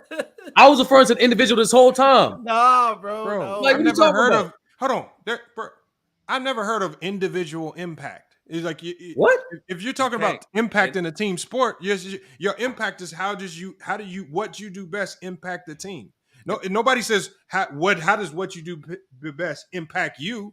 Nobody cares. You can't win the game. The team wins the game. So how does what you do best impact the team? With Kobe, his scoring impact when he played with Kwame Brown wasn't as impactful when he played with Shaq because the team was better. So it 30. Perfect example was when Bradley Beal averaged 32 years in a row and nobody laid him a top 10 player, bro, because his scoring did not impact the team. Wasn't impactful. It wasn't impactful, because the team was trash, and as a player, he was not impactful. But he still was. At the end of the day, he still was a great scorer. 30. We live in a generation where people told me, well, LeBron, who wasn't impactful, was still a top 5 player because he averaged 30. But they told me Bradley Beal was not a top 10 player who averaged 32 years in a row. Because I don't know, SB, you're conflating arguments, bro. When you rank players, you're not just looking at scoring. But but the point that I'm saying with the scoring thing, that they didn't care about his scoring because it wasn't that impactful to the team. That's it. LeBron scoring was impactful to the team because when he played, he just got hurt. He's obviously got to have on conscious. All right, we have different semantics on this. It's all good. We on the same page. That's why we had these conversations, bro. It's all good. He was wrong. Nah. And I got my top 10 scores though, but like it's different, man. Yeah, that's why Lamont, you got to do these streams, man. You got to do these top 10 offensive players. You got to do these top 10 defensive. I mean, we had good conversations with me, you, and Lamont. I be trying to get Lamont values versality like a mug. Like, I get it. I do too. That That's matters. what wins in basketball. It wins. Yeah. Everybody's trying to get versatility right now. Everybody right now, yeah. But the best player is not the most versatile player. I'm gonna give you a perfect example. Lamont is a coach, right? He finna play a team, college. They got a player who dominant, but he really only dominant with dunking. That's it. You think Lamont not finna game plan to take what he good at? All right, we finna make you a jump shooter. But if he was versatile, he'll get in his bag more. That matters. So hard to defend. So SB, give me your top 5 players this year. This year? Yes, this year, sir. Jokic, Giannis, Embiid, Tatum. Yeah, Tatum. Yes, for sure. Tatum. I want to say Curry, but he got hurt. I'm gonna say Curry to be safe. Curry. Why didn't you say Luka? I do off Luka. There you go, Luka. Nah. You say Curry. Why didn't you say Luka? He slipped my mind. I literally slipped my mind. But Luka. Well, either way, are you saying Luka is better than Curry? Right. They like neck and neck 5 and 6 for me, but yeah. Either way it go, I'm cool with that. But I forgot about Luka. But I'll stand on I said Curry. So Curry then Luka. I'll stand on what I said. Curry then Luka. You said Embiid. It's all good. I mean, Embiid up there, he top three guys MVP. It's different. Like I think Tatum is number 4. Tatum is number 4 best player in the league still. You crazy. Who you gonna put over Tatum? Bro, Tatum's like 7 to 8, bro. Nah. Bro, players in the league, Giannis, Embiid, KD. You forgot KD too. KD get hurt too much for me. Yeah, it depends on That's why healthy now. We talking about when healthy list, that's different. But I'm going off this play right now for this year. When he was on the court, he was balling. He was playing better. Yeah. That's how I saw it. That's how I feel, but they call me a KD fan. Giannis the best player in the league, but I think when healthy, Kevin Durant is the best player in the NBA. Nah, you tweaking for that. You going too far. That's just me. That's just me. That's just me, though. For a second. So, Luka, Giannis, Embiid, Joker, Curry. I still think LeBron is better than Tatum. So that's 6 dudes right there. Fuck no. I'm sorry. Forget you. You made me curse, bro. No, bro. He's not, bro. Stop it. But LeBron too old to be ranked because then when we get to criticize LeBron for not winning, he's year 20. What you expect? No, he's not. If you're a top 5 player, you got to be able to get your team to the playoffs. That is kind of true. I ain't say he was top 5. Tatum, I said Tatum top 5. What are you Even if he's top 10, if you can't get your player, if you telling me he need AD and without AD he can't win, he can still be a top 10 player, Mr. Playoffs.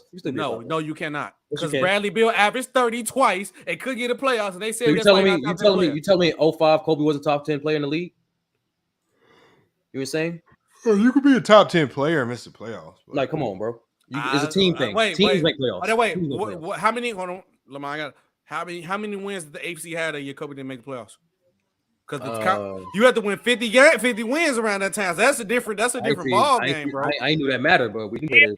And you in the league now where you gotta with the play-in add-on where you can be the 11th seed. No. If you with the play-in add-on too, you want to do the play-in card. Yep, I'm being dirty. Hey, look, y'all. I gotta shut this live stream down because I gotta get to doing some stuff, man. But big dog knocked on that door, told you get off stream. It's cool. Big dog. Nah, I gotta get to. That's why I made sure to do this stream early in the day. Look who pops up like a little gremlin. In the I gotta corner, get off man. here. Salute. All right, SB. What up, Herm, man? Herm, why didn't you pull up earlier, man? I had some shit going on. I was doing a little community service, doing something for the community. Yeah, we was telling Scott Williams all about you, man. We was hoping. I went back and listened. And no, I'm just messing with you. Oh no, I know you didn't say nothing about it, but Scott Williams, man, you took it easy on him the other month. I thought you was gonna go ahead and drop the hammer. I thought you was gonna go ahead and drop some hammers on him and speak some of your truths to him. Now, for your opinions and just asking them some tougher questions. That's what I thought you was gonna do. But you did a good. It was a good interview though. I thought a lot of guys were gonna try to come right with him though. Well, like what? Like as far as asking about the air? Yeah, for how me and Mingle will probably say certain guys wouldn't be as dominant if they played in the era. I thought those type of questions. We asked him that. We asked him that. He said Curry, LeBron. No, he said the number one player that he thought could come back to the 90s was LeBron, Ja Morant. And Ja Morant. That was a surprise one. Yeah, Curry. Ja Morant one surprised me too. So we asked those questions, bro. I asked him who he thinks for MVP. I asked him who you think the GOAT is. Lamar asked some very interesting questions about how it's like being on the team with LeBron, Jordan, different great players throughout. Like you saw this shit, bro. That's a bunch of shit. And he the one want to come back and talk about AI. Yeah, he basically ready to expose AI. Yeah, that was interesting. That was interesting. That's what I want to hear. That came out of nowhere. y'all get y'all popcorn ready for that one, bro. I gotta get him back. Next time he come back, I'm gonna try my best to see if he can get Rex Chapman on with him because I gotta ask Rex Chapman, man. Why did he do MJ like that? Why did he trash talk him and give him buckets, man? Why did you do him like that? That was you supposed to do though. You can't lay down. He didn't lay down. He did what he's supposed to do. That's good work. He had a hell of a game. Killing my game. But look, like he gave me some perspectives on the triangle offense that I didn't really realize. Like he basically said the way Phil Jackson was using the triangle, he wasn't trying to create a whole bunch of ISOs. It just kind of naturally happened. Just through the progression of the offense. Like they weren't manipulating the illegal defense rule to get something special. They were just running their offense and it just panned out that way. I gotta go over that part. Mm-hmm. I asked him about it. So maybe we are giving a little too much to illegal defense. Maybe it wasn't as impact. Maybe it didn't impact the game as much as we believe it was. I don't know. We got to watch a little bit more. Maybe just got to study a little bit more. But the whole purpose of the triangle really is to get everybody involved, everybody touching the ball and being in sync with the offense. So if he's saying it naturally flowed into Mike's hands, that's why he was getting easy looks or whatever. Hey, I mean, he the one would know before all of us. He was out there. And you are right because. Like even when I was looking up stuff on the triangle offense, the purpose of it is The only way it even functions if you reverse the ball from one side of the court to the other. So you got to move the ball for it to even function properly. Yeah. So I mean, he only would know. You know what I'm saying? So we can't do nothing but take his word.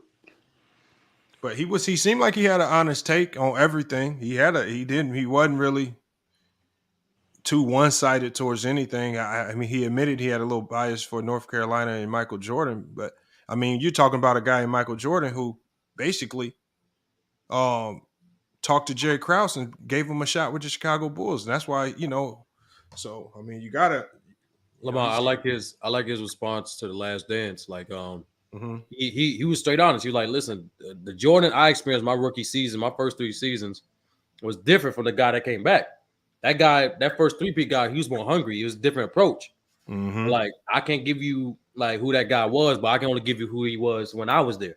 And he always he honestly, he didn't gossip on him. He only spoke about his experiences. Yep.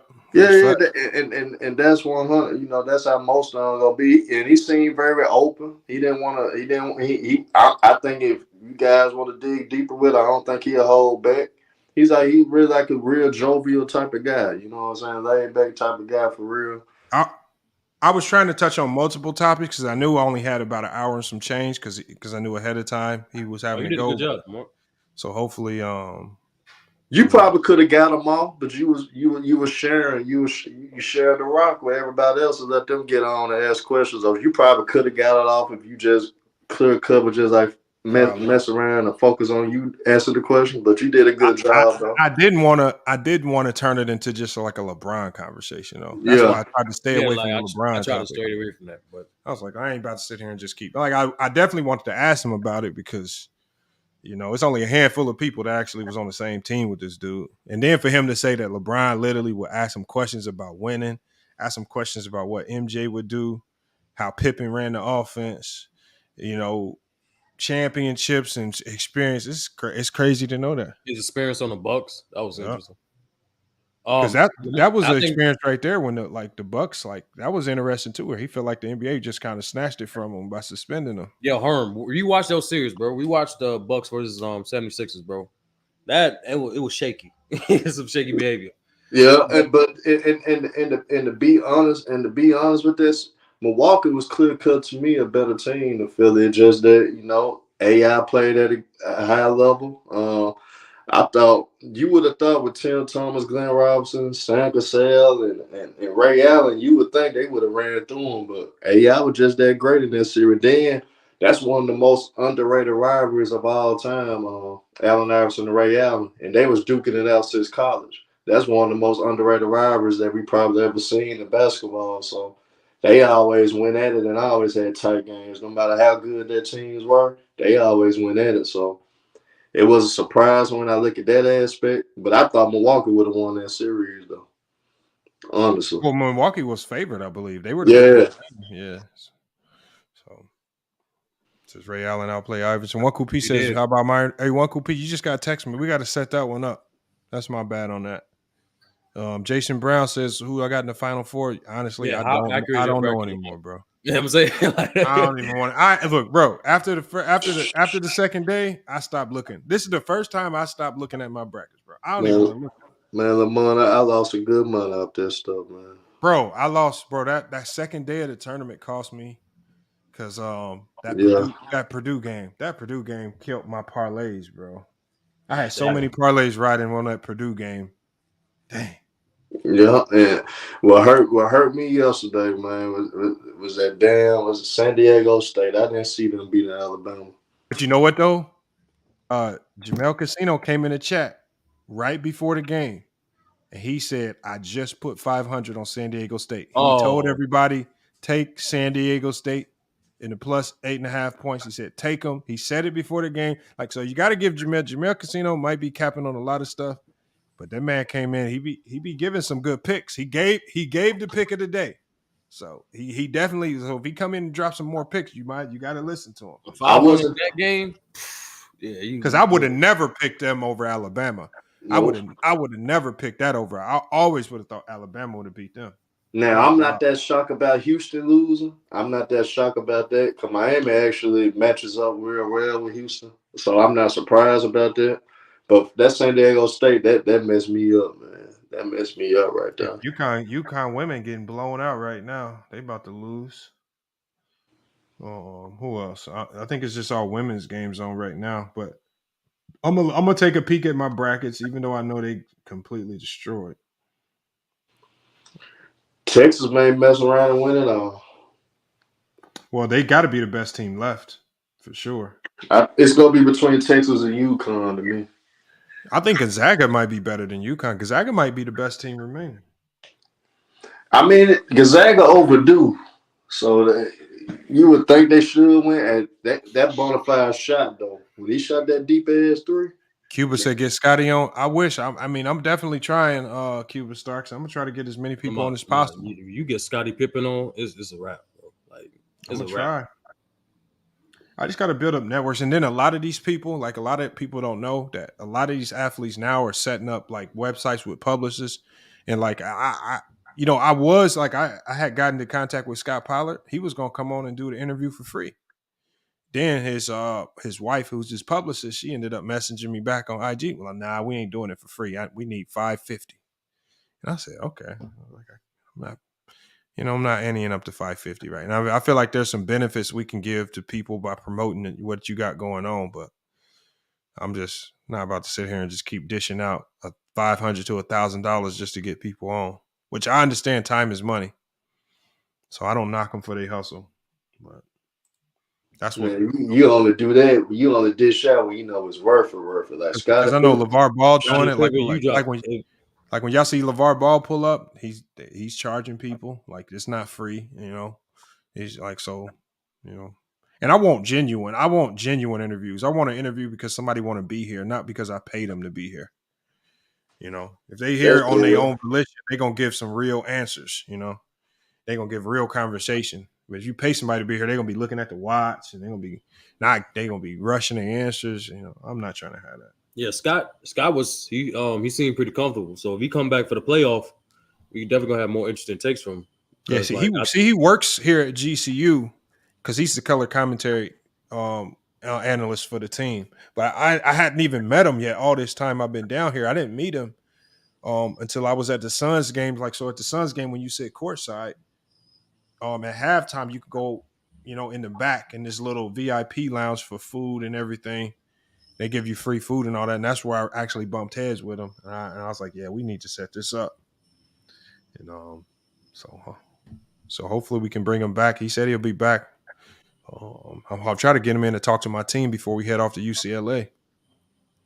Yeah. Lamar, let the people know about these good games going on today, man. It's a good day for sports today, y'all. NBA? Yeah, NBA. For me, I'm watching MMA right now. Watching UFC Fight Night right now. I know the boxing match is gonna come on later. So 9 o'clock tonight. I was taking a look at my bracket real quick. Hold on, let me see. So do I have? So I got one. I got a bracket that still has Gonzaga winning it. I got one that has Texas winning it.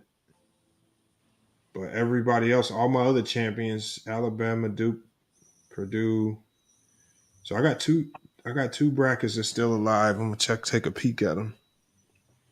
Let's see how they doing. Yeah, these are decimated, bro. Dang. Yeah, this shit. This shit is crazy, man. I used to have like some sections where to be all green, like all correct, but I ain't had none like that, bro. This is crazy. That NIL, boy, I told you that NIL is changing the game. Make things even, man. All you got to do is get some money, man. I'm snatching me 3, 4, 5-star recruits. We about to go. Yeah. And some of my name go to the blue collar programs anymore. If I can get the money staying home, I'm gonna stay home. Jared, if Scottie Pippen want to come on the show, that's never a bad idea. What is you talking about? You think I'm gonna tell Scottie Pippen no? You crazy? Like nah, Scottie. I don't to be honest though, I don't think Scottie would hate on MJ right now. Bro, I don't really consider anything that he said as hate. I mean, if he's telling what would happen, just the only thing with Scottie where he kind of messed up at he switched. He can't make up his mind whether he rolling with LeBron or rolling with Jordan. You gotta make up your mind. It don't matter who you pick, just stick with it though. But, Yeah, the thing is, but that's can't things most change? players. Be a real talk, Herm. Like Shaq Shaq had like changed? 5 different guys.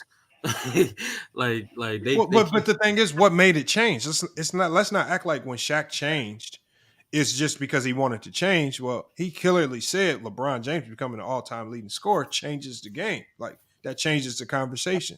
So with LeBron still playing, I think it's only fair that the potential's there for things to change. If LeBron literally wins another championship, we know this probably won't happen. But if he wins a chip, a Finals MVP, and adds that on, like that's a wrap.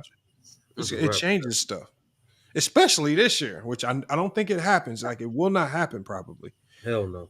But this year of all years has been the weirdest basketball year. So like, I don't even want to say it can't happen.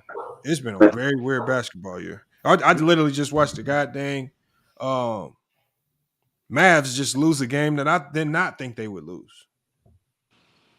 Yeah, they Mavs. They going through a lot right now. How they lost to the Charlotte Hornets, bro? They got to get it together. They got to get it together, man. No, that loss could have literally put them out of the playoff. That loss might have eliminated them. They gonna have to win. They gonna have to win out, Lamont. They gotta win. Like it's gonna take other teams losing. Yeah, they gotta win out. They can't lose anymore. They got yesterday. If the Lakers would have lost, it would have been hard for them to come back from that. But the Lakers got some important games because that back-to-back of Chicago. They really don't need to split those. They really need to win both of those games. Yeah, that's the biggest games of the year, and then they didn't make them games no easier by letting Pat Beverly go to the Bulls, and he about to tell all they plays, they playbook, they whole everything they got going like it's compromised. Yep. So those 2 games, that's gonna be interesting to watch. So. The Lakers, they got to set the tone. AD got to set the same tone that he did against OKC. Assert his will, dominate them from the start. That's what they got to do to the Bulls because the Bulls not going to go down without a fight. They playing freely. Zach LaVine playing. Since the All-Star break, they've been one of the better teams, so they got to come with it. But they don't need to split. They need to sweep the Bulls, win those back-to-back games. Well, hold on. What happened to my Blazers, Retro? What you talking about? He said you heard about your Blazers. What about them? They ain't making no play. I said that yesterday in my show. I said that the other day. We knew they were going through what they were going through, man. So y'all can stop that narrative. He can do everything Steph can do. I knew I should have bet Mac there. What was that? Nah, he kept saying the Blazers are gonna make the playoffs. Damian Lillard making the playoffs. Nah, bro. I told y'all what they was gonna do. No, I mean TYGG. I know it ain't really back to back, but they playing on 2 straight games. So, Lamar, let me get your prediction real quick. Right now we got your boys Indiana halftime. They winning 74-72 to Atlanta. Then later on today, that's a big game. Playoff implications. Yeah, I think they all are. So for Brooklyn, Miami, we got Brooklyn, Miami at 8 Eastern. Milwaukee and the Nuggets at 9 Eastern PM. Then we got the 76ers in Phoenix 10. And we got Utah and Sac and New Orleans and Clippers. All those games are big, though, sir. All of them got implications. The biggest game could be that Miami game is going to be big because I think they're fighting for that. Miami got 40 wins. They want to keep that 6 spot. Yeah, they both got 34 losses, and Miami got 40 wins. Yeah, so they're fighting for seeding right there. They're fighting for the same spot. Who else? The Pelicans are trying to fight to get back in it, make sure they stay in the hunt. Even though I think they'll lose a ton of tiebreakers, even if they get Utah in the same situation. Clippers trying to keep their spot too. The Warriors just won. I just don't know how to feel about the Clippers, bro. I don't know. I feel like, man, without Paul George, how strong can they finish out? Hey, but they look pretty damn good against OKC the other day without Paul George. Kawhi I don't know. You go expect him to shoot 85% again, but if they lose tonight, I think they'll be behind no, they have the same record as the Warriors. Yeah, so I think that's going to be the tough one. Is can anybody catch the Warriors? And that's going to take the Warriors, with the Warriors actually playing a lot better. Can anybody catch them? And that's because that 6th spot is where everybody's trying to get. That's the safe zone in the West. So the Suns, they're on a 3-game losing streak. I think that's probably the only team that can potentially drop to that 7th spot. But I don't see the Warriors falling any lower than that.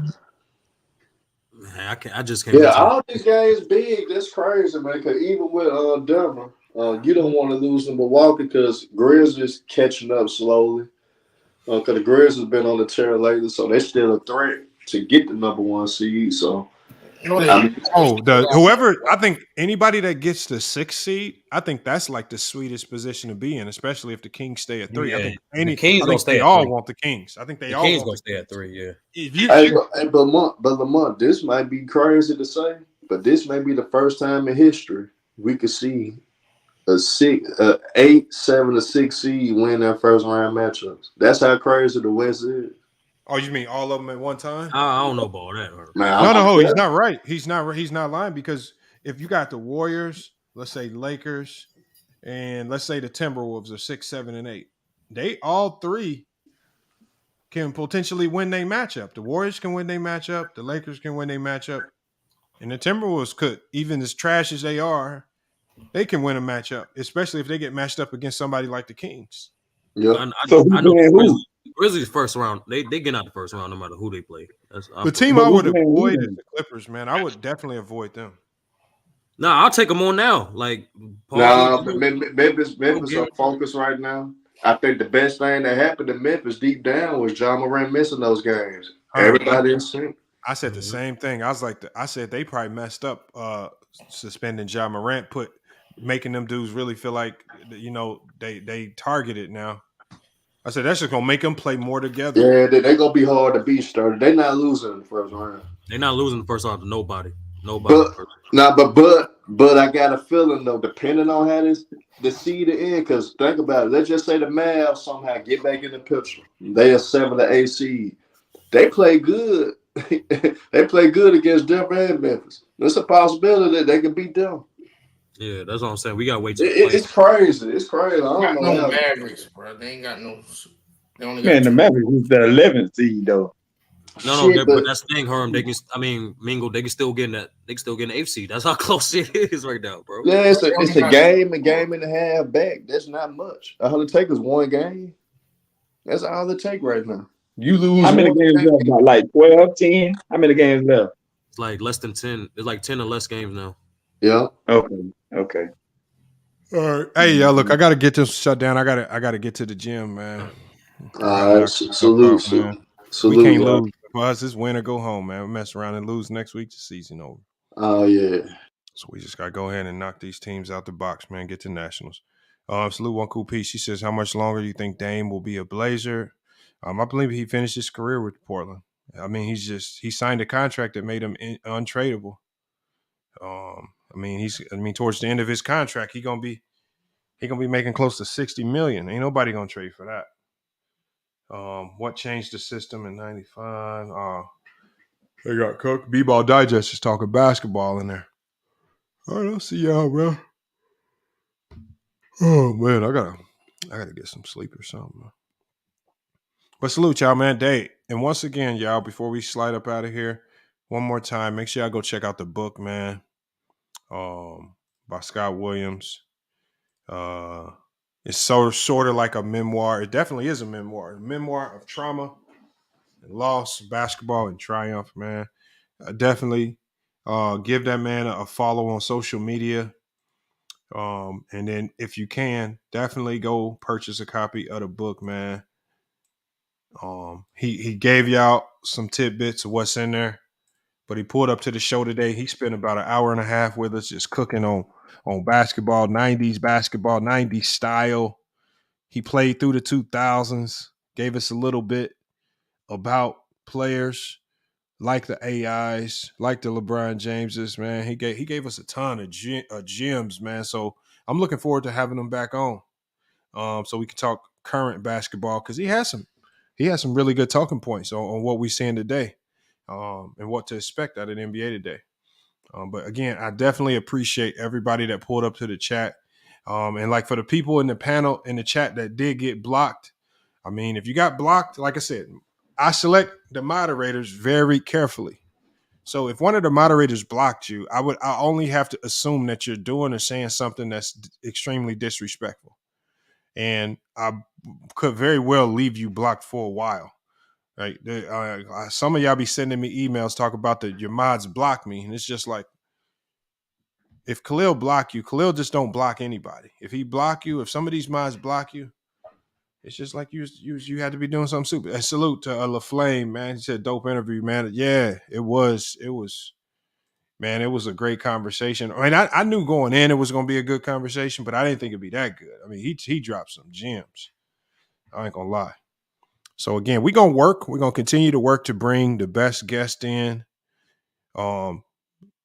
Players that kind of chime with some of the talking points that we like to go with. And then I respect the players that are willing to pull up and then answer honestly. Like there's a ton of things that players just don't want to expose or talk about.